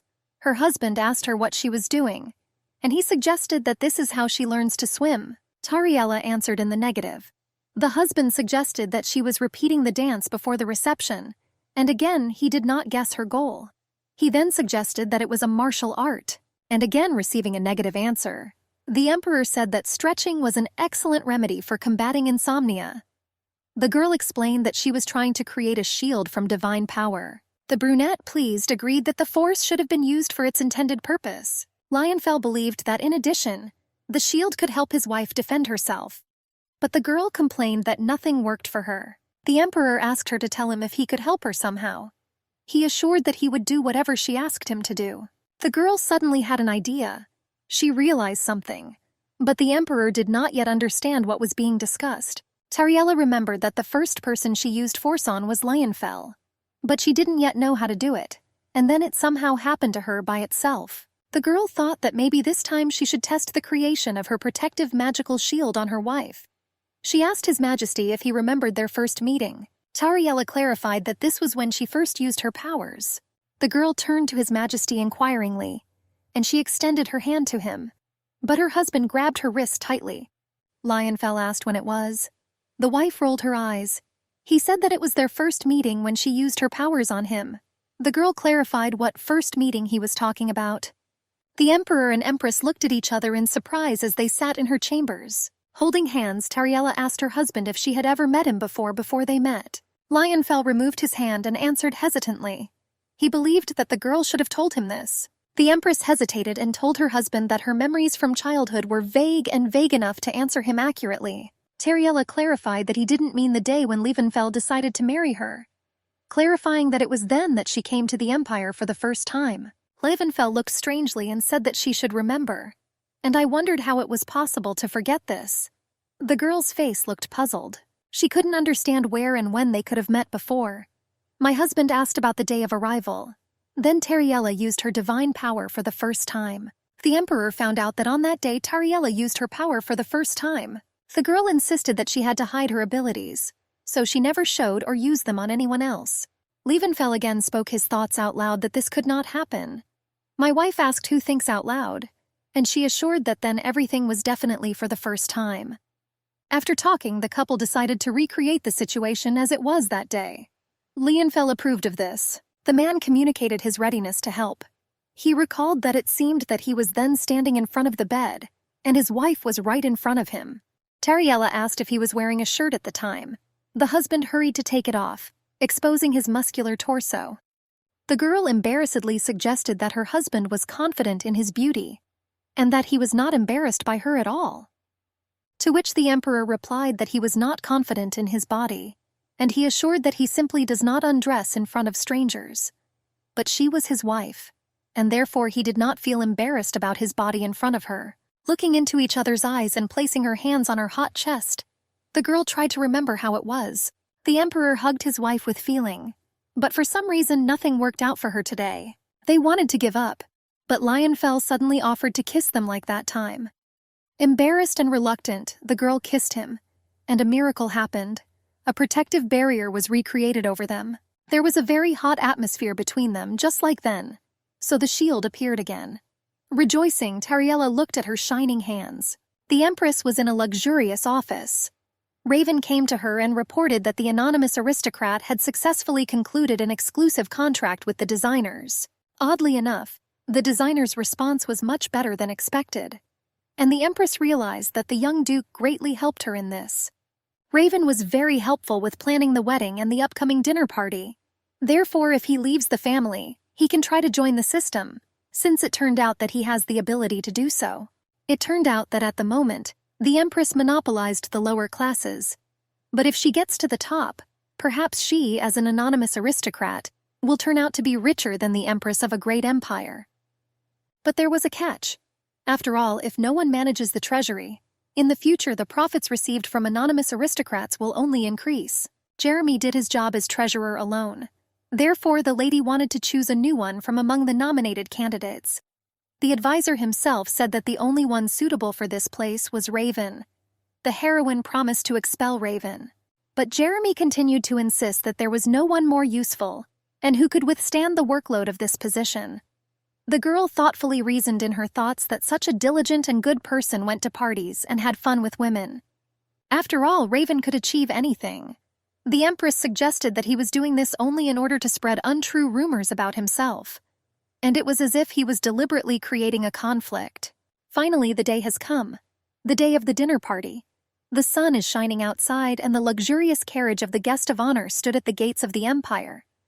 The man who stepped out of the carriage greeted Emperor Liebenfeld with a firm handshake. It was the Emperor of Etheria. According to rumors, he was a descendant of warriors. His physique and aura inspired fear. The guest complimented the Empress, confirming the rumors that she was very beautiful. Kissing her hand, he felt the scent of life. In response, Tariella said that she hoped that the Emperor of Etheria would be comfortable here. According to rumors, the Empress herself prepared a welcome reception. It was a great honor. It was said that the Etheria Empire was not inferior to the great Leonhardt Empire in military assistance, so one had to be careful, and whether the guest liked the reception depended on the Empress. Liebenfeld noticed that it seemed that the Empress of Etheria had also arrived. For some reason, the guest reacted very negatively to her arrival and presence there. In an instant, the carriage door opened. The brunette greeted the Emperor and Empress of the Leonhardt Empire. Her appearance was amazing. Long black hair in curls and a dress with gold accents. She apologized for her husband's behavior in words because he was worried about her. The husband slammed the carriage door. He thought that was enough. Sitting at a small table, Tariella complained to the maids that she was very tired. and it was all because she was nervous about receiving guests for the first time. She also complained about the Emperor of Etheria that he was intimidating. However, His Majesty shielded her, feeling the discomfort of the situation. The servants listened to Her Majesty with a smile and tenderness. They also noted with what warmth and loving gaze Lionfell looked at his wife. His Highness's presence truly made Tariella feel more confident. The servants gasped and cherished. The maid said that Empress Etheria had an incurable disease, the cause of which not a single doctor could establish. There were rumors that the girl was originally a soldier. She was healthy but suddenly fell ill a few years after the wedding. Many doctors examined her, but no one ever found out the cause. Therefore, she was unable to find the right medicine. Also, due to illness, the imperial couple's successor did not appear. Therefore, people fussed, demanding to find another candidate for the place of the Empress. The maid suggested with horror that the Empress could simply be sacrificed. Come to think of it, the Etherian Emperor's gaze was suspicious. The maid protested, and she assured that no one would allow him to act badly towards her mistress. Another threatened to show him her honed makeup skills. Tariella grinned. Life was in full swing in the palace. Everyone was waiting for the guests of honor, and several more carriages arrived, entering through the gate in a column. Waiting for the start, Tariella stood on the balcony watching everything from above. She was still in shock that it was an official reception. Talking excitingly to the hamster, she reasoned that she had never been to a party, but had only read about it in books. Mu agreed that the girl had really been like this since childhood. When my mother read to the girl, she always asked to reread the scenes with official receptions 3 or 4 times. The heroine was surprised and asked how the hamster knew details about her childhood. A luxuriously dressed man came out of the door. This was the husband of our heroine. He wore a white suit that emphasized his figure, and a black belt emphasized his waist, making the emperor's shoulders even larger and wider. His dark brown hair was blown by the wind, creating shine and silkiness. Tariella sighed at the sight of her husband. They exchanged compliments because today both of them were more beautiful than ever. People have been waiting for this day. The time has come for them to meet the Empress, and no matter what happens, Lionfell will always be by her side. Holding hands, the imperial couple left the room straight to the guests in the banquet hall. They were greeted by a bowing man who had been summoned by the gods themselves, and became the youngest high priest in the empire in history. Everyone was already assembled. Even the reserved Emperor of Etheria smiled and complimented the couple. He suggested dancing together, as he would like to personally ask the Empress for something. But Lionfell did not like this proposal, and he assured that today his wife would dance only with him.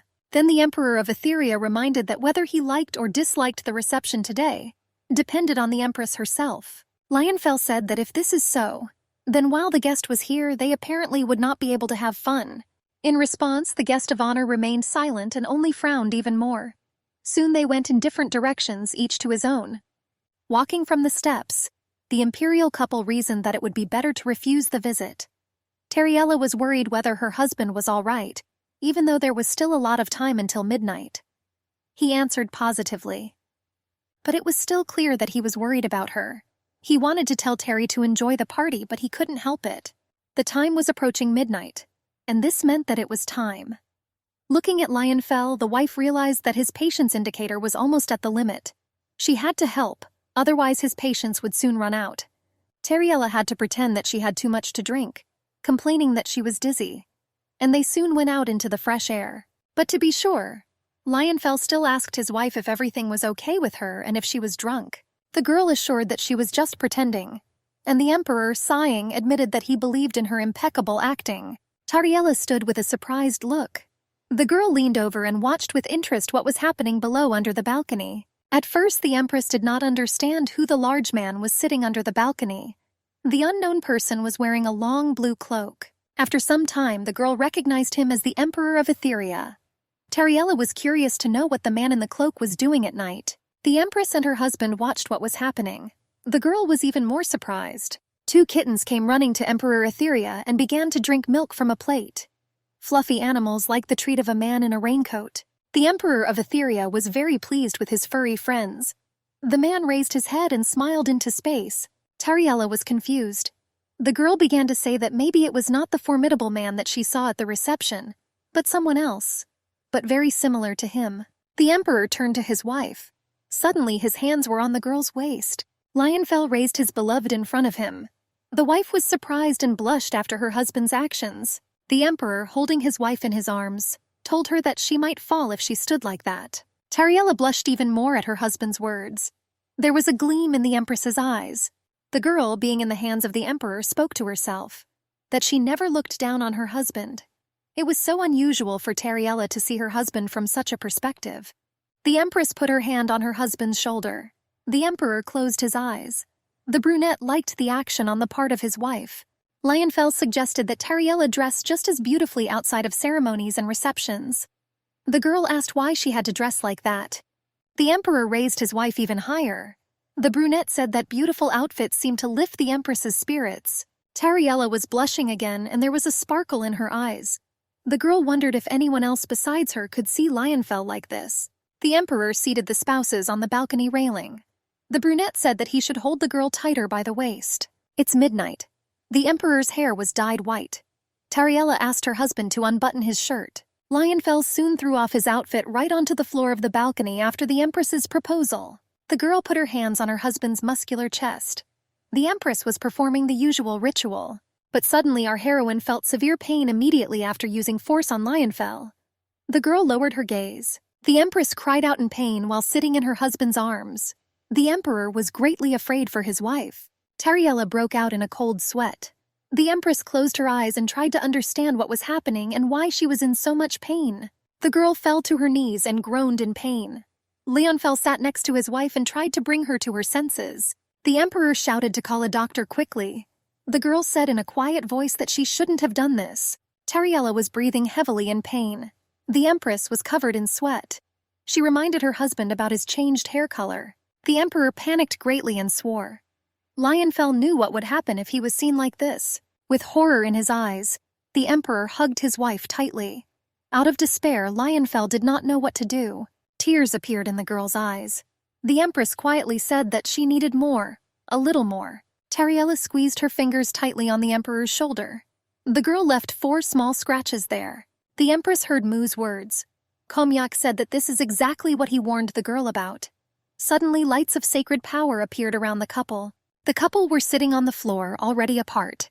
The sacred lights disappeared along with the empress's pain. The girl looked at the wounds that she left her husband.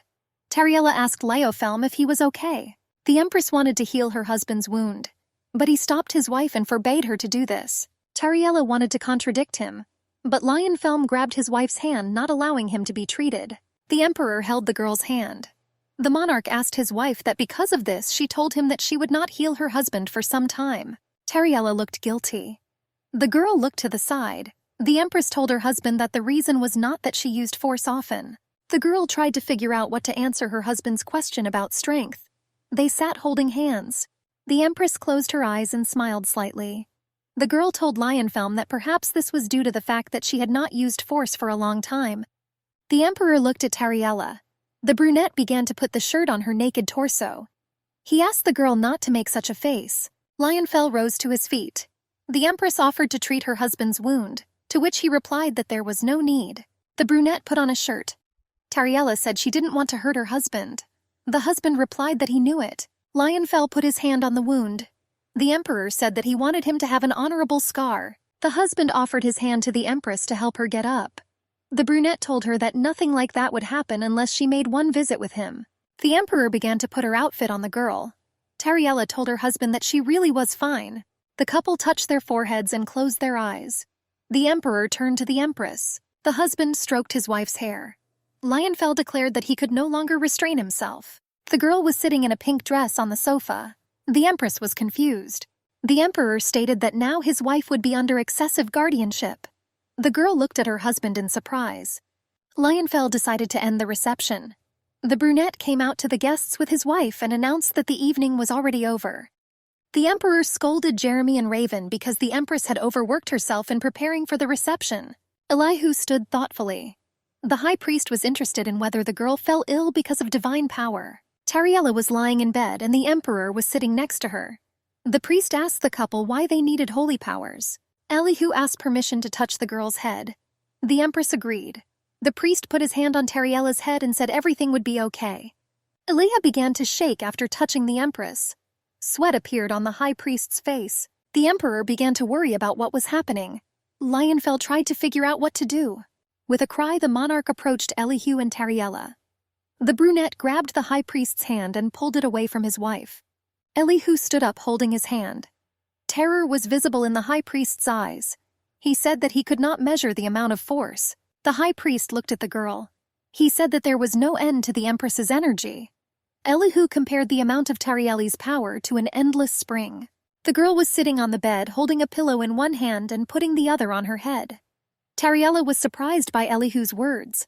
The emperor demanded an explanation from the high priest about his words. Lionfell looked at Elihu angrily. The priest explained to the emperor that if there was limitless energy in the empress's body, then over time she might not be able to withstand it. The girl asked the high priest if it was true that her body could not stand it and break due to the endless strength. Tariella placed both hands on the pillow and looked at the priest. But then our heroine heard a squeaking sound. Mu told her ward not to worry, because that's why she herself was next to the girl all this time. The hamster climbed onto the empress's hand, and she squeaked that this was exactly what she had warned her about earlier. That I asked you to restrain yourself. And she reproached Tariella for not even being able to endure a little. The girl, touching her head with her hand, asked His Majesty for forgiveness for the recent incident. Elihu noticed that the divine power had subsided and weakened. He said that it was still felt in the empress's body, but it was no longer as destructive as before, and he hoped that no more problems would arise. The high priest said that he did not understand exactly what was happening, but when the power died down like that, he didn't finish, hiding his conclusions. The blonde believed that it would be better if Her Majesty learned to use her powers slowly. Mu sat on the girl's head, and she thought that the high priest could see the true appearance of Semiula. Elihu suggested that the animals could stabilize the unstable force. The blonde assured that he had heard that pet animals could calm the psyche, and he believed that this was why the empress always walked with a hamster. And our heroine thought that he was without a doubt a fool. Already late in the evening, when our heroine was left alone in her bedroom, she spoke with Mai. The girl assured that when she felt pain at the reception, she heard her voice. She asked if Mu was next to her then. The animal replied that if the girl wanted it, then so be it. Tariella asked the deity why she felt such pain then. The hamster replied that the girl's guess was correct, that it had been a long time since she used her power. Mu went up to the empress's head and touched her forehead.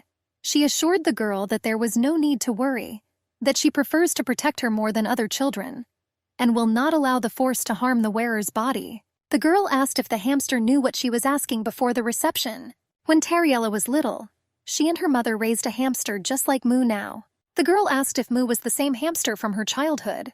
The deity was surprised that she still vaguely remembered something.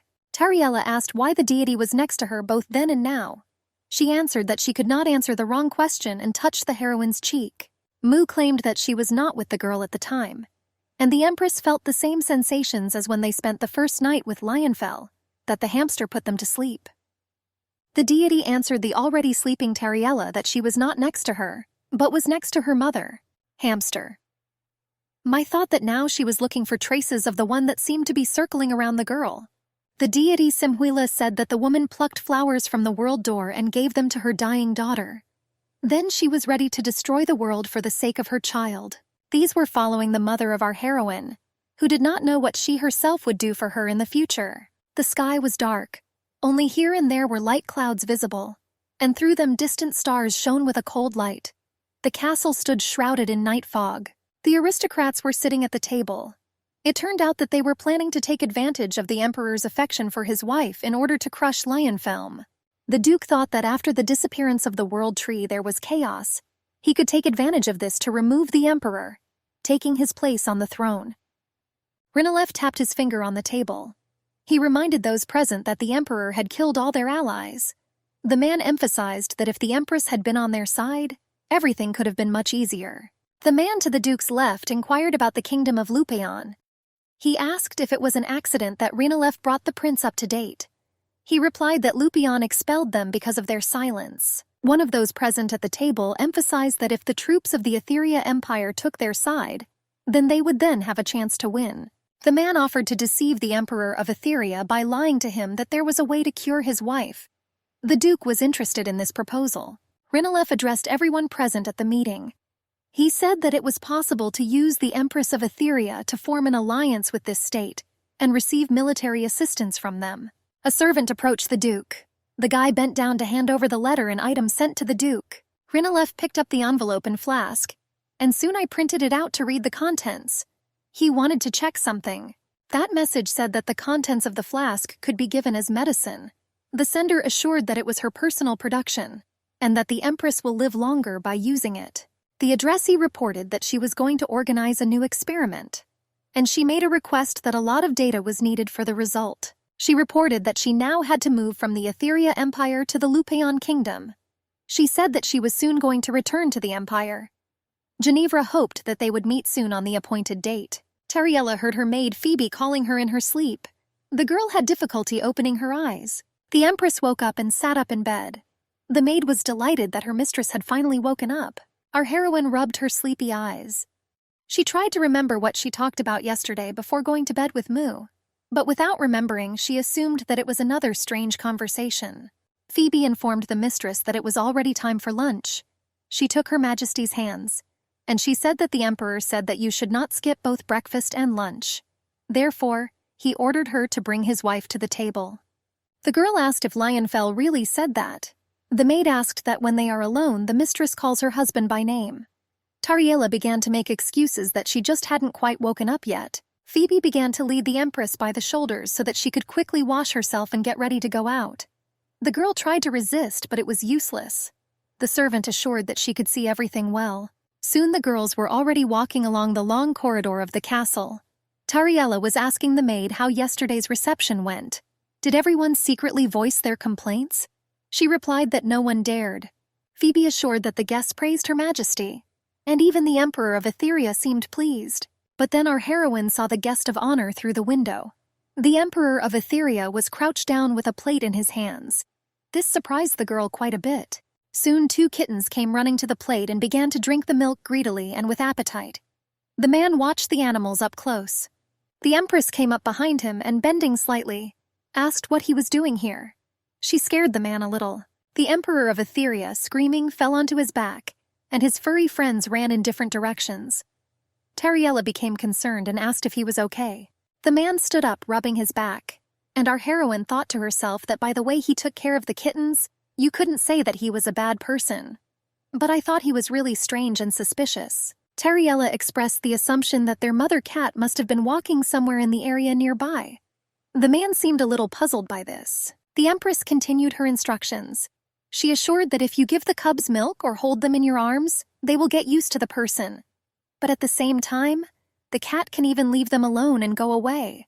Therefore, the girl believed that it was impossible to touch kittens for no reason. The Emperor grinned and admitted that he had unknowingly made a mistake, and because of this, he could get into big problems. And our heroine could not understand why the man was mocking her like that again. She reported that yesterday she also saw him feeding the kittens here. The Emperor hesitated with a pause and admitted that it was all because his wife loved cute animals. Tariella widened her eyes at these words. The girl thought that the Emperor of Etheria was at odds with his wife, and left her alone as soon as they arrived in the Leonhard Empire. The brunette was scratching his neck under his collar. He assured that in the Etherian Empire it was rare to find cute cats, and he thought of giving them milk, because he wanted to get closer to them, and then show them to his wife. Meanwhile, the kittens were playfully wrestling. Tariella used to think that the imperial couple had quarreled, since the Empress was absent from an official reception yesterday. The man claimed that his wife did not feel well after a long trip. The girl was surprised that the Emperor not only allowed his wife to be alone, but also attended the reception. She reproached herself for having previously had a bad opinion of him. He asked permission to ask for something. The brunette recalled that, as he said yesterday, he needed to get the help of Empress Leohart in order to fully enjoy the reception. Tariella clarified with the man that he meant that he needed a successor. He scratched his neck hesitantly. He says that if Empress Tariella was called the Goddess of Fortune, then he asked her to become friends with his wife. He insisted that he thought that suddenly this would help his beloved overcome the disease and get back on her feet after a long and difficult, unknown and incurable illness. The Emperor said that with his wife he could fully enjoy the reception, and he assured that he thought it would be awkward to ask for this in front of people, and hoped to ask during the dance. Tariella chuckled that the huge misunderstanding between them had been resolved. The man was surprised that the Empress was aware of his desire to find an heir. The girl grabbed her head. She couldn't even deny it. She asked forgiveness for this misunderstanding, and she reproached her maids for their long tongues. The brunette said that he laughs only because his wife tells him to smile more often. Otherwise, in her opinion, he looked too stern. He insisted that she thought it was cute. Tariella asked if that was why the Emperor smiled and mocked so much when they first met. He was embarrassed that it didn't come out kindly. The girl was surprised that the guest smiled to look nice. And from the very beginning, the man needed friendship with his wife from her, so that the couple could have a good time together at the reception. Tariella assured that misunderstandings were completely acceptable, and she asked him for forgiveness. The brunette said that his ideal was not a fragile woman with a floral scent like her. He insisted that he liked women more like generals who could hold him tightly, like his wife, and he claimed that he had never met such strong women as her in his life. The Emperor of Etheria said that there was no one who could satisfy him as a consort. Therefore, he asked the girl not to worry. Tariella thought, rethinking everything about being an honored guest of the Empire. The brunette, a little timidly, asked the Empress if she could meet his wife. He assumed that her illness could recede if she saw the Blessed Empress of Leonhat. He assured the girl that his wife's illness was not contagious, that neither he nor his servants who were nearby had ever gotten sick like she had, and he claimed that the Etherian Empire was a country with a powerful military force. The Emperor believed that there was nothing wrong with mutual assistance. Tariella laughingly agreed with him, and she suggested without delay to immediately go to his sick wife. A pretty brown-eyed brunette smiled warmly, greeting the girl. She reproached her husband for obliging the guest to go such a long way. Without getting out of bed, she introduced herself as Lisa Etheria. The hostess apologized for the late greeting, and she assured that she was not aware of the guest's visit, so she justified her appearance. The guest assured her that everything was fine, and in response she introduced herself as Tariella Leonhard. At this time, the girl's gaze was drawn to the plush toys. She suggested out loud that someone here really liked them. The brunette confirmed that she really did like cute animals. The Empress of Etheria reported that during her travels her husband bought them for her, or made them himself. The guest was incredibly surprised by this statement. Liza laughingly assured that her husband was a very unusual person, and despite her request not to disturb the Empress, he nevertheless brought her here to her bedroom. Here the brunette lady joined the conversation. He hoped for the guest's understanding. At the same time, the husband gently placed his hand on the seriously ill woman's wrist. The Emperor of Etheria assured with sadness in his voice that if there was hope for the recovery of his dear and beloved wife, he was ready to do more for her. The wife reproached the brunette for his behavior and spontaneous invitation of guests, and asked to leave her alone to talk with the Empress. He tried to object to Liza, and she began to assure that such behavior was impolite towards their guest, and she asked whether her husband had managed to properly converse with the Emperor upon his arrival in Leonhard. The brunette denied this. Lisa insisted that she had heard that her husband wanted to ask for a blessing from the priest Eliho. The husband claimed that Emperor Leonhard, however, continued to make a stern face when he saw her.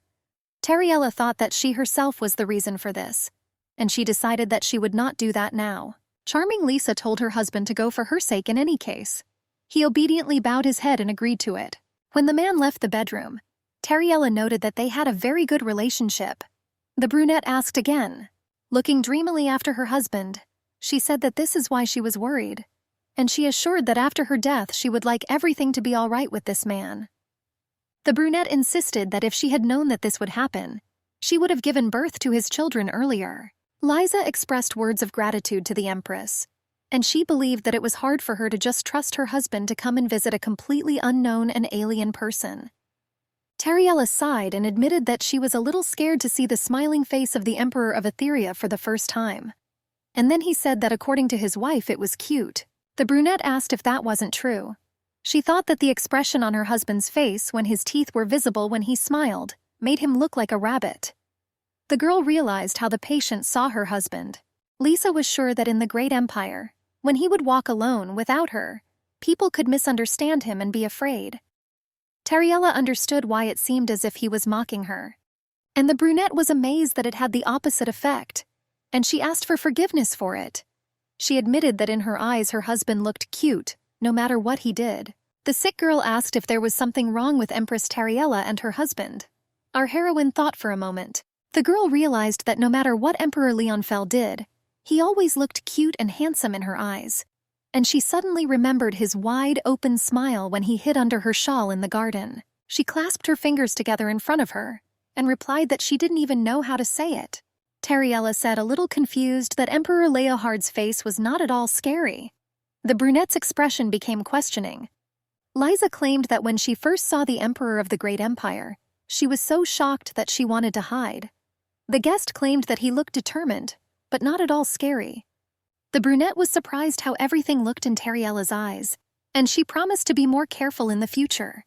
The guest even got a little offended and pouted. Empress Leonhard asked Lisa not to hesitate to speak to her informally. The girl insisted that she had no friends, and asked the guest that if she did not object, she would like to be friends with her. She asked her not to be shy about addressing Liza as such. Tariella insisted that all the rumors around were false, and that even if you met her gaze, it did not mean that luck would be on your side. The brunette answered, smiling, that it was not about that. Liza insisted that she was simply glad that she had met a good man before her death, and since they were now friends, she wanted to ask Tariella. The girl prepared to listen attentively. The patient asked that after her death she would watch over her husband so that he would not die after her. Our heroine's eyes widened. She reminded him that her friendship with Lisa lasted only a minute. The brunette was upset that it sounded too harsh. The sick girl insisted that she couldn't just turn a blind eye to it. The guest chuckled in surprise. The brunette reminded that Tariella was the empress of the great empire, and she was sure that her widowed husband would not dare to treat her impudently. And besides, Lisa considered the guest that she had come all the way here at the request of a good person. The girl assumed that she had very little time left. She assured with sadness that she felt her end was near. The brunette assured that she would be happy if her husband could live well after her death. She assured that although he looked quite normal on the outside, he was very soft on the inside. Lisa hoped that he would come to visit her after he met his new wife, who would give birth to his child. The man constantly told his wife that he would die with her. The girl insisted that her family and all the servants around wanted him to die. After all, then they could carry him out and greet the new emperor. The Empress of Etheria claimed that if her husband died, everyone would rejoice and dance with happiness. But she expressed her wish that her husband would live long and happily. The brunette, looking down, said that it was not easy to leave this world when even one person was watching you. And she believed that her husband would not have such thoughts if Tariella was watching over him. In response, Empress Leonharda only chuckled. Lisa claimed that this was her first and last request as a friend. On the table was a tea set made of finely handcrafted porcelain. Aromatic amber-colored tea was poured into cups. The girl asked how Lisa was feeling. Elihu was surprised that the Empress had not guessed herself. The blonde insisted that it was a miracle that the brunette had even gotten here. The high priest assumed that the imperial couple's journey from Etheria must have been accompanied by great difficulties. The blonde believed that the reason the couple had come all this way was to grab at least a straw of hope. The girl asked if there was anything he could do for her. The girl reported that this was a stage that was no longer treatable. After all, the disease had already managed to spread throughout the body, and all that could be done was to ease the terrible pain for just a moment. Tariella remembered the traces of Lisa's hemoptysis after the attack, and so she wasn't sure how much it could help the seriously ill woman. Although the brunette assured the guest that everything was fine, Tariella clutched the hem of her skirt and struggled with herself. She wondered what she could do, but a sharp male voice interrupted her. At the same time, the silhouette of a tall, dark-haired man in dark clothes appeared at the door. It was Leonfell himself. The emperor ordered his wife to stop, and demanded that she stop interfering. The girl was surprised to see his majesty, and he assured Tariella that he certainly knew what she was thinking about. Elihu assured the master that everyone on the continent knew that the Etherian imperial family had come to meet the empress, and he asked him to consider what would happen if word of the cure spread. The high priest insisted that it was good to treat the one person who now stands before you. But in the end, publicity could cause chaos across the continent. The blonde agreed that his majesty was right, and he assured that everyone would then begin to suspect the birth of a saint. Leonfell asked what the girl should do if hundreds of people asked for her help. After all, there were thousands of sick people, and he thought that his husband would hardly be able to cope with that. The girl lowered her head. The brunette asked if Tariella knew what the continent was like before the peace treaty was signed. The war was raging then, Everything was on fire, and the invaders and conquerors were outrageous. The weak cried bloody tears. The emperor assured that the current peace agreement was temporary. They stopped because they had received nothing from each other. It was scary to even imagine what would happen when in the center of this chaos, suddenly a prey named Saint will appear. The girl assured that if Eliho does as last time, he interrupted Her Majesty, assuring that he agreed to use force for good intentions. But he believed that saving a half-dead person was very different from the usual treatment. Eliho doubted that everything would turn out like last time. The high priest assured that this would be an opportunity for people with bad intentions to announce the birth of the saint. Tariella realized that they would have been right, that her desire to save Lisa was selfish. The girl reproached herself for not even thinking about the possible consequences. The Empress claimed that she understood everything, but she thought to herself that if only she could use her power properly. The girl looked out the window, and she understood that she still could not treat hundreds of people, fully controlling her abilities without harming her health. But it turned out that then her secret would be revealed. She understood that this was the only way she could save Lisa and help other dying people. The girl realized that there was no other way out except to learn to control her power, and she decided to do it. The broad-shouldered brunette sat next to his wife's bed. The Emperor of Etheria was immersed in sadness while his dear Lisa slept. The man had traveled all the way to the Leocard Empire because he wanted to believe there was some hope. But after a few days there was no improvement. Tears were streaming down his stern, rough face. The Emperor was praying. He was asking God to take his life. The brunette believed that if someone was destined to be taken to heaven, then let it be him. He asked to save the one he loved so much. The Emperor of Etheria could look down from the heavens at a living, healthy, and happy Lisa, his beloved wife, from the heavens as a distant star from the Milky Way. Suddenly he heard something behind the door, and immediately he hurried to check who it could be at such a late hour. But when the Emperor opened the doors, he saw no one in the corridor. It was absolutely quiet. The man almost thought that he had imagined it. Looking down, Brunet quite unexpectedly saw a flask and an envelope with a seal on the threshold of the room. He wondered what it could be. The man sat down in his former place near the bed of his sick wife. He slowly opened the envelope and, taking out a piece of paper, began to read the message. The addressee asked what the Emperor would do if there was a way to cure the illness of his beloved wife. It was already deep night. All the windows of the estate were dark. Nothing disturbed the silence and peace. The man assured the Marquis that he had left the container and the letter in front of the Emperor of Etheria's bedroom as he had ordered. The already middle-aged blonde stood by the window and looked into the darkness. His assistant bowed his head submissively. The Marquis praised the young man for his efforts and looked at him with a cold look of his blue eyes. The young man did not rise from his knees. He became wary. There was something strange in the master's voice. It was strange even to hear praise from him. Instinctively, the boy prepared to draw his sword. But he didn't have time to move. The Marquis pierced the servant's flesh with his weapon and said that his work was done, sending him to hell. Blood stained the metal, spilling across the floor in scarlet spots. Not a muscle moved on the villain's face. Over the motionless body, he said that he himself would one day follow in the footsteps of a servant for his deeds. Tariella walked slowly along the garden path, lost in thought. She wondered if Lisa was feeling any better. The girl was never able to verify this because the Emperor of Heritia suddenly forbade entry to them. Our heroine assumed that he was disappointed that his wife's condition was not improving. Although Eliho had been blessing the brunette for several days, suddenly the girl's attention was drawn to a sound.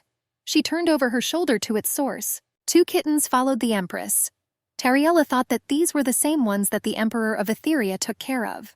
The girl sat down and began to pet the animals, stroking their heads and backs one after the other. The babies immediately began to purr with pleasure. Here someone unexpectedly greeted the Empress. The guy bowed and said that these little ones came today on their own. He claimed to have been a cook at court. Tariella asked if he knew these cats. The kitchen worker claimed that the mother cat abandoned the defenseless cubs immediately after birth. It seemed that she had decided that it would be difficult to survive with both of them. The cook reported that, according to rumors, homeless animals leave weak cubs to save the rest. Tariella asked again. The gray baby was caressing her hand. The girl realized that the Emperor of Etheria, as she thought, had been taking care of the kittens all this time. The cook claimed that he gave the 2 animals milk from time to time. He assumed that the babies would not live long. The Empress thought sadly that she would like to show Liza how these babies were growing up healthy. Tariella expressed her wish for the kittens to grow strong to the cook, and asked him to see to it. The man assured that the request of the Empress herself was a great honor for him. The brown-haired man assured, stuttering a little from excitement, that he would definitely take care that the kittens grew up safely. He even promised to make them a house. The Empress thanked him for his responsiveness. The girl said that if the cubs were given names, then she should be notified about it. The cook promised to do so without fail. Bowing in farewell, he asked the mistress to look in on them again. The hamster asked where Tariella's strangenesses were coming from. Mai assured her that as the girl's strength grew, they began to hang around her more and more often. The girl did not immediately guess that they were talking about kittens, but then she herself was surprised by the fact. The creature said that these were not ordinary cats. Mayu insisted that her mother had not left them just like that, but because she was afraid she would not be able to cope. She insisted that they were not just animals, but a spirit animal that signified good luck in the form of cats.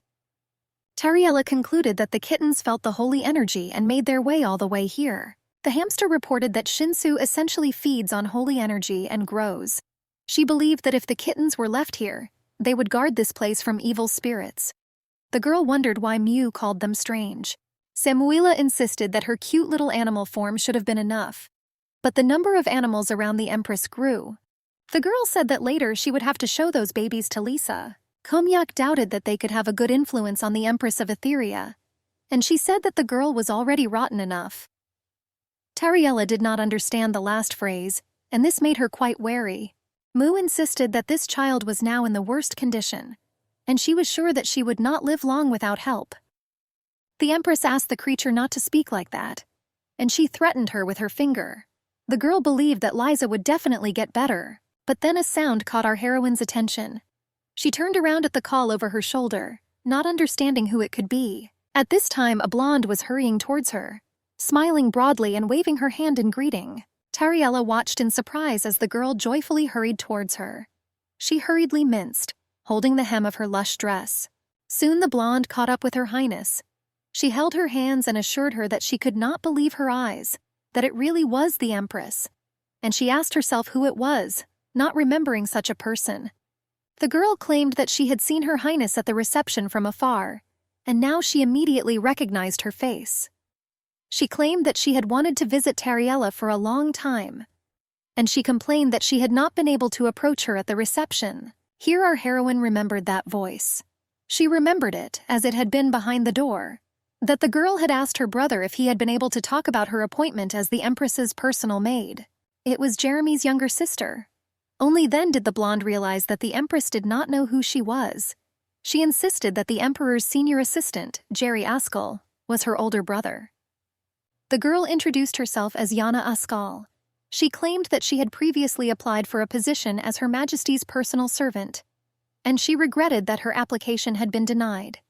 Tariella remembered the words of the Emperor's assistant that his sister talked too much.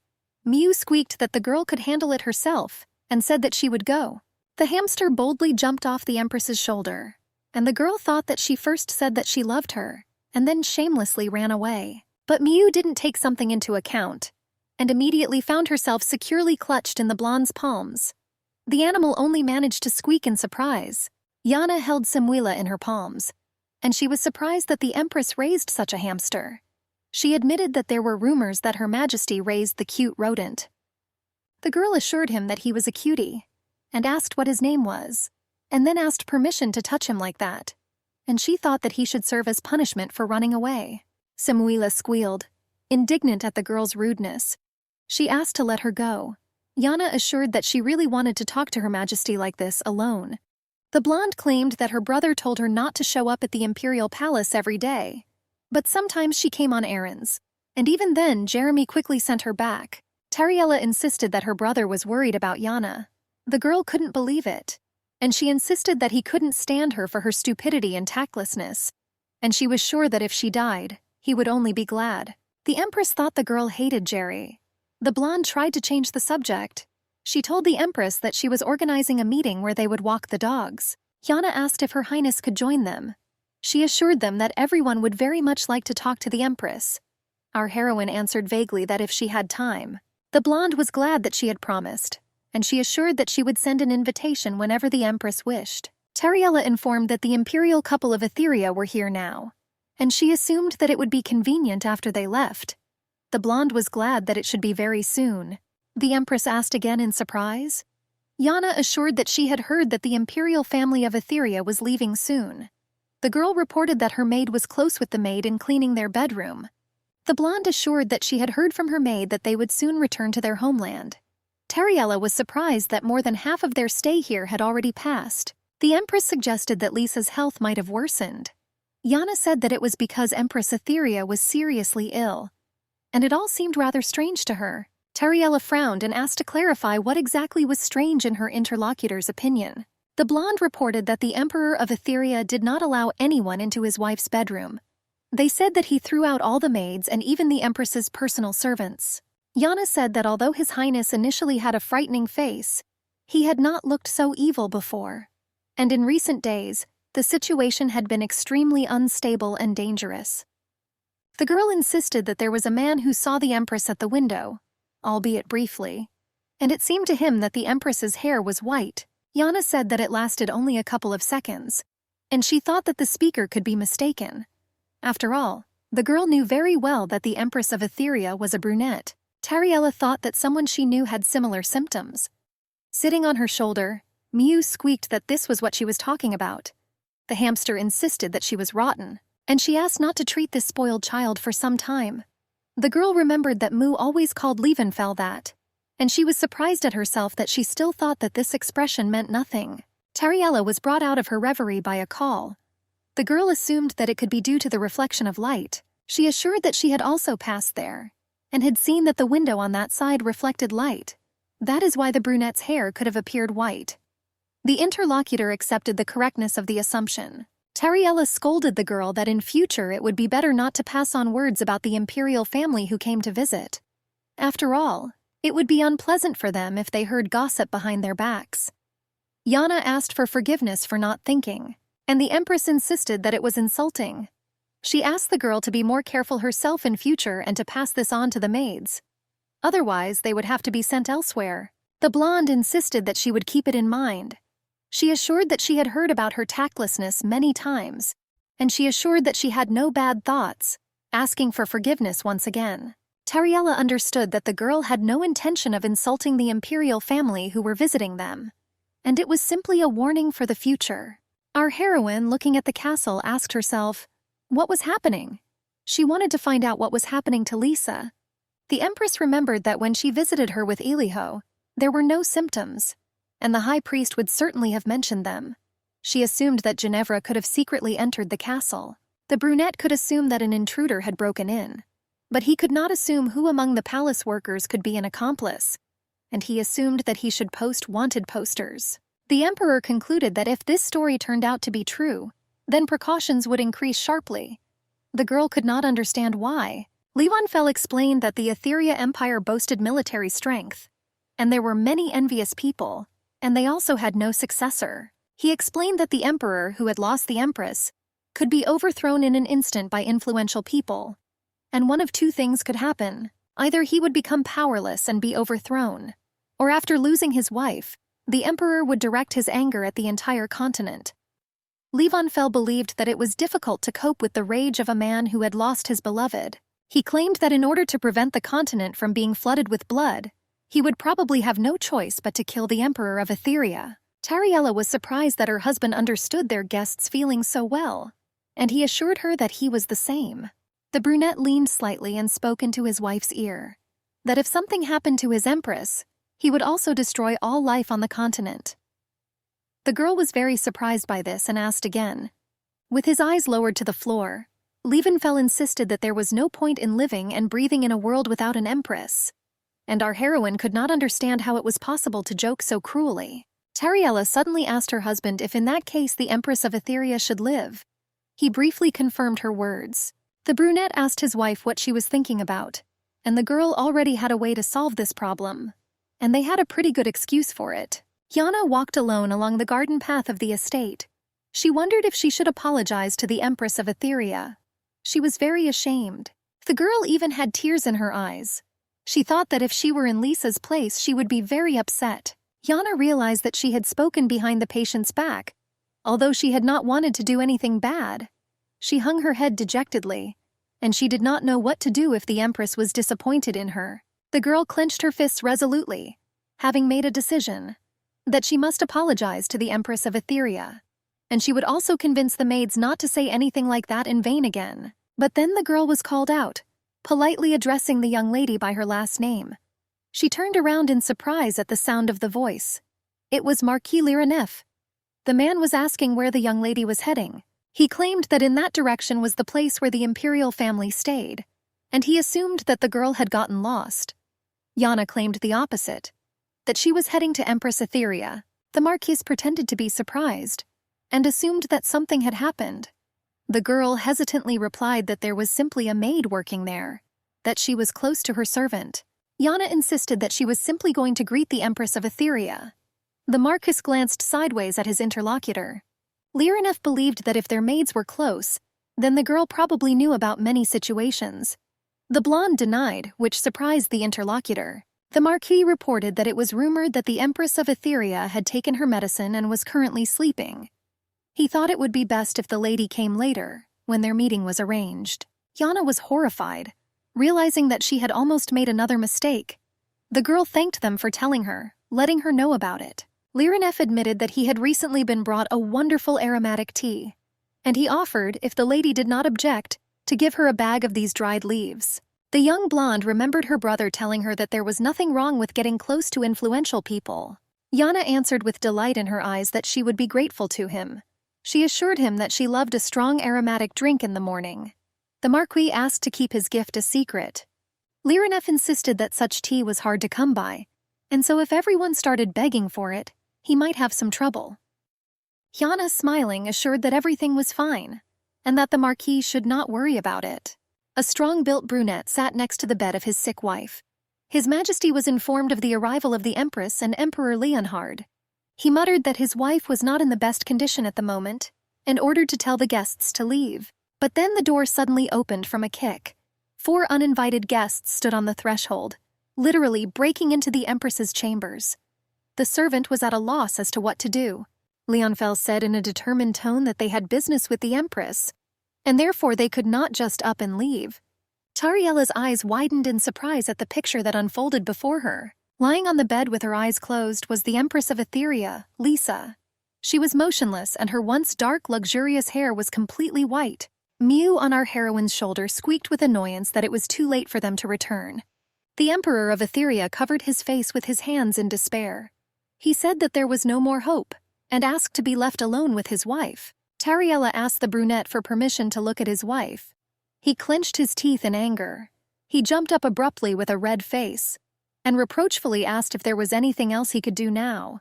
He continued to speak, stuttering a little, lowering his voice, and he asked not to take up his time so that he could calmly let his wife go to heaven. It seemed that the Emperor would cry now. Tariella commanded her husband to act.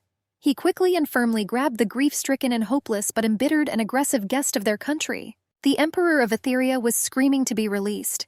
He demanded that they not separate him from his wife. Lievenfell asked him to calm down, assuring him that the Empress had come to help, and she and Eliho were already leaning over the bed. Tariella first examined the patient's chest. She was surprised by the absence of the cursed seal. It was not yet night, but Lisa's hair had already turned white. She could not understand what had happened. Samuela, spreading her tiny paws and sitting on the girl's shoulder, squealed menacingly that it looked like the work of Ginevra. She advised mixing holy water with drinking water, pouring it into the cup of the holy relic, and using Tariella's hands to give it to Lisa to drink. The girl called out to Eliho. The high priest announced his readiness. He already had everything he needed in his hands. Soon the water was already flowing. Samuela hurried, assuring that the patient's breathing was weakening. The blonde was surprised that the Empress decided to use the holy relic cup to heal Empress Etheria. Tariella claimed that she could not openly use divine power, so she decided to borrow the relic as a pretext. She didn't want to be exposed, so she asked him to act simultaneously with her. Eliho immediately agreed, and he considered this decision an impeccable cover. The high priest assured that the holy relics contained the powers of real gods. Besides, no one knew how much power they contained, so people would not just blab. Tariella lifted the weakened patient by the shoulders, holding a cup in her hand. She asked Lisa to drink, and presenting the vessel, she tilted its contents onto her lip and into her mouth. She assured that she would not let the guest die. Empress Leonhard pressed her head to the dying woman's head and whispered that Lisa's request was so difficult that it seemed impossible to fulfill. Taking the sick woman's hand, Tariella assured her that the girl would take care of what was troubling her herself. She asked her to live so that her husband would not die too. The glow around the girl grew stronger. Eliho folded his hands and read a prayer. He blessed with the powers of the gods. He too was surrounded by a bright, warm glow. Samuela squealed indignantly on his shoulder, called the girl crazy, and assured that she had not intended to die young. She blamed them for forcing and coercing her in the most shameless way. The hamster squeaked that she was doing it for show. She thought that the people were real, and she began to squeak words of blessing with force. The Emperor of Etheria was amazed, but so were the people of the nearby location. Moving luminous balls of different sizes appeared in the sky. The servants also saw this phenomenon.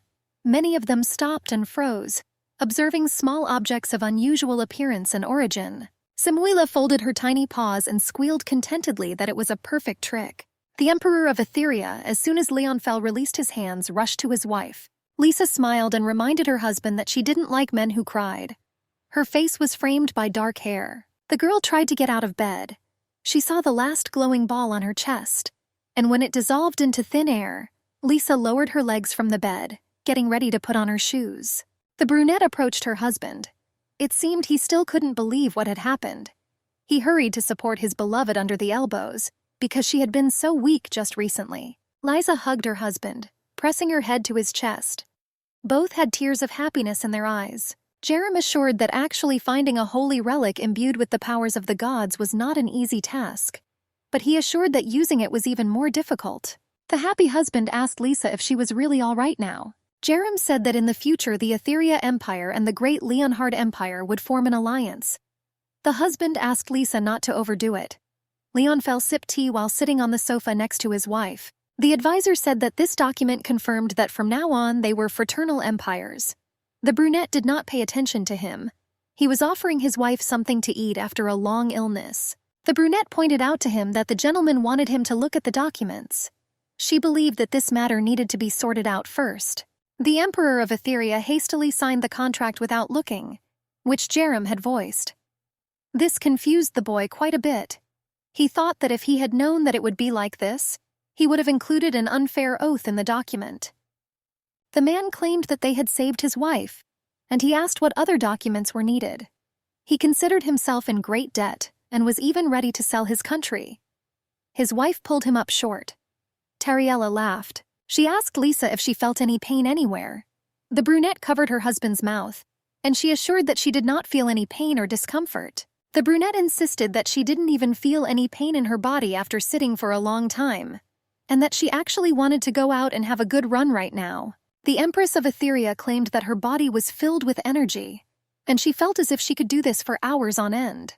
Eliho forbade it, assuring that she should not go out yet. Lisa insisted that she understood everything, that the high priest meant that she still had to pretend to be sick in front of people. She smiled and said that she agreed to do it for Tariella's sake, and Tariella had surprise written all over her face. The girl said that she agreed with the proposal. She assured that she did not want to create difficulties and do things that could add to the rumors about the Empress. The brunette hugged his wife. He assured her that if he didn't have to leave his beloved, he could live his whole life in bed next to her. Tariella was surprised that Lisa's hair had turned white, and her condition seemed worse than when they first met.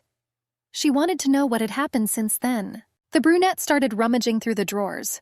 What she showed shocked Jeremy. Lisa said that unknown persons left a flask and a note for her in front of her bedroom door. The guy said that this was the container that the priests used during the previous expedition. It turned out that this was the flask into which the blood of the victims of the Peridiac experiment was poured, and thus it turned out that it really was connected with Ginevra. Tariella held the note in her hands. She realized that those bad people had tracked down the grief-stricken people and eventually forced them to use the contents of the flask. Leonfell asked who had sent it. The guest replied that when he arrived, there was already a flask and a letter at the door. The brunette insisted that he really didn't know. and he insisted that at that moment he was beside himself with grief and helplessness to change anything. Tariella thought it was hard to see how this was connected to Perediac's experiment, but whoever left that vessel at the imperial couple's door was certainly connected to Ginevra. This place was the imperial palace, and Lisa was a member of the Etherian imperial family who stayed here as a guest. The girl realized that the attacker could have been caught while carrying or leaving the container. She wondered why he took such a risk by sending Lisa this liquid, and judging by his bold actions, he clearly had a good reason for it. Lievenfell ordered Eliho to inspect the trusted priests and check their flasks. The Emperor further ordered Jeremy to check all workers. He believed that regardless of status, Ginevra could have followers, so the search had to be thorough. The advisor asked about those captured during the previous incident. He reported that nothing of note had happened since then. The man said that the symptoms that the participants in the experiment showed were different from the symptoms of Empress Etheria. He ordered that the cause of Lisa's illness be determined. He ordered everyone from workers to everyone who could freely enter and exit the palace to be checked, and he believed that there could be more followers. Jerem bowed, accepting the Emperor's order. The Emperor of Ethneria asked if he could take a closer look at the fallen paper. The advisor handed it to him with assurances that it was simply a wanted notice. The brunette picked up the sheet of paper. When he looked at the photo on it, his eyebrows furrowed, and Lisa's face, looking over her husband's shoulder, expressed extreme surprise. Tariella excitedly asked the guests what had surprised and alarmed them so much. The brunette insisted that he had seen this man before. Silence fell in the room. Lievenfell asked where exactly the wanted person had been seen. The guest reported that the person had told them why they had to come here. The Emperor of Etheria said that they were then approached by a traveling merchant in a hood, who told them that a plague was about to spread in the great empire of Leonhard, but High Priest Eliho managed to prevent it. The merchant said that they should go to Leochard and meet with Priest Eliho there to receive God's blessing. Lisa reported that they therefore thought that this could be their last hope, and decided to come here to them. The brunette assured that the traveling merchant was the wanted person. The girl said that the person was wearing a hood and no glasses, so the image was different but the face was the same. She assured that she remembered it clearly, so that if she felt better she could thank her later. Tariella was dumbfounded. It turned out that Ginevra had sent Lisa to their empire. Many knew about Ginevra's crimes, but they didn't know her face, so anything was possible. The brunette insisted that they really didn't know that the woman was wanted, and she claimed that she usually didn't pay much attention to such things. Her husband insisted that if he had known, he would have caught her. Lievenfell asked the advisor if there was any news from Prince Karajan of the Kingdom of Lupinian. Jerem replied that there was no other news at the moment. The Emperor informed his assistant that he would bring Lord Tenon himself. He intended to see him in person, and if the man refused to come, he would cut his throat with his own hands. It was night. An elderly man sat on the sofa, deep in thought. He was haunted by the possibility of concluding an alliance with the Etheria Empire. He asked himself what it was, and he assumed that it was a transition from comrades to fraternal countries. Rumors had already spread that the Empress was a saint, and at that very moment, several small states united and rose up against her. He had just begun to believe in the current position of the Emperor, closing his eyes to the opinion of the people. But he did not think that the Empress would stab him in the back. There was an understanding that the uprising could be in vain. The man knew he had to find the Emperor's mother. After all, no one had seen the corpse since Levantfell's accession to the throne. There was a guess that he had hidden it somewhere. It could be the key. Duke Lirinef sat in the moonlight that poured through the uncurtained window, completely alone. A knock was heard in the silence. The man told them to come in. A young man appeared on the threshold. The father asked the boy what had happened. He replied that he had prepared a replacement for himself. The guy explained that there were rumors that his uncle's eldest son was smart and quite strong. Young Lirinef insisted that his uncle was one of those people who were sufficiently devoted to the family, and he considered him suitable for the role of successor. Therefore, he announced his departure. The man claimed that it was presumptuous. He assured his son that he didn't even know what road awaited him ahead, but at the same time he dared to brazenly say that he was leaving. The boy claimed that he never expressed wishes. The Duke told the boy that he was his successor, but he behaved extremely unwisely. Father asked if he had helped with that welcoming reception, and advised him to ask the Empress to arrange a place for him as payment. He had heard that there was a shortage of workers in the palace at the moment, but the Lord thought differently to himself. He understood that his son was not fit to be his successor anyway, and he believed that if he didn't like the guy's actions, it was never too late to find a replacement. But now it was worth using him as much as possible. Duke Liranef simply wanted to hold on to his position for a while before he overthrew the emperor and took the throne himself.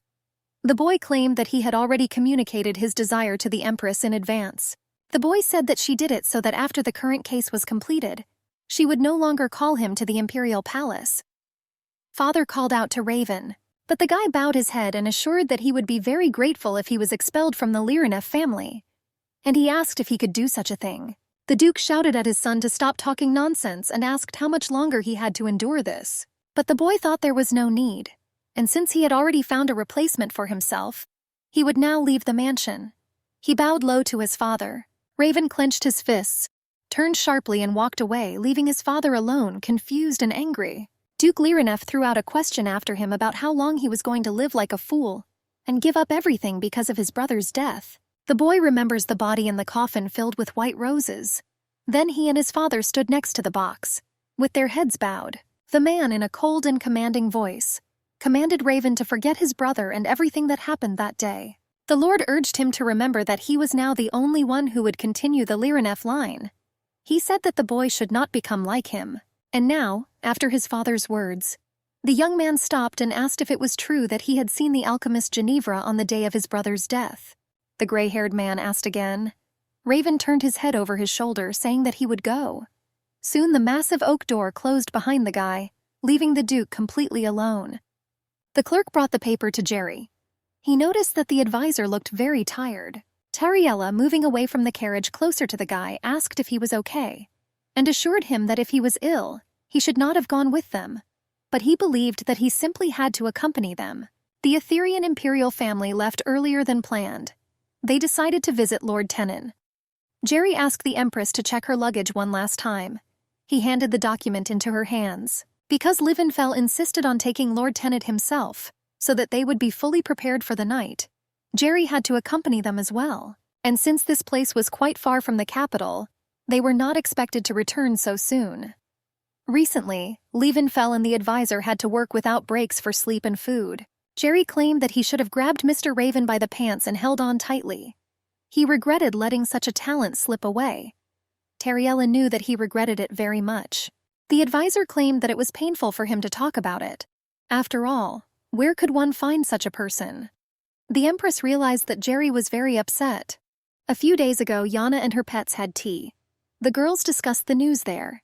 They said that this time tax evaders were caught in a big way. Rumors circulated that an anonymous shareholder had helped expose tax evasion by large shareholders and break unfair contracts.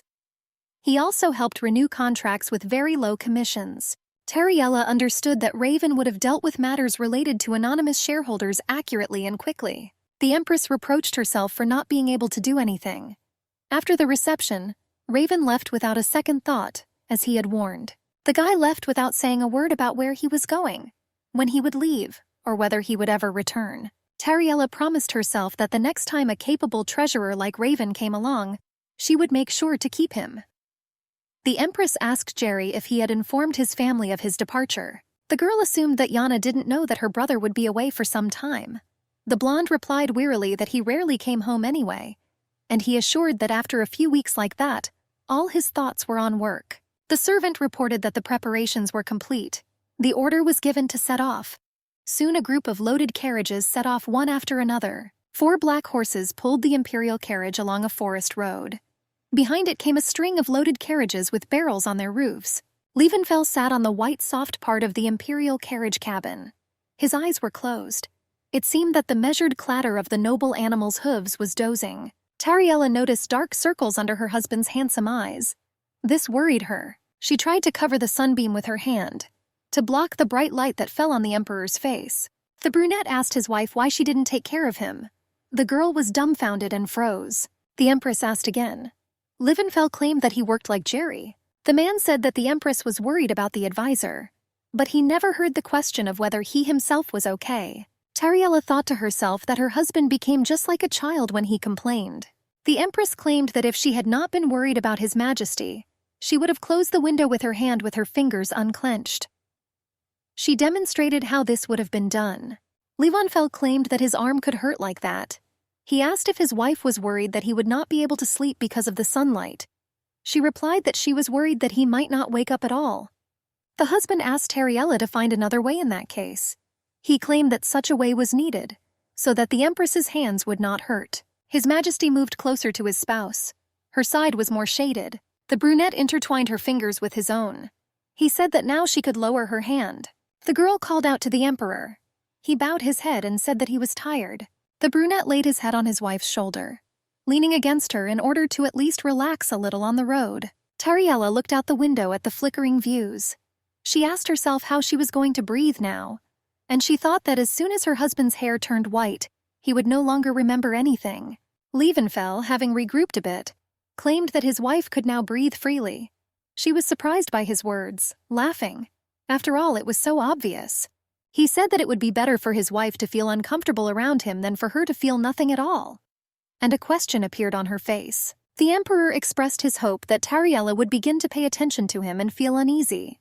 He did not want to become an inconvenient man, which would not interest the Empress. The girl laughingly scolded her husband for his jokes.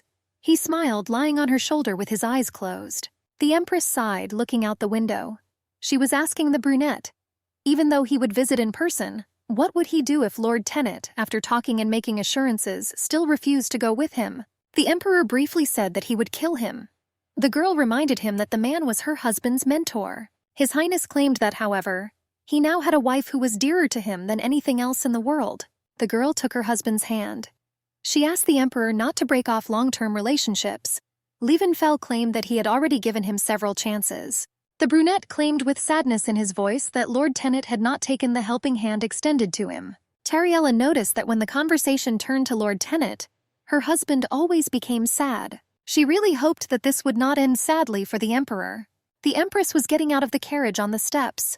Her husband gave her his hand, helping her to descend safely. Jerem informed them that they would stop here today and spend the night in the mansion of Baron Adres. Tariella, meanwhile, was examining the building of bizarre architecture where they were to stay. The advisor reported that their knights had already settled into the guest house. The Emperor and his wife themselves were invited to stay in the Baron's mansion. Jerem claimed that there was still time until midnight, so the imperial couple could eat in peace and have a good rest. Her Majesty thanked the advisor for his concern. The interior of the mansion surprised with its luxury from the very beginning. Gold, crystal, silk, designer works, antique furniture. Baron Adres came out to greet the guests and assured them that it was a great honor for him to serve the Emperor and Empress. He wished them a comfortable stay. The owner of the mansion patronizingly asked the guests to let him know if they needed anything. He claimed that he would immediately prepare everything for them. Tariella looked around with amazement and delight. The Baron only chuckled to himself at the sight of it. The paintings on the walls were quite expensive. Our heroine had already acquired an eye for such things thanks to Raven. It was surprising how many things there were in a similar price range. The owner announced that the food was ready and called for us to come to the table quickly. 3 people were sitting at the huge table of the mansion. Emperor Leonfell was sitting at the head. He tried several dishes and was not satisfied. And he said that perhaps because of the spices the taste was very salty and tart. The Baron was surprised. The guest politely asserted that he had no doubts about the cook's skills, but unfortunately he could not say the same about the taste. The dishes, although they looked luxurious, were impossible to eat. The cook bowed his head and claimed that the Baron had ordered many expensive spices.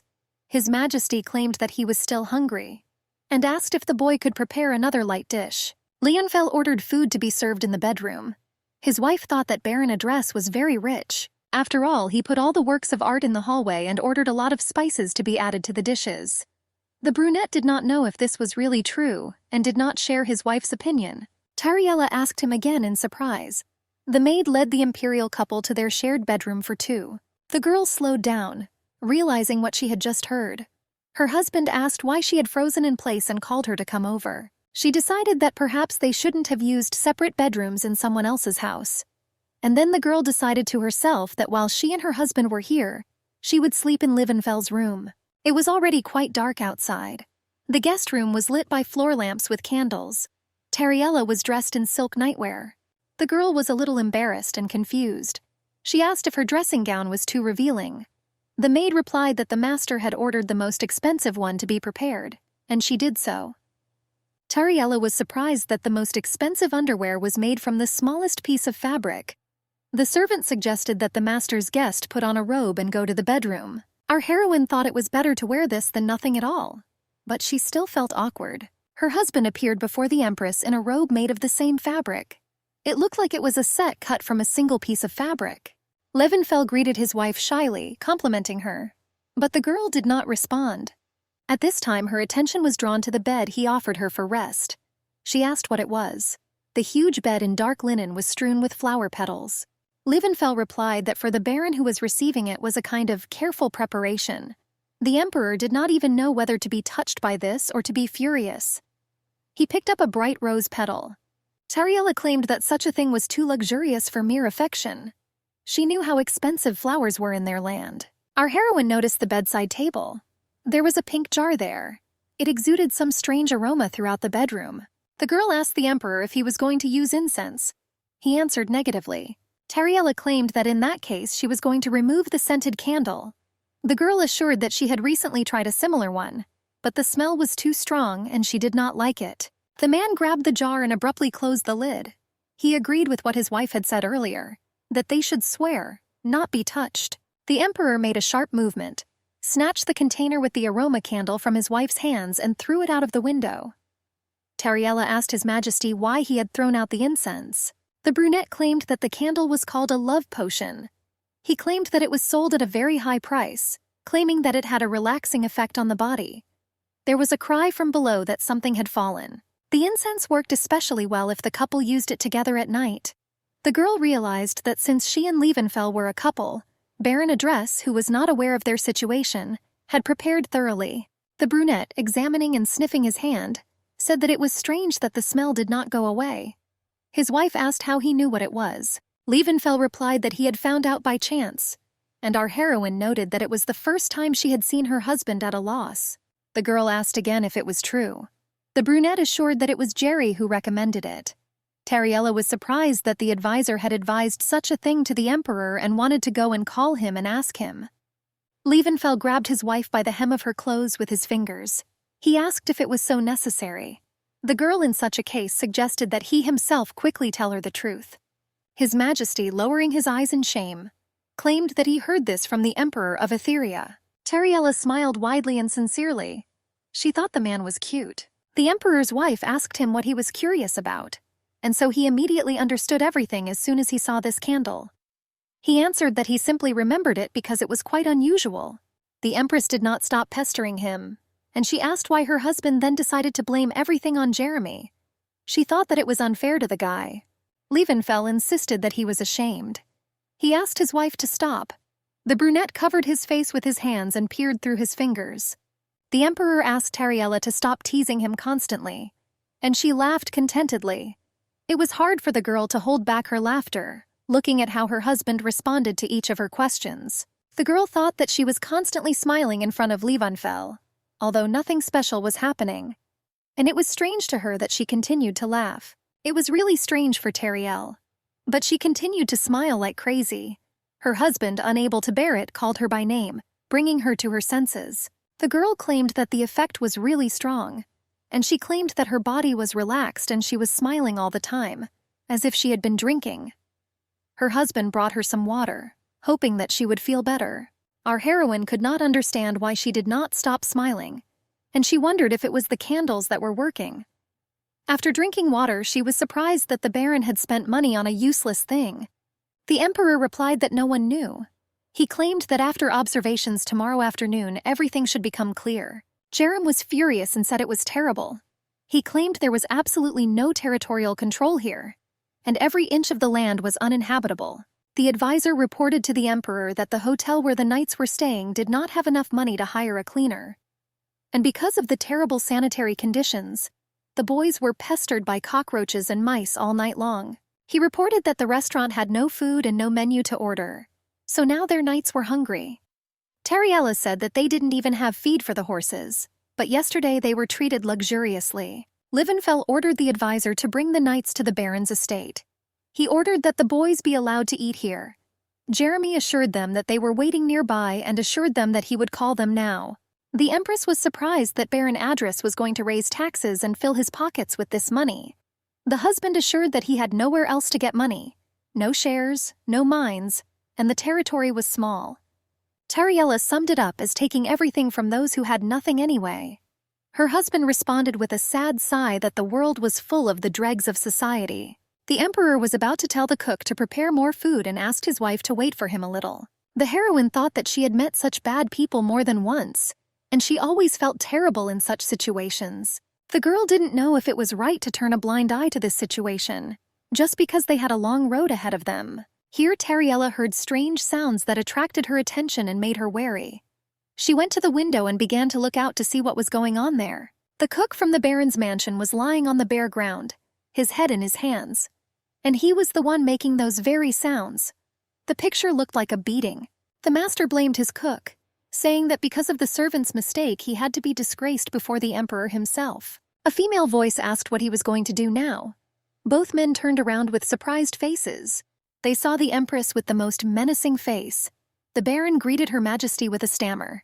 She politely answered the Baron, wishing him good morning. Tariella asked what the owner of the estate had just done. The girl found it strange that Baron Adres did not even pay attention to those around him. After all, she had seen with her own eyes how he beat up a servant. She was irritated that the impudent fellow behaved like a king, not noticing anything and anyone around him. The man scratched his head and smiled broadly. He politely changed the subject and asked if the dear guest had slept well. The Empress irritably asked Baron Adris how many times she had to ask him the same question in order to finally hear an intelligible and sensible answer. Her Majesty asked imperiously why the man had been beating his cook since early morning. He replied that it was necessary because the servant had made a mistake. The boy was on his knees, trembling, and the Baron insisted that the cook had made a huge mistake and had almost ruined the service to the imperial family. Tariella dryly paraphrased what she had heard. The man, without taking the smile off his face, was covered in cold sweat. The girl said that it seemed that there were laws in this territory that people who made a mistake should be beaten. Her Majesty called out to the guy. He looked up. Tariella claimed that the emperor was looking for a cook. She ordered the brown-haired man to get up and go. The servant obediently obeyed and, with his head down, trudged away to look for His Highness. The Baron, all beaming with satisfaction, told Tariella that she was learning quickly. The man said that yesterday he noticed that the Empress recognized the paintings, and if she would not mind. But Her Majesty interrupted the Baron. Tariella said menacingly that he had just stepped on her shadow. The man asked worriedly. The address claimed that he had stepped on the grass, but the Empress insisted that it was wrong. Tariella turned over her shoulder and said that the impudent man dared to step on her shadow. The Empress reminded him that, according to the Baron's assurances, wrongdoing was to be punished by flogging. She asked whether it had not been a great mistake for the Baron to step on the shadow of the honored guest of his estate. The man clenched his fists and closed his eyes. Tariella swung her hand at him. Her Majesty put her hand on Adres's shoulder. She asked in surprise what the Baron was so afraid of, and she could not believe that he thought that the Empress would hit him. The brown-haired man began to mumble something, making excuses. Tariella ordered him to run. The Empress recalled his own words that people who made mistakes had to be beaten, and she asked herself if she could hit the Baron. She suggested doing exercises before breakfast. Our heroine was having breakfast. She voiced that she supposedly believed that the Baron was too busy beating up the cook this morning, since he did not order him to prepare dishes with a lot of spices. And thanks to that, they managed to eat well today. She asked if Adres was angry that he was forced to run in the morning. The girl justified herself by saying that she was simply following local laws. The Baron muttered something, making excuses. He deserved it. He stepped on the halo. Sorry for the 100th time. Tariella asked if he was shaking too much during the meal. She asked him to observe etiquette. His Majesty turned to the Baron, who responded with eagerness and servility. Levanfel asked if he had heard that the Imperial Palace was conducting a major investigation into tax evasion, and asked what the Baron thought about it.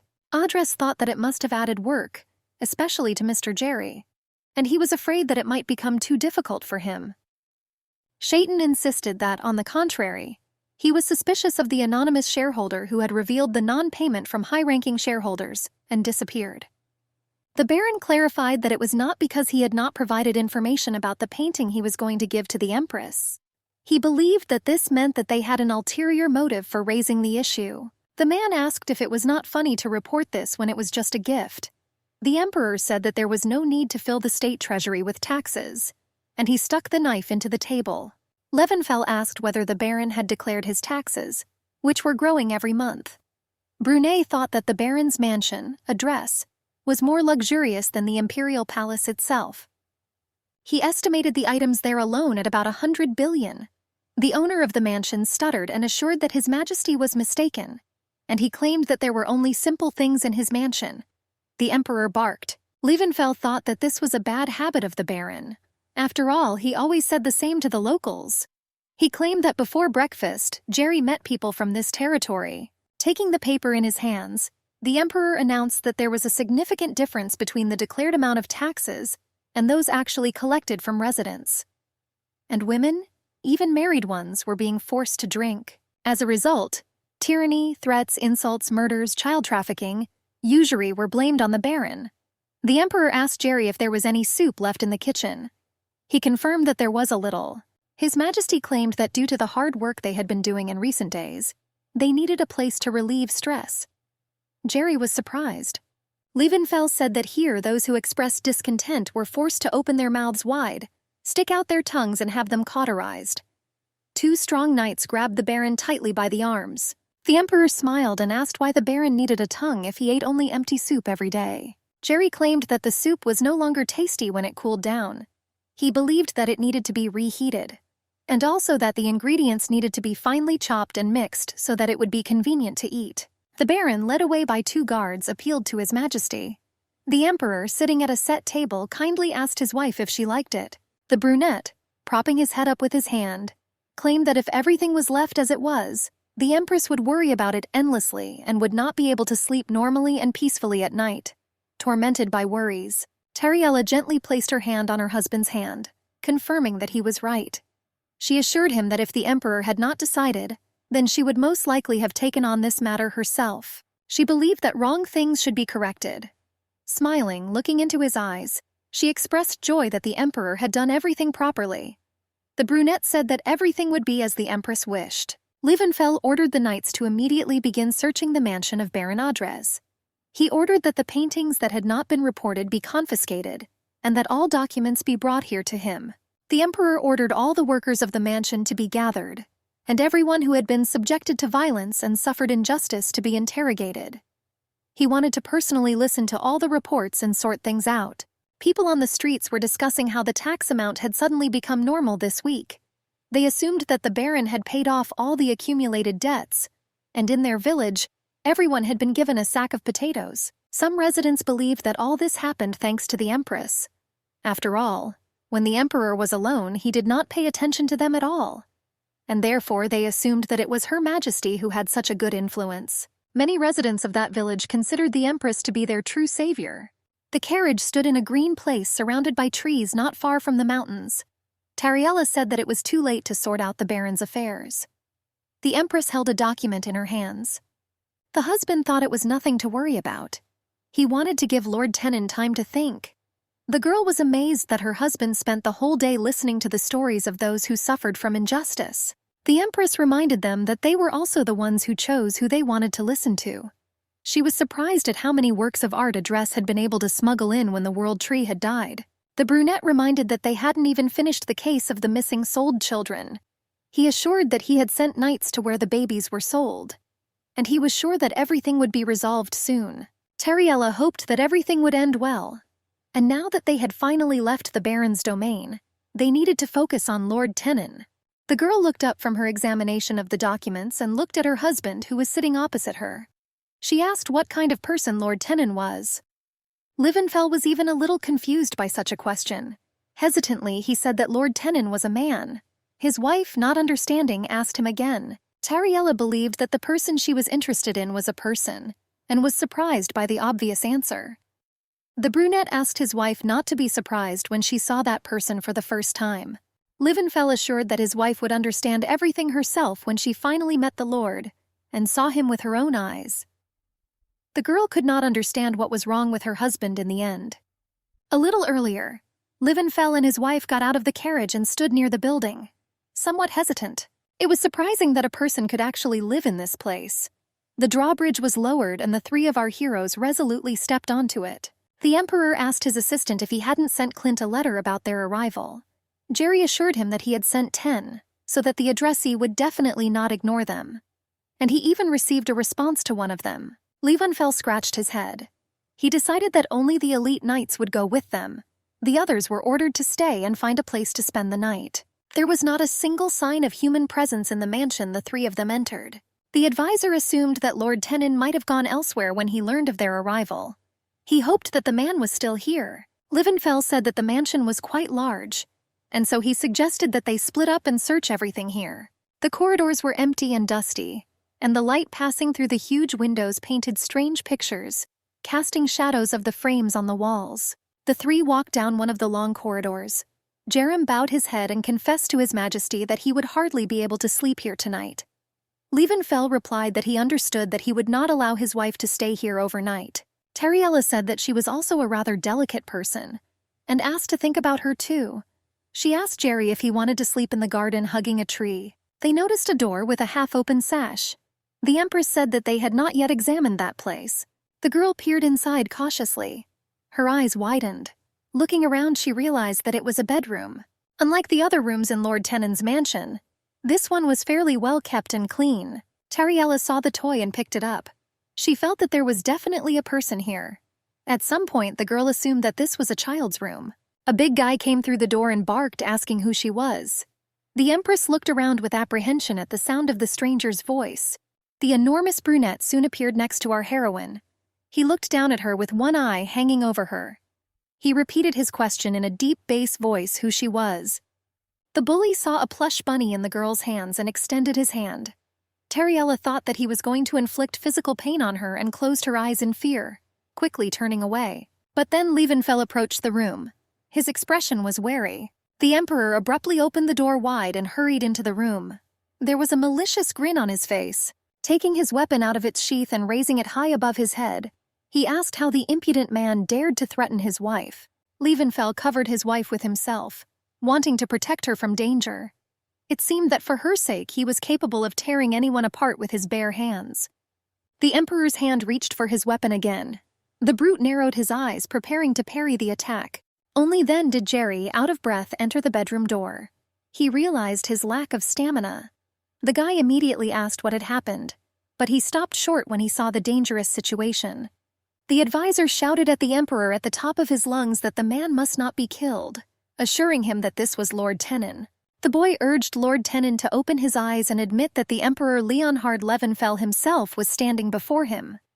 The Emperor said that the man before them looked more like a bandit. The Lord was also surprised that the little one had grown so much. Tariella asked in amazement if this man was the very man they were looking for here. The big guy realized that in front of him was the very same Empress about whom there had been so many rumors and conversations. The Lord bowed politely and apologized for not recognizing her. He introduced himself as Clint Tenon. Tariella stuttered a little and said that she was glad to meet him. The brute insisted that he felt awkward with such formal communication, and asked to call him simply Clint. The girl thought to herself that now she understood why her husband asked her not to be too surprised. The Lord said that the thing the Empress was now holding in her hands belonged to his late daughter.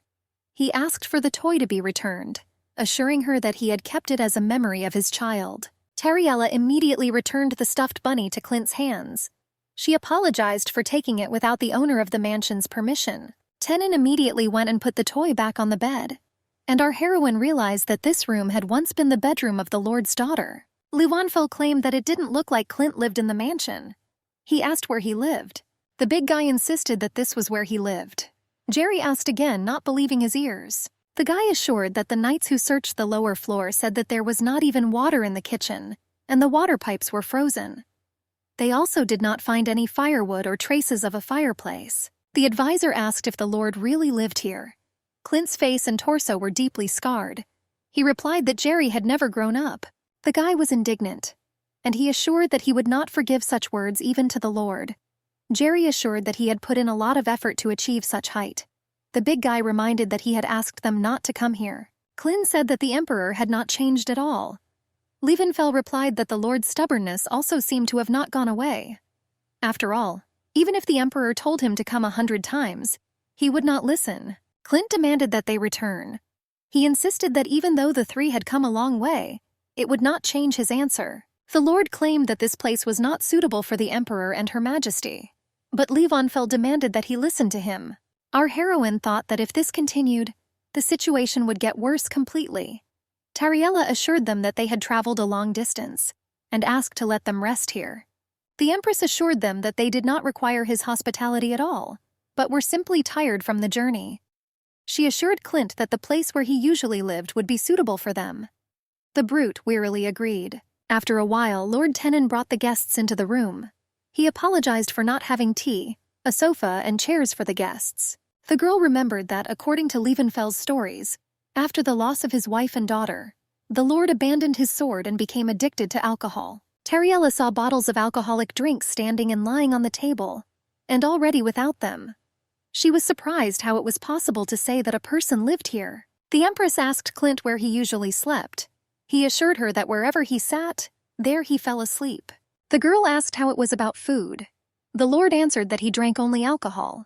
Lord Tenon claimed that if he went to bed sober, he was tormented by nightmares. The big guy claimed that no matter how scary and painful it was, the performances did not stop.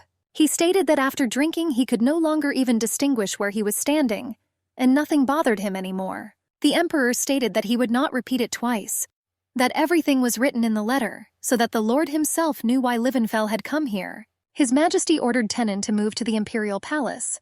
The big man coldly retorted that he refused to obey. The Emperor claimed that he had made everything clear, and assured that in that case they would take him by force. Clint reminded that he had lowered his sword and was not going to take it up again. The Lord declared that if the day came when he would have to take up arms again, he would commit suicide with it. The big man, in response to all the threats, asked that if they had to take him at all costs, it would be better to just kill him. Clint said this as he took a step toward the Emperor and found himself in close contact with him, his expression defiant. Looking at all these vast spaces, he also said that he could not leave this place. Besides, when Clint saw the Emperor, images of his mother and the past would pop into his head, and it was hard for him. And Levenfeld of all people should know that the Imperial Palace was a living hell for Lord Tenon. Walking away from the pair, Clint sadly told the boy to go back. He did not want to use his lost anger against the Emperor in vain. Not wanting to hear any objections, Levenfeld gave the Lord time to think today. Taking his wife, he informed the owner that he would return again tomorrow, and they went towards the door. Jerry turned around to follow them. Taking the first bottle of alcohol that came to hand, Lord Tenon was about to start drinking it, but suddenly he heard a voice behind him. The blonde said that he missed the Lord. The man's hand stopped without taking the bottle. Without stopping, the boy continued the dialogue. He assured that the Emperor also yearned for the Lord, who was like a father to him. Looking down, he sadly expressed the hope that his interlocutor understood that it had taken a lot of courage for the Emperor to come here. Without waiting for an answer, and only hoping that the man heard him, Jerry, without saying anything else, headed for the exit. Walking through the mansion at night, Lady thought about her own. Since Clint left his duties, she was worried that the territory would be a complete mess. However, it was better there than in any village they passed through. Perhaps it was because he was a good man, despite the fact that he had given up. The Empress was walking down the stairs, still thinking about something of her own, when suddenly someone called out to her from behind. Turning towards the voice, the girl noticed the Emperor's assistant sitting at the table. The guy asked how Mr. Levenfeld was. Tariella assured him that he was still stubborn and had completely forgotten about food. The assistant was surprised that after talking to his wife he was still stubborn. The problem was that they would not give in to each other so easily. And he thought that it would be better if Levenfeld gave in already, and they returned home. Miss was interested in the question of who would make the decision this time, and the blonde hoped that everything would turn out for the best. She didn't want to hear it from someone else's lips, but she thought she could find a solution if she knew why everything turned out this way. The young lady did not understand why everyone said that the Lord's family had been treated terribly when he was at war. She wanted to know what could have happened to them. Pouring himself a cup of the intoxicating drink, Jerry told her the story. When they were still children, the Lord was a fencing instructor for the young master of Levenfeld. The lady knew it. In fact, the boy was being trained unofficially. Mr. Levenfeld's mother did not want it. At that time, the man was the commander of the knights and accidentally discovered the boy. Seeing the little boy, the brunette felt very sorry for him. Perhaps he then thought about his daughter, who was the same age as him.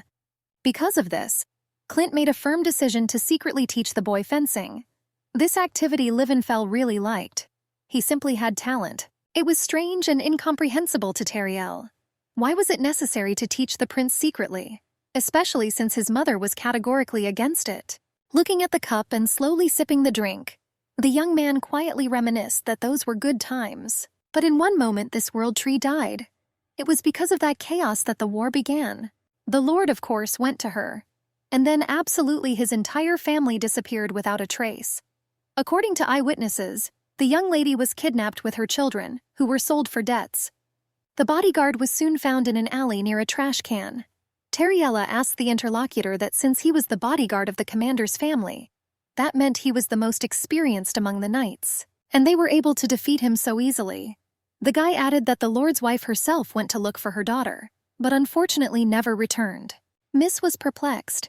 After all, this was the kidnapping of an aristocrat from the family of Lord Tenon, who had a great influence on the war process. She asked if it was true that the investigation was conducted under the direction of the imperial palace. It was not true. The news shocked the young lady. There was absolutely no investigation until the moment the lord returned.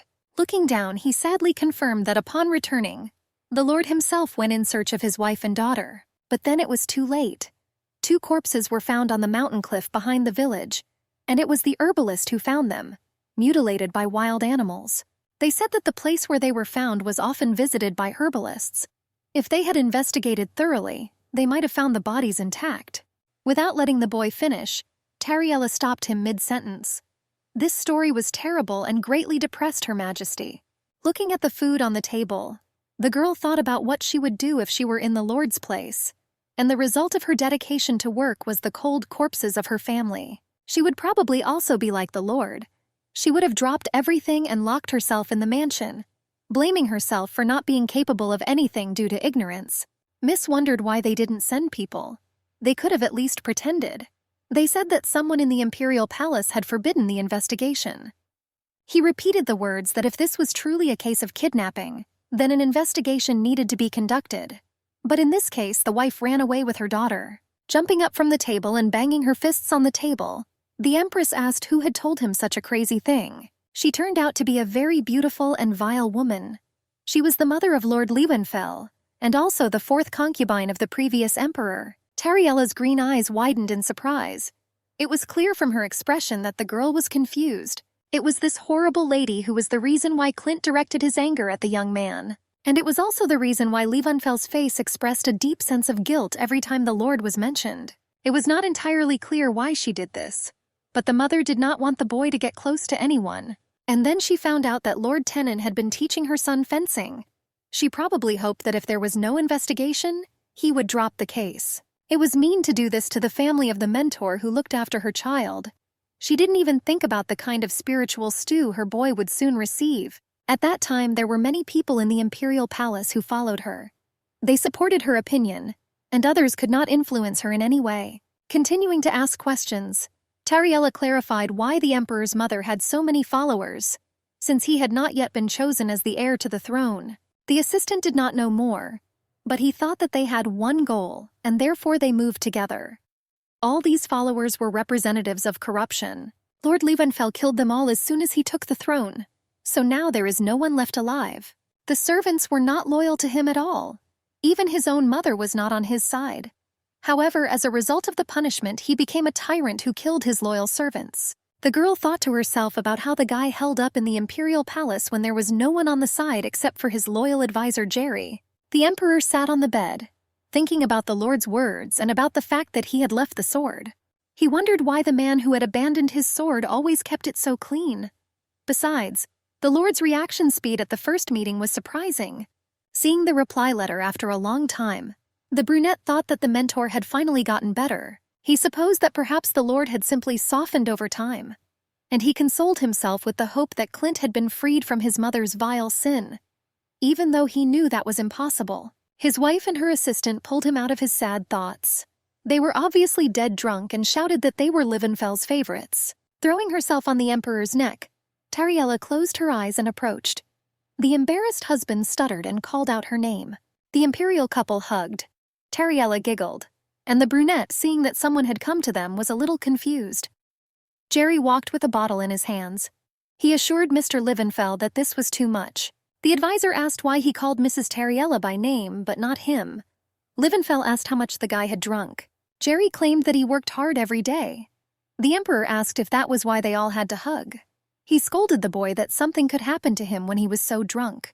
The advisor claimed that there were knights on duty all around the area, so why couldn't he relax at any time? Livenfell opened the door and kicked the drunk assistant away. He asked the knights to take Jerry and throw him on the bed to sleep off his drunkenness. Then the brunette carried his wife. From behind the closed door, Jerry's phrases could be heard that he was ready to give his life for the master. Tariella was surprised that the guy was so noisy and asked to tie his mouth with a rope. Livenfell sat his wife down on the bed. She mumbled that she hadn't had a drink with him yet. Then she grabbed his face and began to pinch his cheeks. The girl asked her husband not to worry. Tariella was saying something incoherent. "I'll try. Clint, I can convince Lion fell alone." The brunette suddenly remembered the smiling girl. She assured him that she would make sure that he would not be lonely. The girl claimed that as long as she was here, she would come often. She extended her thin little finger to seal the agreement. For Livenfell, even when the girl had left him, even the longing for her was pleasant. Now he sat next to her sleeping and stroked her cheek. He said that he had never been lonely, because somewhere she existed, his Terry, and even in the dungeon, saturated with the smell of blood, he was never alone. After all, at that moment when he only closed his eyes, he saw her smile. For this reason, he was very upset that the girl did not remember him. He kissed her lock of hair while Tariella herself was fast asleep. After all, her very existence was already salvation for him. The brunette asked her to remember him someday. Him who managed to survive for her. Him who sat on the imperial throne and was covered in blood to protect her. Him who in the future is ready to give up everything for her. It seemed to Livenfell that from tomorrow onwards the Empress would be busy fulfilling her promise. Thanks to the knight's efforts, the mansion became much cleaner within a few days. Lord Tenon gave in and no longer even swore. Tariella asked Jerry, putting on her glasses, if he was ready for today's plan. He confirmed, and also that all the necessary things were ready. The trio hoped that Clint would change his mind today. Livenfell was still skeptical and was prepared to accept failure again. The Emperor said that they would not give up and would convince him, after which the Lord would be able to walk in the bright light like him. On the table were snacks, fruits, greens, pieces of fish, chicken legs, and alcoholic drinks. There was a question about whether the alcohol tasted worse when drunk alone. Jerry asked Lord Tenon if he would join them in the company today. After all, they could all eat and drink together. Clint stood silently, considering the proposal. And after a couple of minutes, he sat down on the chair with a displeased look, adopting a closed pose. Tariella and the advisor exchanged conspiratorial glances. The boy poured a drink into the Lord's glass. He said that he had heard a lot of terrible news in the last few days, and now he felt uneasy at heart. Tariella claimed that even on the way here, her heart ached for the children who were given away in lieu of debts. She asked the advisor if there had been any news from the knights. Jerry assured them that they had found their way to the village where the children were sold. He proposed to raise a toast to the safe return of all the children and to the strong spirit of the Lord's wife. Clint half-heartedly supported. Livenfell asked if Lord Tenon didn't want the boys to return safely. The big man replied that he would pray for them. The glasses clinked. They drank together. Jerry asked where all the people who used to live in the mansion had gone. The big guy claimed that he had thrown them all out. Livenfell claimed that there were people who had been around the Lord for a long time. He assumed that he must have been sad that he had kicked them out. He confirmed it. Clint insisted that he couldn't see the people he shared memories with. After all, every time he saw the people he had lived with for a long time, he began to miss his wife and daughter even more. He thought about them and thought that he would die from such torment. The squeezed glass cracked in the Lord's hands from the excess of emotions. Clint claimed that the fact that he had failed to protect his family continued to choke him. He claimed that imagining his family calling for him in that cold place to no avail made him lose his mind. The Lord asked what good it was that he was the best knight on the continent. He believed that he had no right to be called the best knight if he could not protect his beloved family. Clint cried. He said that he wanted to see them at least in a dream, but his family did not come to him even in a dream. The man covered his face and cried. He asked who made him loved so painfully. The Lord admitted that his wife hated him, that he did not return defending the empire. Or he was offended by his father, who did not come no matter how much the girl called him. Clint said he really wanted his daughter to say, "Daddy, I miss you so much" again. He wanted to hug them one last time and tell them how much he loved them.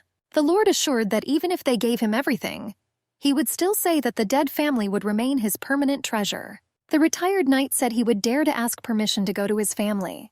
The big man said he knew his family wouldn't want that, but he supposed it could just be the thirst to live. Liebenfell asked how the Lord could say such a thing. He insisted that Clint was a father to him too. The boy assured him that he was his family, and in that case the emperor too had to follow the Lord when he died. He asked if the knight wanted it, and he asked if he was nothing to him. The big guy was crying. Clint insisted that he missed her too. Tariella watched silently as the Lord rose from his chair, hunched over. He went to the door, pushed it and went out. The Empress called his name. Tariella told her husband to wait here while she went to get Lord Tenon. The brunette rubbed his eyes too. But when she came out of the door, she couldn't figure out where the man had gone. The Lord walked with long strides along the garden path. Behind him, at some distance, Tariella trotted along, holding up the hem of her dress. The girl wondered why the garden and what was so valuable to Tenon. Clint sat down next to the flower bed. The Empress called the Lord by name. He was sitting next to the pot with a bowl in his hands, in some kind of prostration and indecision, pouring the liquid onto the ground of the flower pot with the sprout. He decided to tell the Empress that when his wife and daughter were still alive, they said that they wanted to see how flowers bloom here. The man said that it then became clear that this plant was quite capricious and troublesome to grow. Clint smiled a little and assured that his family had brought seeds and said they wanted to see flowers. Now he thought it was funny. The Lord reported that he had already tried to plant it several times, but all the shoots died, and now there was only one sprout left. It seemed to him that only if this plant blossomed would he be forgiven. But Tenon thought that was the end of it, both for the plant and for himself. Tariella was horrified by the state of the Lord, struggling and clinging to an illusory hope that would never come true. The Empress felt genuinely sorry for him. She thought that if Clint's memories had become thorns, they would have cut him deeply and killed him already. However, she decided that it was not too late. Her Majesty assured the Lord that she would give him the hope that he had so sought and desired. The big guy turned around and, not understanding what the Empress was telling him, asked again. Tariella spread her arms and light balls of Semuia's holy power began to swirl around. The girl said that this hope was the meaning of his existence. The Lord could not understand what was happening, and Her Majesty smiled patronizingly. She promised to give Clint what he needed, and then the puny green sprout began to produce new leaves and grow intensively, adding more and more greenery to its thin stem. After a short time, the flower pot was already filled with soft pink flowers, pleasing the eye. Light balls of sacred power continued to circle around. Tariella spread her arms once more, directing her power to a nearby empty flower bed. A moment later, the green stems that appeared quickly transformed into flowering plants. Lord Tenon barely restrained himself from cursing. He was extremely surprised, even though he had seen a lot in his life. A battle-hardened warrior who had seen the death of his comrades more than once cried at the sight of a blooming flower bed. Clint stuttered a little and asked if the girl was the deity Semuela. Our heroine answered in the negative. Liebenfell came out from the side of the mansion. His head was covered with white hair. Jerry, who was following him, was very puzzled by what he saw. Clint Tenon turned around in surprise to see the Emperor with a white head. The Emperor strode forward and Jerry followed. Clint began to ask His Majesty about the color of his hair, which had changed so dramatically since their last conversation. Liebenfell approached his wife and dropped to one knee at her feet. He looked straight into her eyes. Extending his hand to her, he said that the Empress was their salvation. The guy put his wife's palm to his chest. They looked into each other's eyes, smiling slightly. The hair on Emperor Liebenfell's head had regained its dark color. The advisor watched from a distance. Lord Tenon asked in surprise if he had understood correctly that Her Majesty was a saint. Jerry said that he now understood why the color of the master's hair had returned then. It turned out that the Empress was a saint. Liebenfell confirmed their guess. The advisor said that he now understood that when the plague spread in the temple, they used divine power and saved everyone, and then cured the Empress of Etheria. His Majesty threw a coat over his wife's shoulders, and Teriella confirmed that it was her power then, disguised by a holy relic. The guy was puzzled and scratched his head.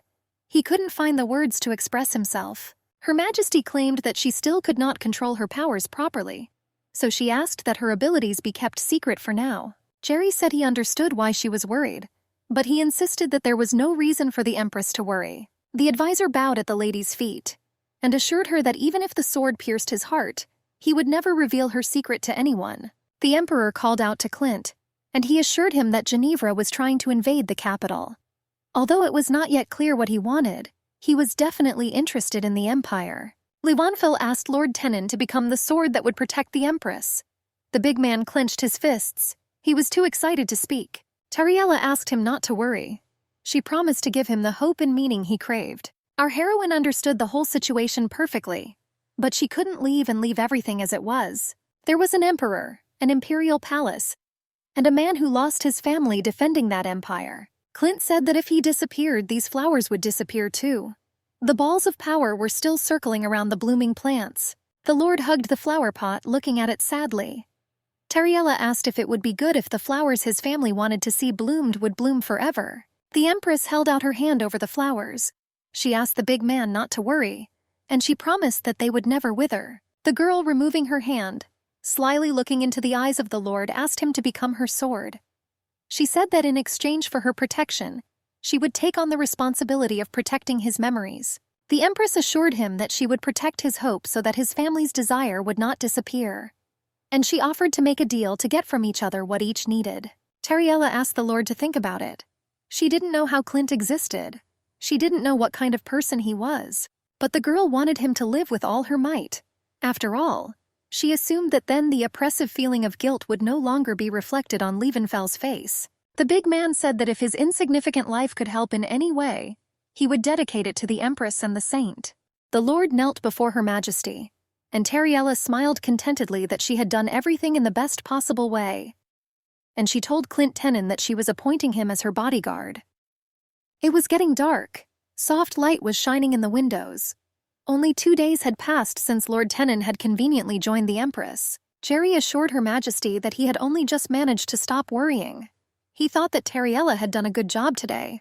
The girl, looking down, asked the advisor to forgive her for hiding her ability to use holy power. He assured her that everything was fine. The advisor assured her that he understood that Her Majesty had her own reasons for this. He understood that Mr. Levenfell had ordered his wife to hide because he was worried about her. Jerry believed that the birth of the long-awaited saint would turn the entire continent upside down, and the hardest thing would be for the Empress, who would find herself in the very center of attention. The guy, smiling slightly, assured that therefore Teriella should not apologize to him. The Empress was confident that if something happened later, Marquis Liranef had enough strength to protect the Emperor. It was obvious that such a force would be a great power if not for the Emperor's hatred. Therefore, the advisor believed that the protection of Lord Levenfell rested entirely on his shoulders. Our heroine thought that everything was right, and Jerry was such a person. For him, Levenfell would always come first. The guy assured that nothing would change because he learned their secret. The advisor assured that if he had found out earlier, it might have been worse. But everything was fine and he understood the whole difficult situation perfectly. The girl assured that she was glad that Jerry put Levenfell above her. He was surprised and asked again. Teriella asked him to act the same way in the future. Our heroine wished good night to the advisor. He bowed in response and wished her a good night's sleep. The girl thought about something similar when she watched the imperial couple of Etheria. What if she is gone? What if she suddenly dies or disappears tomorrow? Then who will be next to Levenfell? Eliho? Mew? Clint? None of them had a reason to stay near Levenfell. The girl thought that if she disappeared, in such a situation only Jerry would remain next to Levenfell. She thought that if times were to come without her, someone had to be on his side. However, it was obvious that the best option was for Teriel not to disappear at all.